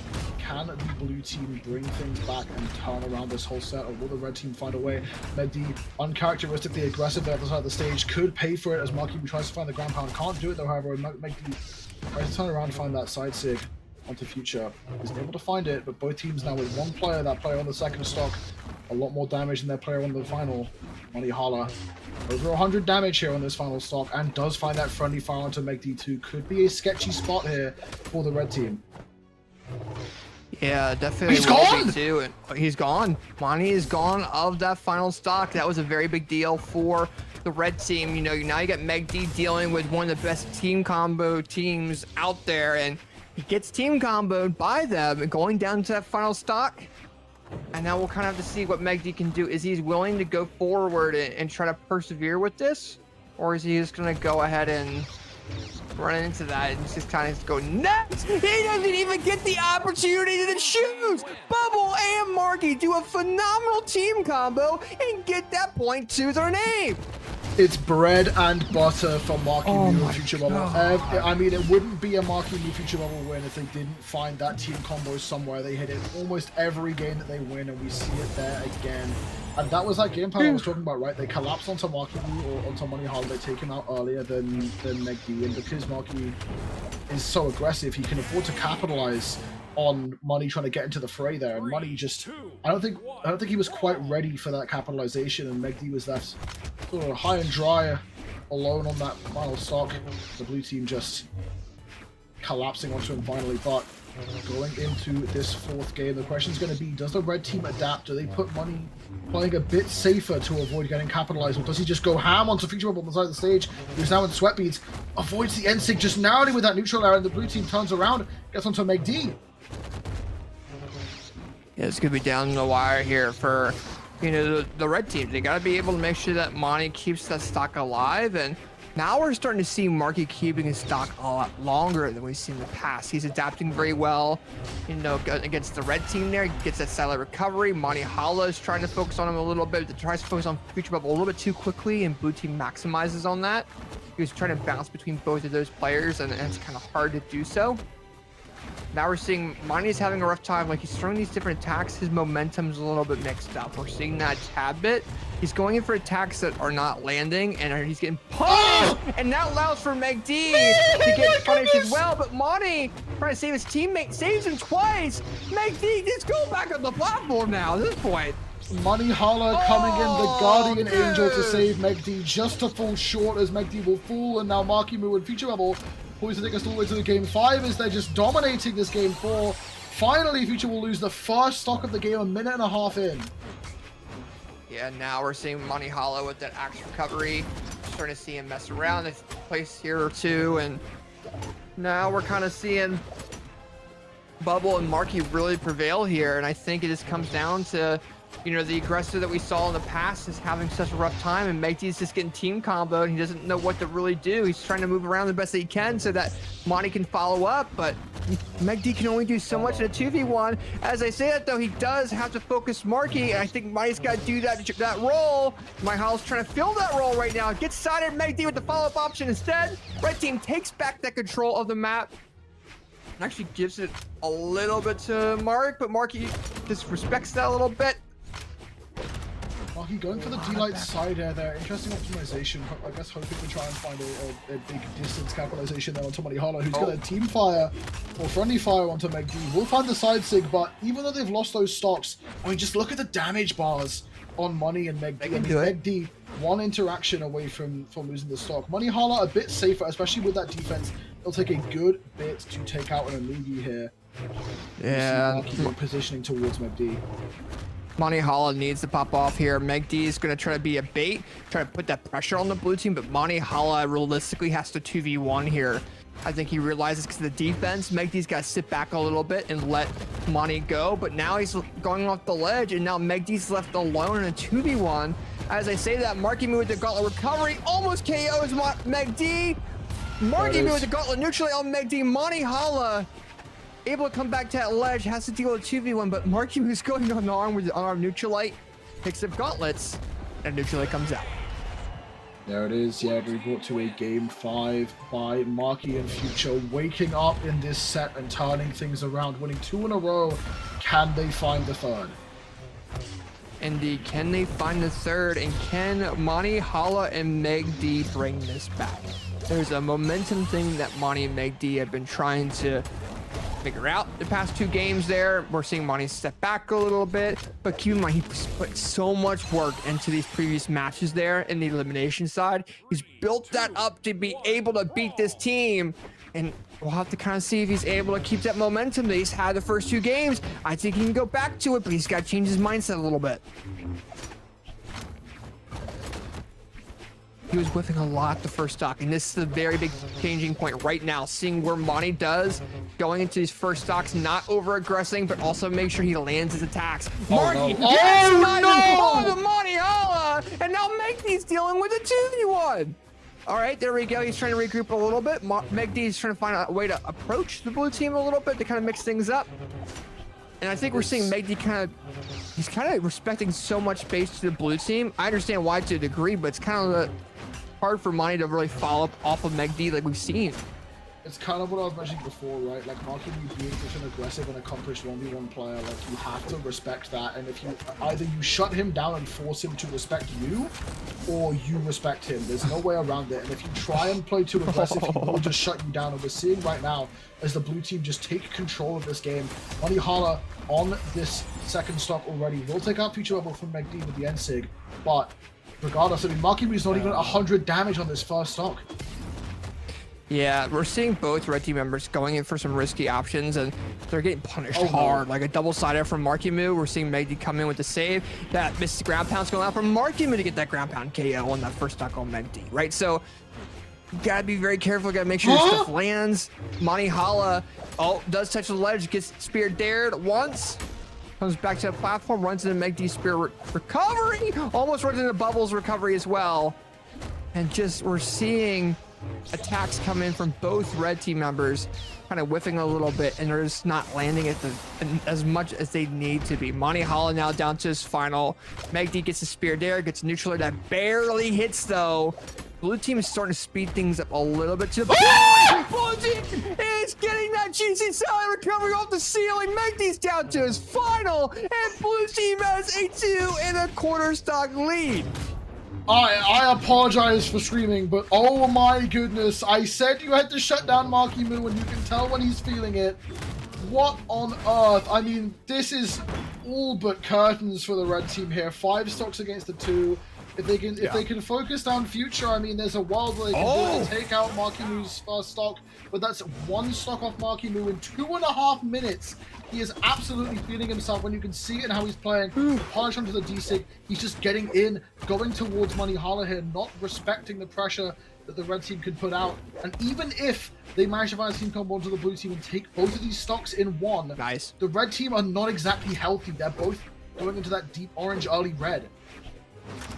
Yeah, and now we're starting to see Marckiemoo! We're starting to see Marckiemoo come in with the KO option on the Meg D. Money Hala having to deal with the 1v4, trying his best, but Marckiemoo down late in the recovery lands, and Marckiemoo and Future Bubble advance further into this bracket, reverse 3 gaming Money Hala and Meg D.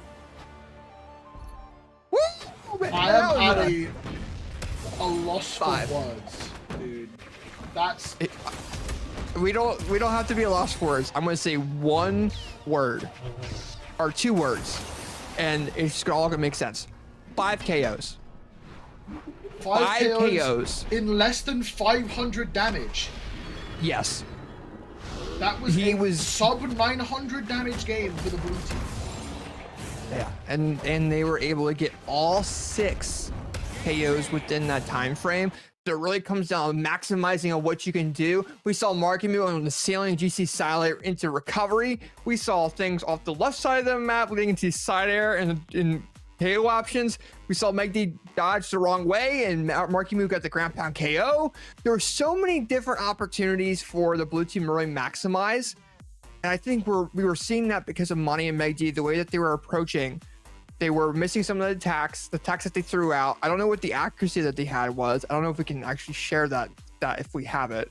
But the accuracy seemed a little bit lower compared to what we've seen. So I think when it came down to Monty and Meg D, they had an incredible run in this event. I think that team should stick together. I think it comes down to building that mental state while you're in that environment. Play a couple more events coming up, play the community events, build that structure before going to BCX, and I think they're going to top 8. So I'm lost for words at how I mean, before I can spoil this, backstage before we started this block, I was talking about how Marky and Future are more of a LANimal team. They more perform in LAN environments. They play better there. Online, they're very competitive, but they're not quite the best team in North America. What we saw this set was ridiculous.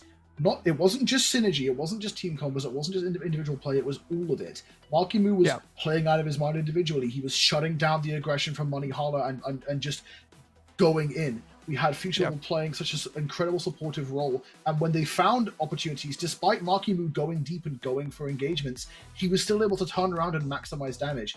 It was just a masterclass of a comeback. Yeah, and I think it comes down to momentum. Players feed off of that. If you can cut their momentum going into things, it gives them huge opportunities. So when we have Marckiemoo and Bubble, as soon as they won that first game, they won the second, and then they won the third, right after they were down 2. So I think Marckiemoo was getting a lot more confident in his gameplay. He is a phenomenal player, and I think, you know, it's funny because like I'm used to seeing Marky have like the best mental out there, right? But I think after you are at a certain point in Brawlhalla, your mental starts to degrade because you think you're the best, and when you lose a round, it messes with your mental a bit. But he's starting to get things back and running in shape here. So we'll see what he does going forward in the next matchup. But before we do that, what we're gonna do, we're gonna take a break here so that you guys don't get ads on Twitch as well. So is there anything you want to say before we go on break there and figure out what we needed to do before we get into this next match? Get excited, because if that last set was anything to go off, I mean, this final 2 sets are going to be absolutely ridiculous. So stay tuned, stay wired, and get excited for the last 2 sets. Yeah, for sure. And with that being said, we got Future Bubble Marckiemoo, Luigi Boone Hexo facing each other this next game. Who will be facing Balloon Boy and Rage in the Grands? We'll find out when we come right back. Don't go away.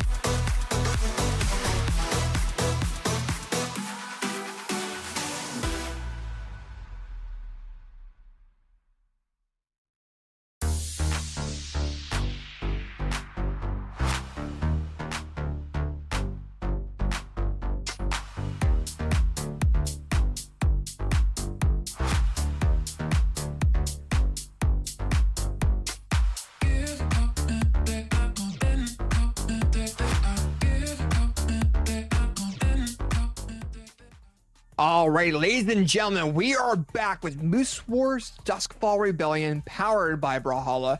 I'm AJ Moore, I am casting with Hackle, and we have had so many phenomenal sets in this event so far tonight, haven't we, Hackle? Absolutely. I mean, those last couple sets are just a prime example of that. I mean, Game 5, Marckiemoo Meg D versus Marckiemoo Future Rebel, what an absolute treat. But speaking of treats, we're going into Guichibu and Hexo versus Future Marckiemoo. Sort of the tried and true versus the unorthodox. Very excited to see how this goes on.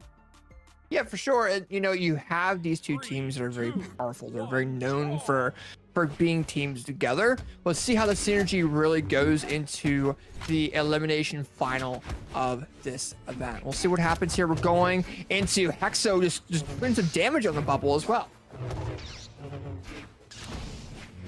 Yeah, absolutely. And Guichibu practically untouched at the start of this game. I mean, the blue team taking pretty even damage, Hexo taking very little as well. The red team really putting on the heart here so far. Guichibu on the edge, guarding Marckiemoo for a second. Does get turned around on as Marckiemoo going to fade back and go back towards his teammate, not overextend at the side. Okay, a little bit back and forth there coming in from those players there. We're starting to see Guichibu be thrown in the air a little bit as well. All right, a little bit one light attacks here and there, nothing too crazy. Hexo with a phenomenal off-edge backward side signature there. Go ahead and mix things up. And Hexo with a silent into Guichibu's neutral signature. Red team putting in the power so far in game number 1 against Bubble and Marky. It's definitely a mixed pace there compared to what we're used to seeing. Yeah, I mean, there it is, like that one-size-fits-all of the N-Sig by Guichibu. Such a terrifying tool at his disposal. And the question will be whether or not the red team can remain on these first stocks for a while. That could be very dangerous N-Light if Hexo managed to not hit Guichibu. But Guichibu went a bit too far, got hit by the N-Sig, the N-Light rather. And Hexo going to try and play this Sig off the side, just staying on this wall. Guichibu manages to get back, take some pressure off for just a second, but not long enough as Future Rebel shot down that first stock, but still a good amount of damage, 190 almost damage down to the blue team here, as the red team look to capitalize even further. And there it is! Oh my goodness! Very nice maximization there on the Marky, and Marky's down into that final stock there. And you know, Hexo's putting a lot of this blaster work on the blue team, and it's kind of putting them in a little bit in a rough spot. Yeah, a rough spot for sure here as Future Rebel about to lose this second stock, most likely. Over 200 damage here down to him. Guichibu going to go all the way in with that N-Sig, and Marckiemoo just going to fall! Oh, Marckiemoo getting overzealous at the left side of the stage. He's gone of that final stock, and Bubble doesn't want to deal with that red team getting 1 point to their name. And you know, that's a very, very big deal there going into this set. You're already down 1 stock, or 1 game rather, in the set. I mean, I was talking last set about how, I mean, Marky and Future won a game with less than 900 damage, which is pretty unprecedented for a normal 2v2 game, but like Hexo and Guichibu just love to subvert expectations, and they did, I think, around 650, 700 damage that game and won, like, handily. So this comp is just terrifying. If you're not ready for what they're bringing to the table, they will just shut you down so quickly. 3, 2, 1, brawl. Yeah, they definitely will for sure. And you know, this is a very big deal for, you know, the blue team. You know, while they are currently Hexo and Guichibu are up by 1 point over Marckiemoo and Bubble. Marky and Bubble have to really change things around a little bit. Yeah, I mean, it's a very similar situation to when Guichibu and Hexo were fighting Balloon Boy and Raydish, where if they isolate individual members, it becomes very, very scary for the more orthodox team. I mean, besides the fact that Balloon Boy and Raydish play unorthodox characters, they still play a standard 2v2 game where they're looking to maximize damage, and so are Future and Marky, whereas Guichibu and Hexo, they will thrive in a situation where they can isolate you, and so far, Future will manage to stay alive for a very long time, and Hexo are going to fall to the N-Sig as well. Not quite as the blue team. Doesn't KO? That didn't KO off the ceiling there. Now we're starting to see still Hexo with that stock. Gonna try to make amends there a little bit, try to put the pressure on the blue team a tad bit there and bring things into their favor, but now we're kind of seeing them float back right in center. We do see Marky losing that first stock there to the red team. I think actually lost it himself there, not to the red team. And Bubble does get the KO follow-up option on the Hexo as well, making red team down to their second stocks.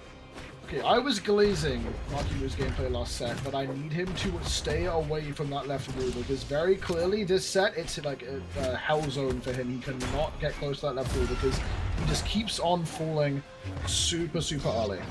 So we need Marckiemoo to try and play a bit safer. We have a very even game here, despite the fact that the blue team had a pretty hefty lead at the start of this game. The red team managed to claw their way back in pretty comfortably now as Hexo and Guichibu both not quite in that proper orange range as Marckiemoo pushed almost towards the red now as well. The D-Sig not quite going to do it, but a lot of damage into Marcky now as well.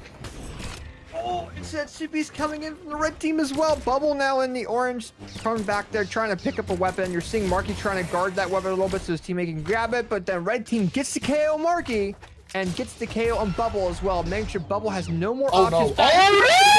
Signer coming in from Gooey, confirming the KO on Marky, and Bubble doesn't even want to deal with it. Was that 2 hits? That was 2 hits. That was a 2-hit. That was a dash down into Dare Cider. He was so confirmed on that. He was willing to be that risky because of where his stocks were, and he wanted to get that KO on the Marky because he's the damage buildup. Look at these replays here. Okay, so Bubble doesn't come back. Marky goes GC down light, missed the ground pound. Gooey's like, oh, it was literally just 2 hits. I got a side air to dare to side air. And just knocked himself out along with Marky. And he knew as soon as that happened, Bubble ain't gonna deal with that 2v1. He is just isn't. I'm at a loss for words, bro. Like, the confidence it takes to do that, not just to anyone, but to Marckiemoo of all players. Like, that is an ego boost, doing that to Marckiemoo. Yeah. Now, Hexo trying to get work done with the scythe. Marckiemoo could be in trouble already. I mean, the red team is like so confident here. We're going to see, I mean, the big fear of being confident is overheating and letting the enemy team like counter you by going too deep and getting too aggressive. Already we're seeing Guichibu entering that red, not even 25 seconds into this game, and that could be scary. No follow-up on that delay out of Hexo. Marckiemoo returning the favor back to Guichibu, saying, okay, I'll take you out as well. That's fine. Another blue team very comfortable on these first stocks. They were comfortable in the first stocks. They tried to do a combo, and Bubbles Dare just hit the platform, and they weren't able to get that KO. Line for Hexo. Both red team members lose a stock. They go too risky. Gooey's down to his final. Hex is down to his second. And, I mean, blue team's still in their third stocks there. So that ego boost I was talking about for Guichibu, that's gone. Marckiemoo woke up, like he got hit by that 2-hit and he was like, okay, nah, I'm gonna turn up the heat a little bit, and just comes into this game swinging, loses his first stock, but still, the amount of havoc he was able to put in that one stock was just so devastating. He's gotten such good revenge here onto Guichibu, and now just looking for even more, finds the side air, goes to the D-Sig. He's just like paying no attention to the pressure the red team can put in. He's just swinging and swinging. Man, he's going to having a rough time there. Marky does go ahead and get the KO on the Hexo, and then we see Bubble with the KO on Gooey. Hexo doesn't want to deal with it, and now that was a completely different game than what we've seen in the past. That was a 1-minute 45-second game. That was... Look at this exchange though. Look at what just happened. We saw Gooey lose that stock. Hexo tried to get a recovery to come back, but also save their teammate. Wasn't able to do it. Marckiemoo comes with the gauntlet recovery. Then we see Bubble with the falling dare into the KO option there onto Guichibu there, and lands that. And that led into the options there. And now we're going to game number 4 on Demon Island, and these guys are just going for combos and crazy opportunities. Good grief, Bubble's already at 61 damage. Oh, Marckiemoo! The man has a family! Oh my gosh, and now we're starting to see him regroup a little bit, and Hexo's trying to follow up. You see down lane the side air, Mark's off that ledge, trying to deal with a 2v1. Back to Gooey's trying to feud with Bubble. Well, Hexo deals with Mark. Downlight comes in. Super scrappy start to this game. I mean, both teams just going and swinging. No patience whatsoever. Marckiemoo will find that push off onto Hexo. Finds the down air as well, just clipping the bottom of that hitbox on Guichibu. I mean, he throws away his weapon and then just charges headfirst towards Guichibu unarmed, and then just stops right in front of him like that. He's exerting that positional pressure so well. Oh. And Gooey's getting really risky on arm. He realizes how low he is and just trying to do some damage or some sort of KO option. Does lose that first stock. Now both red team members down to their seconds. Now the goal for the red team is just get these KO options, but Marky says otherwise. Oh, he grabs Gooey. Gooey's able to touch though barely. Both red team members able to come back. Marky just wasn't able to land the attack. Gets the KO on the bubble as well. And now things are a little bit more in 2-stock all range, but Hexo's already at 200 damage on the second stock. Brother, I'm not allowed time to hydrate, to drink water, to even think against. No. With how these teams are playing, like there is no time whatsoever.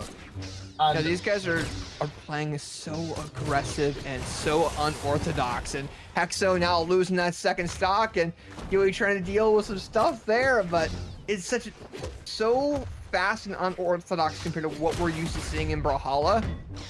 And we're seeing that just look at this, like it's so much going on. Dude, I cannot believe this. Like, what I expected from today was some very orthodox, some very like Kaya Terrorist, Kaya Ulgrim, Kaya Onyx. I mean, we're seeing Kaya Onyx right now, but playing in a very like standard way, like Rising Souls and Hideaway, just like playing for their combos, playing for their 2v1s. This is just a fight pit. This is just brawling out at all times. It's just so back and forth right now, and you know, one team will you're like, oh, okay, this team's gonna win the game. Okay, great. Nope, things are just crazy. You think Marckiemoo's Crab Pound's gonna KO? No, that Blast Recovery is gonna KO. Then Bubble KOs Guichibu, and now you have Hexo dealing with a Marckiemoo with Cannon. Marckiemoo gets to KO, and now Gooey's got a 2v1 against Bubble and Marky. Can he do that, or are we going to game number 5? Oh, combo. I mean, combo. we're Combo. seeing it again. It's what I said. It's what I said. They can't win a game without hitting that combo. It's just too clean. And Jeez. My goodness, I swear, if Marky and Bubble manage to get another reverse 3 against another team, I will lose it. They need those 2 games to just like, they've got to get beat up a bit. They've got to build up that power and then just like reverse that energy back on the enemy team. It's Combo. Ah! Bang, boom. That was boom. These guys are just crazy at it, and you know, Marky and Bubble are doing very good at adapting to how Gooey and Hexo are playing. I think Hexo just got so low on that stock that they had, that it like Gooey should be able to 2v1, and blue team just does so well with those. So they maximize on that very nicely, and now we're going to be going to game number 5. We're going to be choosing the same characters once again from both teams. We don't see Guichibu or Bubble changing at all either. So let's see what happens going into game number 5 of the elimination final. 3, 2, 1, and brawl. Let's see what happens. Going over onto Miami Dome for this final game. This is a stage that we've seen Guichibu and Hexo do some pretty dangerous things on. Having that platform for that Queen Knight N-Sig can be pretty terrifying, and Spear as well, just on this stage, can be pretty scary with that platform as well. So, question is, Marckiemoo! Oh my gosh, Marckiemoo, what a fantastic, beautiful execution of that KO on the Hexo there. Just going with it, and then we see Guichi with a silent neutral light, and look at what is happening, dude? Marckiemoo's now in the red. What is going on? We're just seeing the execution and hilarious, excellent awareness from both these players. Just going in for team combos. We see Hexo leading a silent neutral light into follow-ups from Hexo, and now both blue team members are in the red. Guichi gets a guitar ground pound, and we're seeing a second ground pound miss. Oh, the recovery almost lands, but Marckiemoo is able to come back. Dude, after that interaction, you'd think like, oh, blue team starts winning the game. No, Guichibu went absolutely insane on the guitars, racked up so much damage so quickly, and he's still going at it. The heat and the rage from this play is incredible. Like, oh my the gosh! pacing of these 2 teams is ridiculous, as Marckiemoo will fall Huge Bubble finds the recovery onto Hexo, and the really scary factor here for the red team is whether or not Hexo will fall too early. Guichibu just not give him a second to breathe, brother. Yeah. Guichibu with a fantastic execution of that KO, but almost KOs himself trying to go for that second combo from the red team. We got Marky in the orange of that second. Red team's trying to win this. They're trying to go back into grand finals. Blue team needs to land things here. They need to land these combos. The red team just looks comfortable. They look confident. I mean, like, they lost that first early stock, and then the blue team hasn't really had an answer back. Guichibu is just pushing buttons, and there's no response as the NC comes through. Is going to recovery out of Hexo. We're a minute into this game. Hexo comes in, KOs Bubble, then goes off ledge against Marky, tries to get a KO option. The GC neutralite lands, smart move from Marky, but isn't able to touch. Does touch again though. Gooey trying to do some damage build up, but look at, now we're gonna see strings. Oh, we're seeing two-piece combo. Oh, Hexo hits his teammate by mistake. Dare from Gooey, another dare into weapon throw. Weapon throw misses. Marky is unable to combat Gooey and Hexo. Go ahead and have a phenomenal comeback to win this set 3-2 over Marckiemoo and Future Bubble in a neck-on-neck matchup. That was phenomenal from those players. I am just at a loss for words.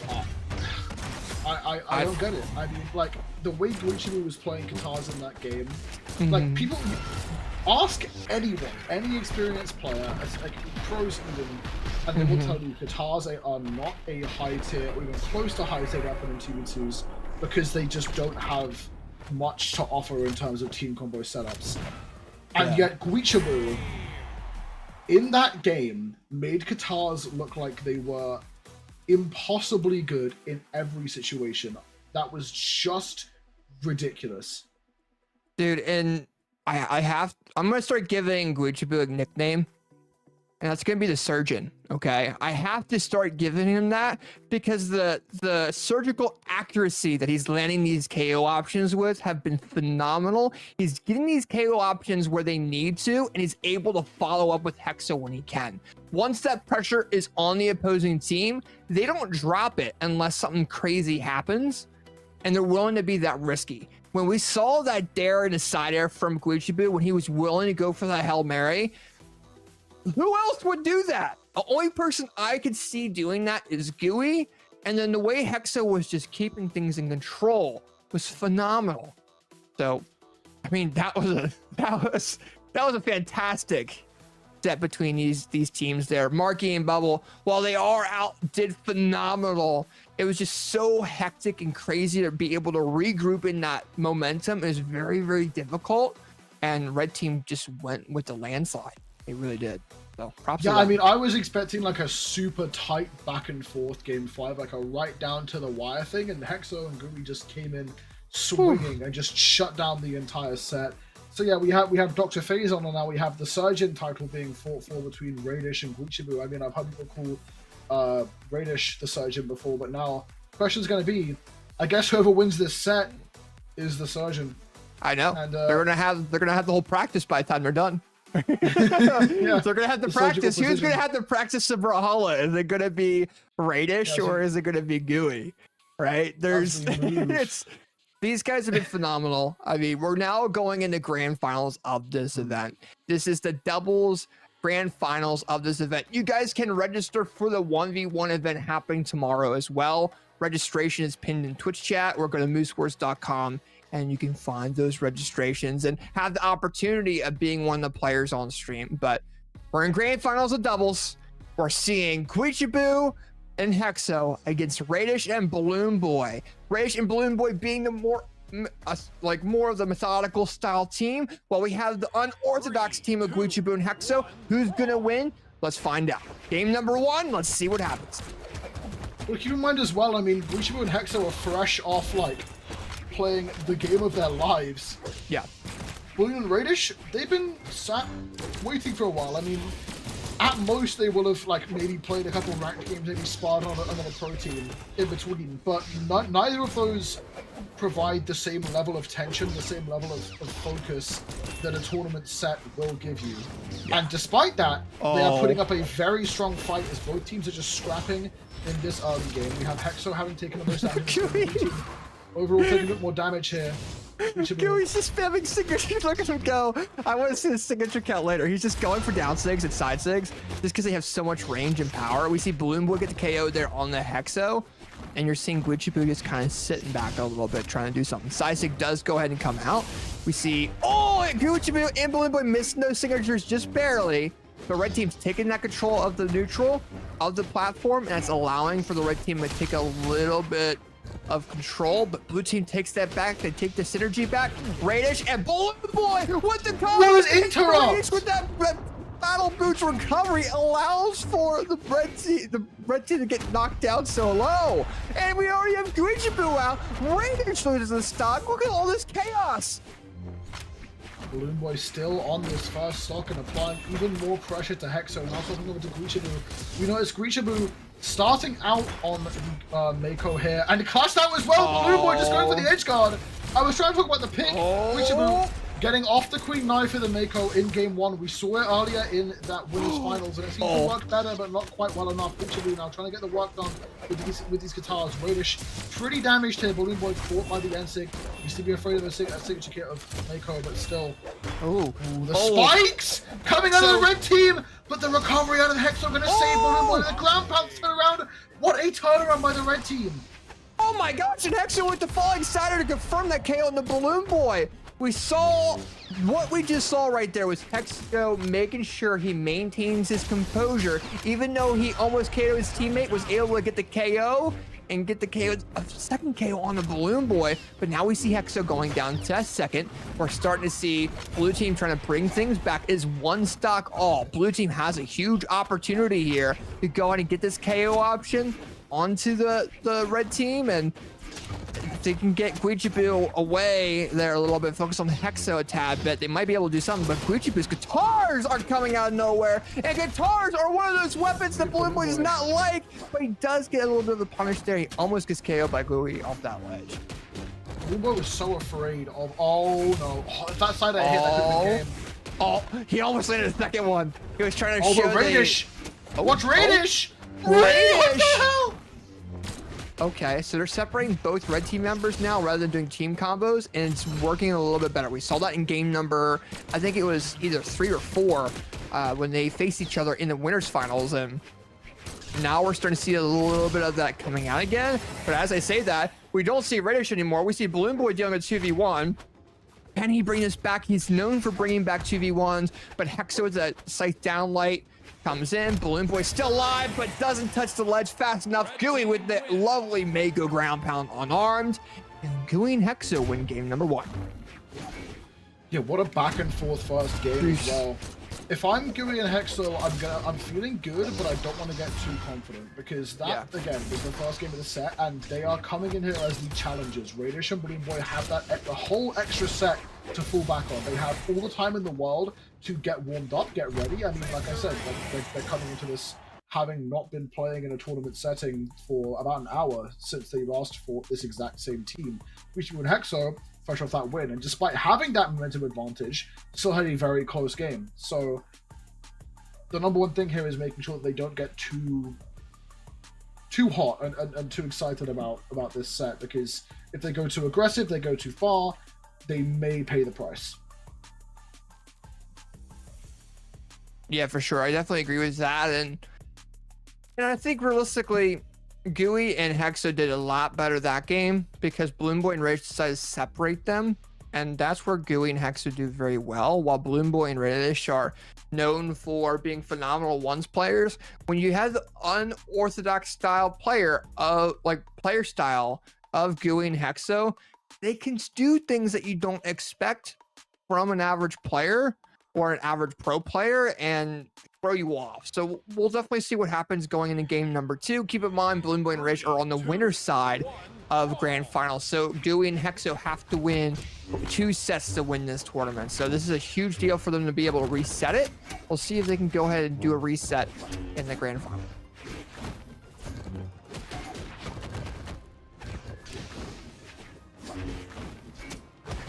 Okay, a little bit back and forth there coming in from both of those players a tad bit. Okay, ooh. A little bit back and forth there. Hexo now trying to do something.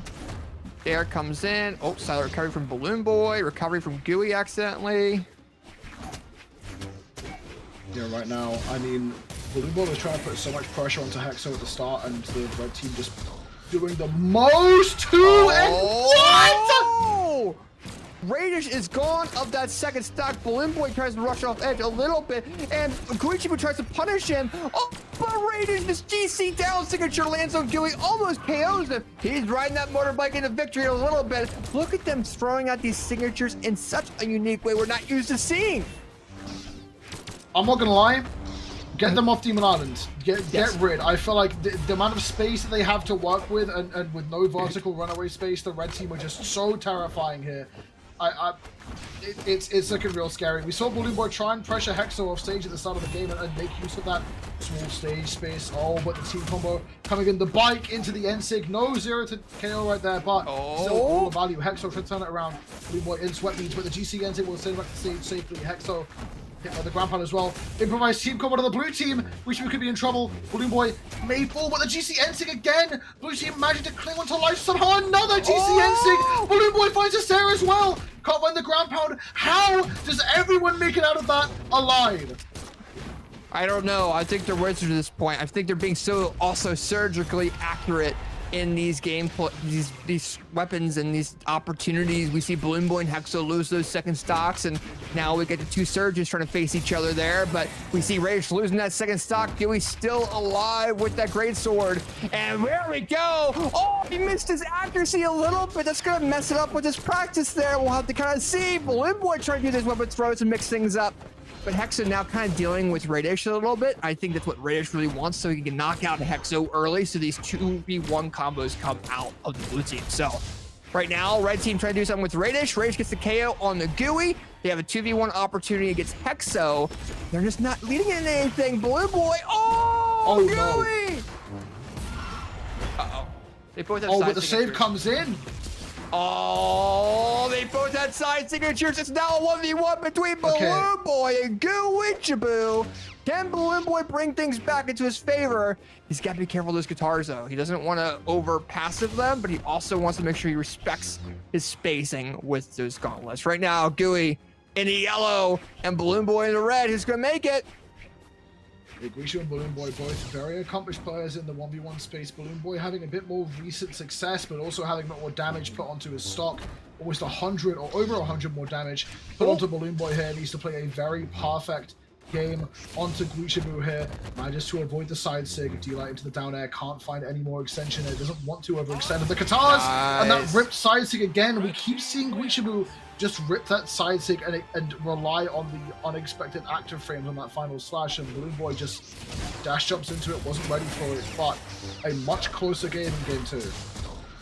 Yeah, when it comes down to the guitars, I mean, and Mako in general, its signature set is very unique to the point where a lot of people don't practice against it just because it's not used as much in tournament play, right? So they don't really go against it a whole lot. Whenever it's thrown out, it's kind of relearning the spacing of those attacks. But now with Guishu playing it more, we'll start to see Balloon Boy and Ray start to adapt to it. But is it going to be enough to turn things around into their favor for the set? Keep in mind, we have Gooey and Hexo up 2 over Raydish and Balloon Boy in the grand final. So if red team wins one more, they go into a reset, and it's a proper BO5. Here we see Balloon Boy once again trying to start the game off early by getting aggressive onto Hexo outside the stage, trying to do more with the gauntlets now as well. The N-Sig into N-Sig, Hexo barely surviving, the blue team taking control of the space, the sizing out of Balloon Boy as well, more than enough, and now we're seeing more characteristic gameplay out of the red team. What an improvisation! I like it, combos. Yeah, I mean, Raydish and Balloon Boy, they can't find the full combo down to Guishu, so what does Raydish do? Read with the boots into a turnaround D-Light side air, and then Balloon Boy extends even further. That was just beautiful gameplay. Yeah, the adaptation that we're seeing mid-set between these players there, and, you know, it was just phenomenal coming out both these guys, and We're seeing string combos from both sides, and now we see a GC satellite into side air into option. Oh, what just happened? Marckiemoo launches Hexo into a combo with Raydish. Dewey picks up the greatsword, gets that side air on the Balloon Boy. Balloon Boy's unable to come back. Tries to be a little bit risky. Raydish decides to try to stay alive. Does go and KO Hexo, but does get KO'd by Gooey. This is a much different start to this game, although Hexo trying to get walked onto the balloon on the side of the stage. We're just going to go up high. Red team having to respect the fact that Hexo is one whole stock down. I mean, Marckiemoo is pretty even with the whole blue team, but Hexo just a full stock behind off those interactions. The down sig, gotta give Marckiemoo some space. Raydish making it back to the stage. Hexo actually more damage than Marckiemoo on the blue team. Have a game plan. It is to take out Hexo as quick as possible. GCD signal gonna come through, but Hexo moves off to the right. I'm not sure what took him out. I think he might have tried to go for a side air with the sight there and just drifted too far to the right, because I'm pretty sure he survived the knockback, but then I saw him start up a side air and just disappeared. Yeah, for sure. And you know, that's a pretty big deal there coming out of those players. And red team just has I mean, we're seeing Marckiemoo have a rough time dealing with these 2v1s because of what we know the blue team for. They're known for going for these combos. That was the combo they've been practicing. On the show, on this broadcast, and it KOs. What a phenomenal combo from Balloon Boy and Raydish. The thing that they've been practicing and training for weeks has officially landed in the grand finals of Duskfall Rebellion. We gotta check that back up. That is all true, by the way. Let's look back at it. Oh my god, the Gooey comes with a double KO here earlier too as well. KO's a teammate a little bit, but let's pop that back up before they go into this game here. Let's see. All right, sidelight into neutral signature, or to side signature KOs. Here we go. So slows down. This was a zero. He was zero at the start. It's true. Backward sidelight into downlight into jump sider. Got neutral into ground pound. It's going to lead into a recovery into GC signature KO. Into Raidish's ground pound. Marckiemoo has no option to come back. He had one jump, but Raydish had the confirmation off that ledge. There was no way he could have come back from that. That is a true combo. 0 death. I'm sick. I am ill after watching that. Like, that is ridiculous. We got hyped up over Marckiemoo and Future Bubble's improvised KO on the side earlier. That was just to a whole other level. Like, I need an edit of that with ping pong sound effects or Bong bong. pinball sound effects on how much Marckiemoo was just getting bounced back and forth, up and down. Balloon Boy edge guarding now, goes to the side sig. Marckiemoo might just make it back. Also, small notice, well, as Raydish falls early, we are on Terminus, which we don't really see very often in a professional setting. We see Balloon Boy managing to make it back barely with that nair into Chase Lodge, but a much more dominant early start here for the red team as Balloon Boy is a bit overzealous there with the ground pound and the blue team looking a bit worse for wear. Yeah, red team was trying to do a combo, but the platforms kind of got them mixed up a little bit just because of how high that middle platform is. It allowed for Raydish to kind of get out of that a tad bit. And then we just overall start to see, there's down signature from Gooey. Oh, he's doing backward neutral signature. Balloon with that punish. He's tired of the signatures coming in from Marckiemoo at this point. Oh my god. I'm gonna be honest, I would be too. Like, Marckiemoo has found a way to play characters that golds despise in a way that golds despise and make it work at the highest level of Brawlhalla we have ever seen. I mean, you said earlier he's just pushing buttons on Mako on a surface level. That's what he's doing. But it's when and how he chooses to do that with a pro's mindset that makes him so terrifying. And as we say that, now we're starting to see, we still have the red team in a little bit of the lead. We do see Hexo losing that first stock, by the way. And now we're seeing Gooey with the KO on Balloon Boy. I think the red team's just probably so mixed up after that KO option that they've been trying to land in tournament. That was the one thing Balloon Boy told me when going to this event. He was going to try to go for that combo because it's so true. That's what he showed us last night, if I recall, that exact combo. So these guys are practicing hard. Hexo's unable to come back. He gets a little bit risky. Balloon Boy, the side signature on Gooey. Gooey's able to gets dared by Balloon Boy. He is able to touch back though. Yeah, very scrappy towards the end of this game. I mean, it's looking slightly better for the blue team. They are finding interactions here with the weapon post scare for Raydish. Sweatbeats come in. He has nothing to get back. Bolly was on the stage. Too focused on trying to punish Hexo. The combo comes in. And we get a grand finals reset as Guichabu and Hexo turn around a dominant game 3 into their own dominant game 4 and send us into the grand finals reset. Dude, what a way to do it too. You know, you had Gooey and Hexo just put so much pressure in those games. They had the overall lead. They held that in such a fantastic route.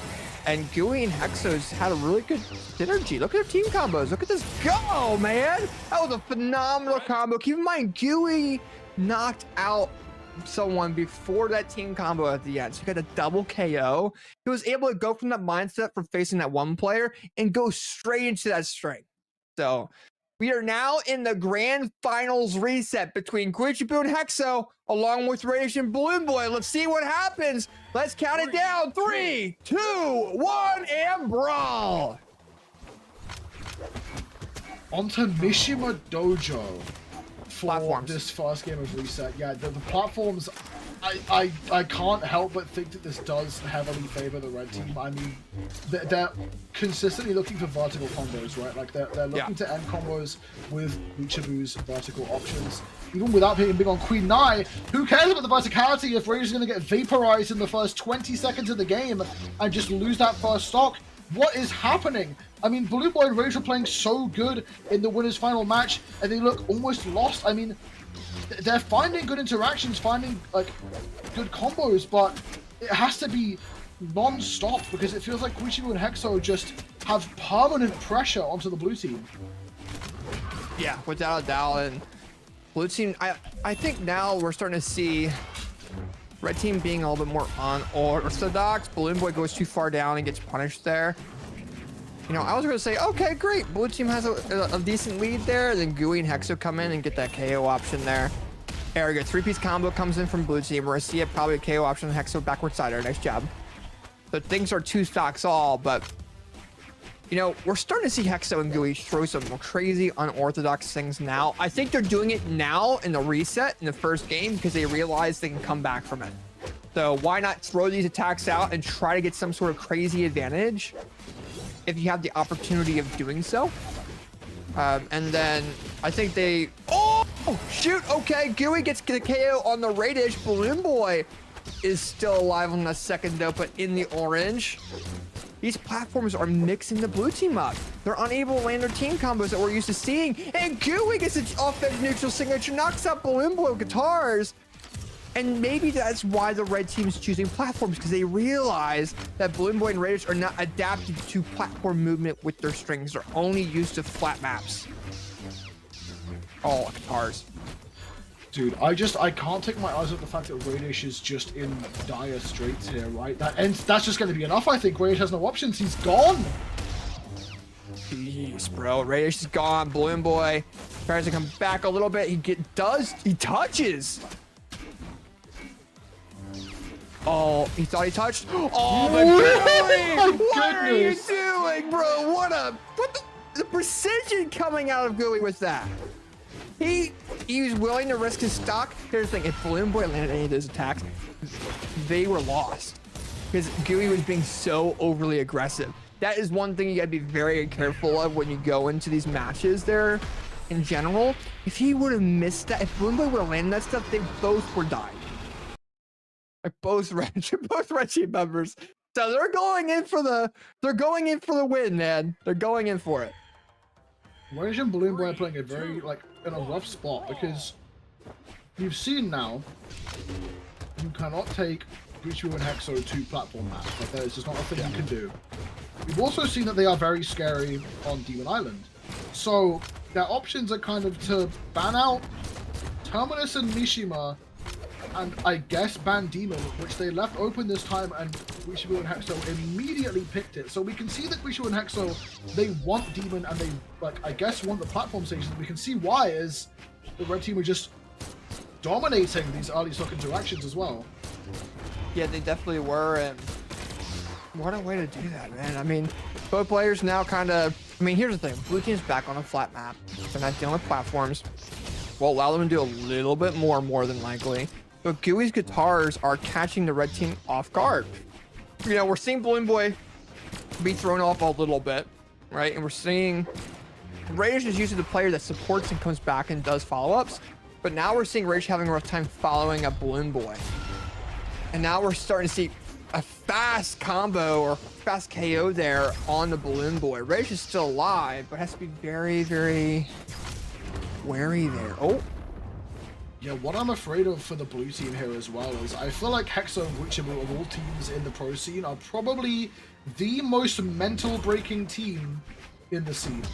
Like, they are playing a super unorthodox team. They're playing in a way that you wouldn't expect. They're playing turbo aggressive, trying to isolate you, and just like the team combos are so short yet deadly. I know for a fact that this has to be a very frustrating team to fight, and so fighting them for the entirety of a grand finals reset cannot be easy. But Balloon Boy making it look easy as he finds that end sig onto Hexo, finds the stock as well, turns around to the entire game with one signature, as now they have a stock lead onto Marckiemoo and Hexo, and Raydish wasting no time and putting more pressure onto Hexo now as well. Jeez, man. And that's absurd. My goodness. And now we're seeing some exchanges there. Raydish and Balloon Boy using these like unplanned combos, backward sider in the recoveries, stuff like that. They're starting to get that neutral control. Hexo's barely able to touch. Balloon Boy goes too far down. I think he's gonna get punished for that. He does. He throws the weapon, and actually Raydish tries to save him, but that weapon throw actually held him back from being saved. Bye-bye. And Raydish does come back there, get that KO on the Hexo. Now we see red team going to try to go in for a 2v1 option there. Is Gooey going to let himself get stringed? He might just go off the ledge. I don't know. Let's pick up the guitars. I mean, Marckiemoo can definitely make this work. That down air could have been... Oh, nice punish. Yeah, I mean, I'm not going to lie. If there's anything we learned from this set, you don't take that fight against Marckiemoo off stage in this situation. Marckiemoo is so obviously feeling the momentum, feeling the pressure, and he's playing like his life is on the line. And so far it's showing, as these guitars are going absolutely incredibly insane, and the blue team is just struggling to find openings here. This is a little scary. That's a combo. That's a combo. Recovery comes in afterwards as well. Sidelight sider into, tries to get the neutral signature, barely misses that. Gonna lead into probably a, side stick by Gooey, but Raydish with the punish. Raydish being accurate there. Gooey was just being a little bit too aggressive. Yeah, that's the thing as well, is if you are feeling that heat, you're feeling that momentum, you can overheat. You can go a bit too far, feel like you're on top of the world, and then that whole world comes crashing down on top of you. And unfortunately, I think we may have seen that there with Marckiemoo, where he thought he could try and get in with a little bit too much on the guitars.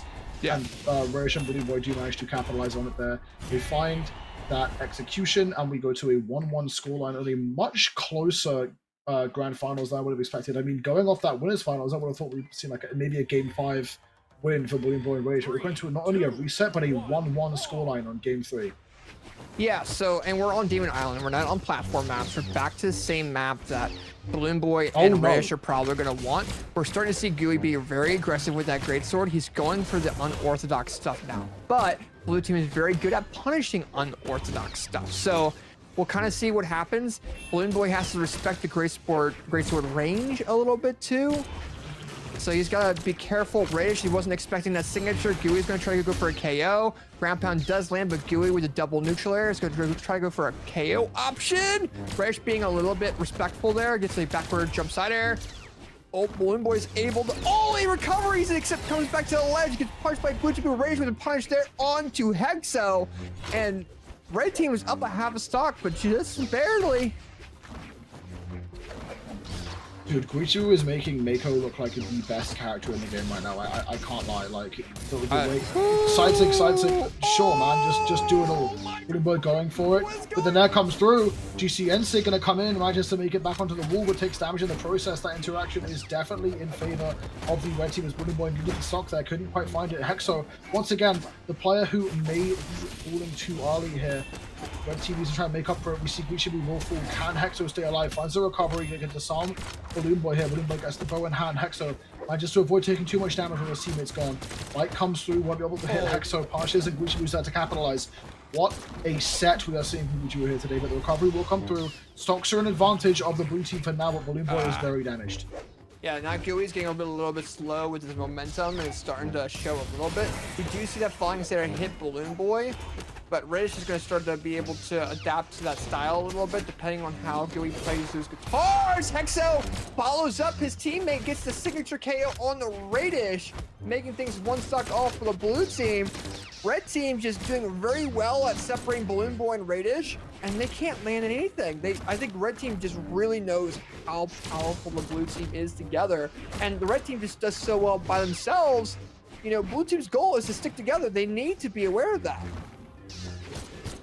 This is really tough. I mean, the way that Raydish is playing, he is like forcing the blue team to not be able to play, because the blue team wants to play this really standard, like play for interactions, play for team combo gameplay, and Gucci on the Mako is just getting in deep and dirty, and he's doing so much to disrupt them. Hexo could be in trouble here.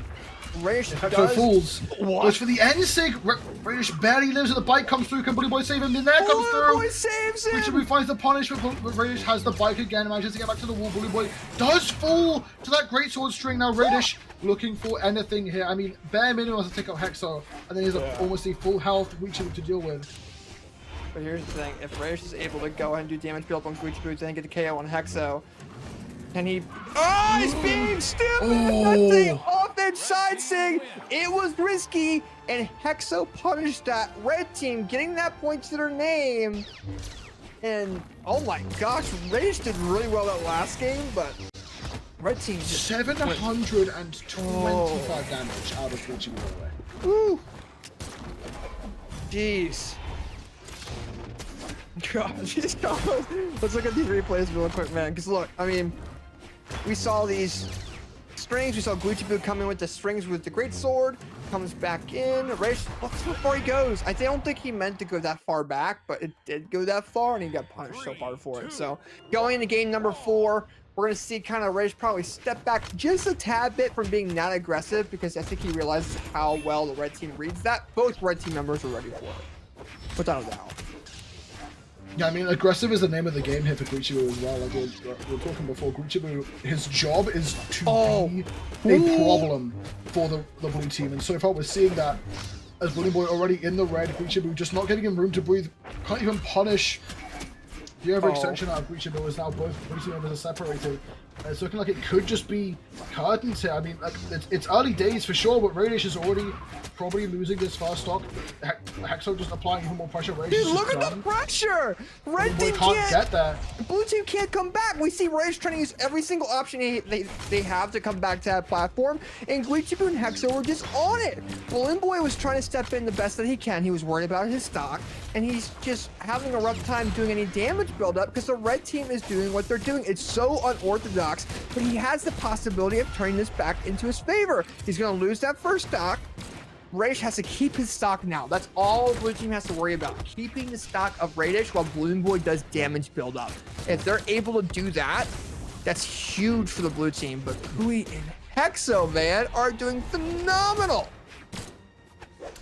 Yeah, I mean, this is looking really, really bleak for the blue team here. Raydish needs to try and live, but in the meantime, if he plays too safe, Balloon Boy will get pressured. Does manage to go back into a neutral state here, but I mean, just look at not only the stock but the damage as well. Like, even if Gucci loses this first stock, Raydish is down to his final already. Balloon Boy could be soon to follow. Weapon thrown away into the unarmed, barely survives that recovery as well. Right into the side there, Balloon Boy just having forced to recover back to the wall over and over again. Hexo not even falling to that recovery there. And it's looking like a dominant win here for Gucci and Hexo, as they have 5-0 to 2 of the blue team. I mean, these like 2-person team combos we saw so much of earlier are just not happening, as the red team are just disrupting everything. The NSYNC won't come through. Raydish entering the red on his final stock already 2 minutes into this game. Gucci just doing everything, and Balloon Boy's just fast falling. It's just over. The blue team doesn't want to deal with it. They understand the circumstances. There you have it, ladies and gentlemen. Hexo and Legion's Guichibu go ahead and win this Duskfall Rebellion Doubles Championship, man. What a way to do that. Oh my Absolutely. God. Even looking back at the replays of that last game, you can see the overall powerhouse of Guichibu with those guitars. He was being so accurate. He was able to have one-on-ones. They didn't even need team combos because of how Gui was playing and the pressure he was putting on, and Hexo able to follow suit. Blue team had a rough time. They really did.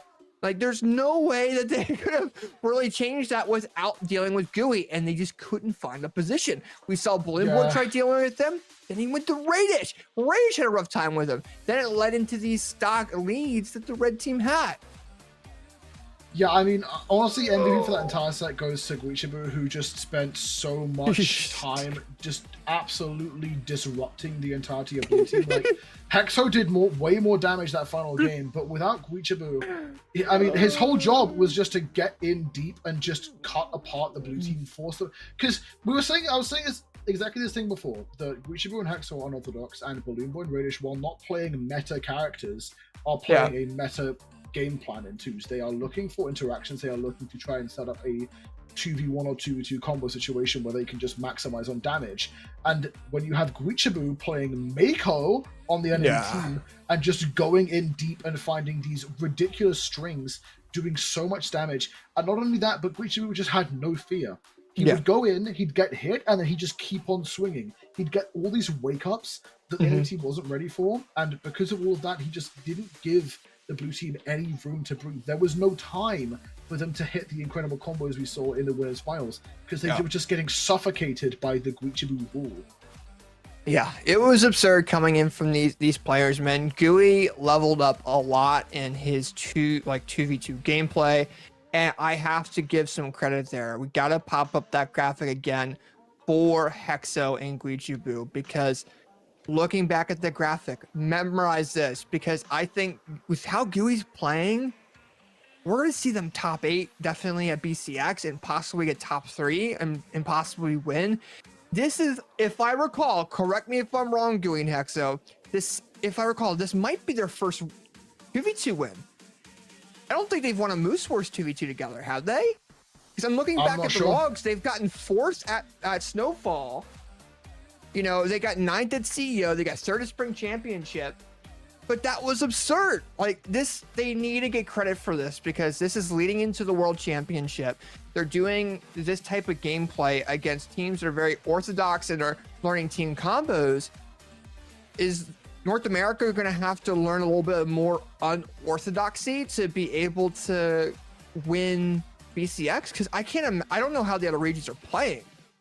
But if before this point, Guichibu and Hexo, their best placement was a 3rd in Springs of 2025. Yes. They, as far as I'm aware, had not won a tournament together besides this. I don't think they've won a Moose Wars. I don't think so. I know they've gotten close. I don't know if they've won one though. So if this is their first win, congrats, man. That's a big deal. They have been working hard. Absolutely, it shows. They were talking together at Max Mode. When I saw them at Max Mode and seeing how well they were as friends together and how well they were doing and trying different unorthodox styles that most people wouldn't know. I know something was going to click at one point, and hopefully this is a telltale sign for BCX, because these guys are fucking crazy. Yeah, that's so awesome. I mean, the question now. The question now is just, can they pull off the same thing at LAN? Because if they play like that at LAN, that's I think any player, any early, middle, late, or pro level player will watch that set and think, oh my goodness, Guichibu looks terrifying. Yeah. And Hexo was playing off him super well.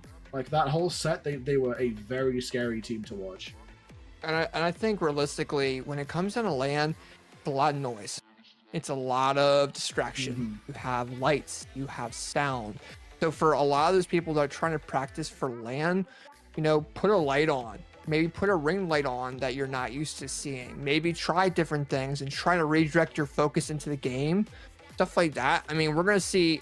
North America's got a new strategy I'm not used to seeing in doubles before. Where you have so many... We have a couple of consistent unorthodox players, but we also have a lot of really good synergy-based teams. And the ones that we thought we're going to be seeing in top 2 got knocked out. We had Zen and Hideaway gone. They got knocked out in 5th. You know, we have Monty and was... Meg D. Like, this is going to be a crazy BCX for North America. Especially for me as a European player. There is a way that Europe plays 2v2s. We are very stuck in our ways. There is a strat, there is a team comp that gets loosely changed a little bit, and then people lab on that. Yeah. We wouldn't like. There hasn't been a top level team in Europe like there has been in North America for Hexo and Guccibu.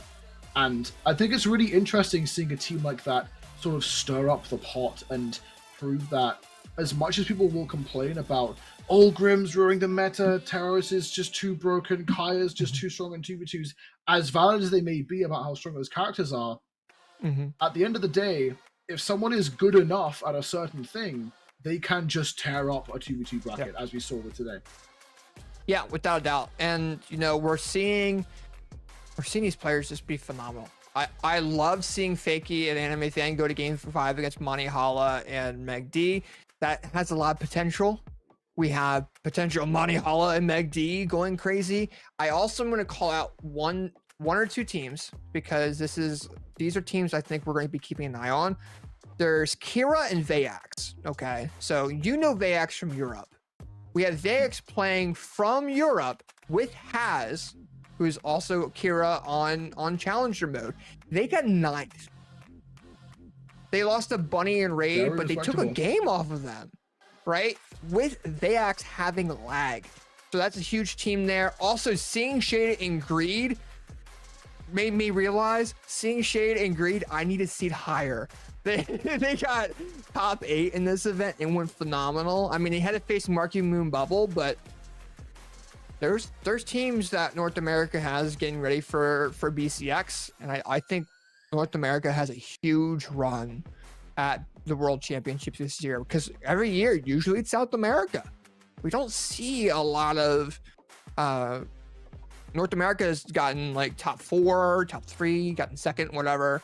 You got Zen as well, but with that being said, though, man, we got a lot of good teams. This will not be the only bracket we have, ladies and gentlemen. We are not done Duskfall Rebellion for the weekend. We have Moose Wars Duskfall Rebellion's 1v1s happening tomorrow at 2 p.m. Eastern.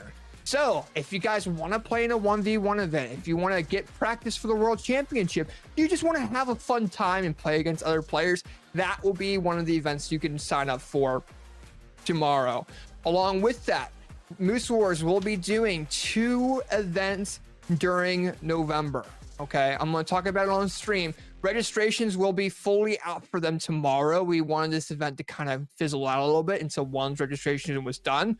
But Moose Wars will have Champions Path happening on November 15th and 16th. This is the week before BCX. So if you guys want more doubles practice, registrations for that will be out tomorrow, along with the ones. And then Encore Clash will happen the week after BCX. So week before and a week after, you guys will have access to high quality Brawlhalla tournaments for you guys to practice. Any region is allowed to play. If you're in Europe or South America, you're allowed to play in this event as long as you're on US East servers. So make sure you guys register at moosewars.com. Duskfall Rebellion 1v1s is out now for tomorrow. If you're playing from any other region, you can play, have fun. And then after the registrations close for ones tomorrow, the other 2 events registrations will be out for you guys, so you guys can have those. So with that being said, we got to give a quick shout out to Brawlhalla. You know, I appreciate the Brawlhalla team for allowing North America to have these quality of events. We love hosting them for the Brawlhalla scene. We hope to get to do more in the future going into next year. And this was a fun doubles event. I was surprised. I didn't expect this high quality between all the players. Like, usually we see orthodox. We don't see unorthodox like Guccibu and Hexo go crazy as they did. This is I think like a weird turning point for North America a tad bit. So I'm happy. I really can't wait. So Yeah, I'm super excited. I mean, we have 1v1s tomorrow, and then also this is sort of the calm before the storm, right? Of like the second to last tournament before the World Championship. We have this, and then we have our final tournament before BCX, and then beyond that point, it's mayhem. It's whoever can win the World Championship, whoever takes that crown and becomes the best player in 1v1, best players in 2v2. And tomorrow I'm very excited as well, because I think 1v1 is in a very interesting and turbulent space for North America. So whether or not we see another sweep from a player like Marckiemoo, whether we see some upcoming players who've been grinding for that BCX placement, we'll see how it goes. Yeah. And with that being said, though, as well, for I gotta say, the best combo we saw tonight was that clean. No, it was true 0 to death from Balloon Boy. No, the ping pong up and down, dude. It was it was absurd how crazy that combo was. We grabbed a clip from it and we threw it in our staff server. We'll publish that out for you guys on Twitter and stuff like that too. But man, that was such a phenomenal combo to see in tournament. Whenever you guys are playing events and you're on stream and you have the ability at first game, go for combos. Go for some crazy stuff that you don't think of, because it allows you can always come back from one game. You can't come back from 2 or 3 game disadvantages. Go have fun, go for crazy combos, because that's going to mess with the momentum of your opponents. So stuff like that is awesome. We would love to feature that on social media and get you guys the credit you deserve for practicing that type of stuff. So we'll definitely have more of that. But with that being said, we'll be live tomorrow at 4 p.m. Eastern with the stream. Brackets start at 2 p.m. Eastern. Go ahead and sign up, have some fun. We'll have over 300, 400 people already signed up. Let's make that 5. Let's make that 6. Let's have you guys have fun. Maybe 7? Maybe 7. Maybe 6 and 7. We'll have to see. Maybe 670. Okay. Yeah, cut it off. Maybe. Cut it off. All right. But either way, we appreciate all of you guys. Have a fantastic rest of your night, and we'll catch you guys on the flip side. Appreciate you guys. Have a wonderful rest of your night.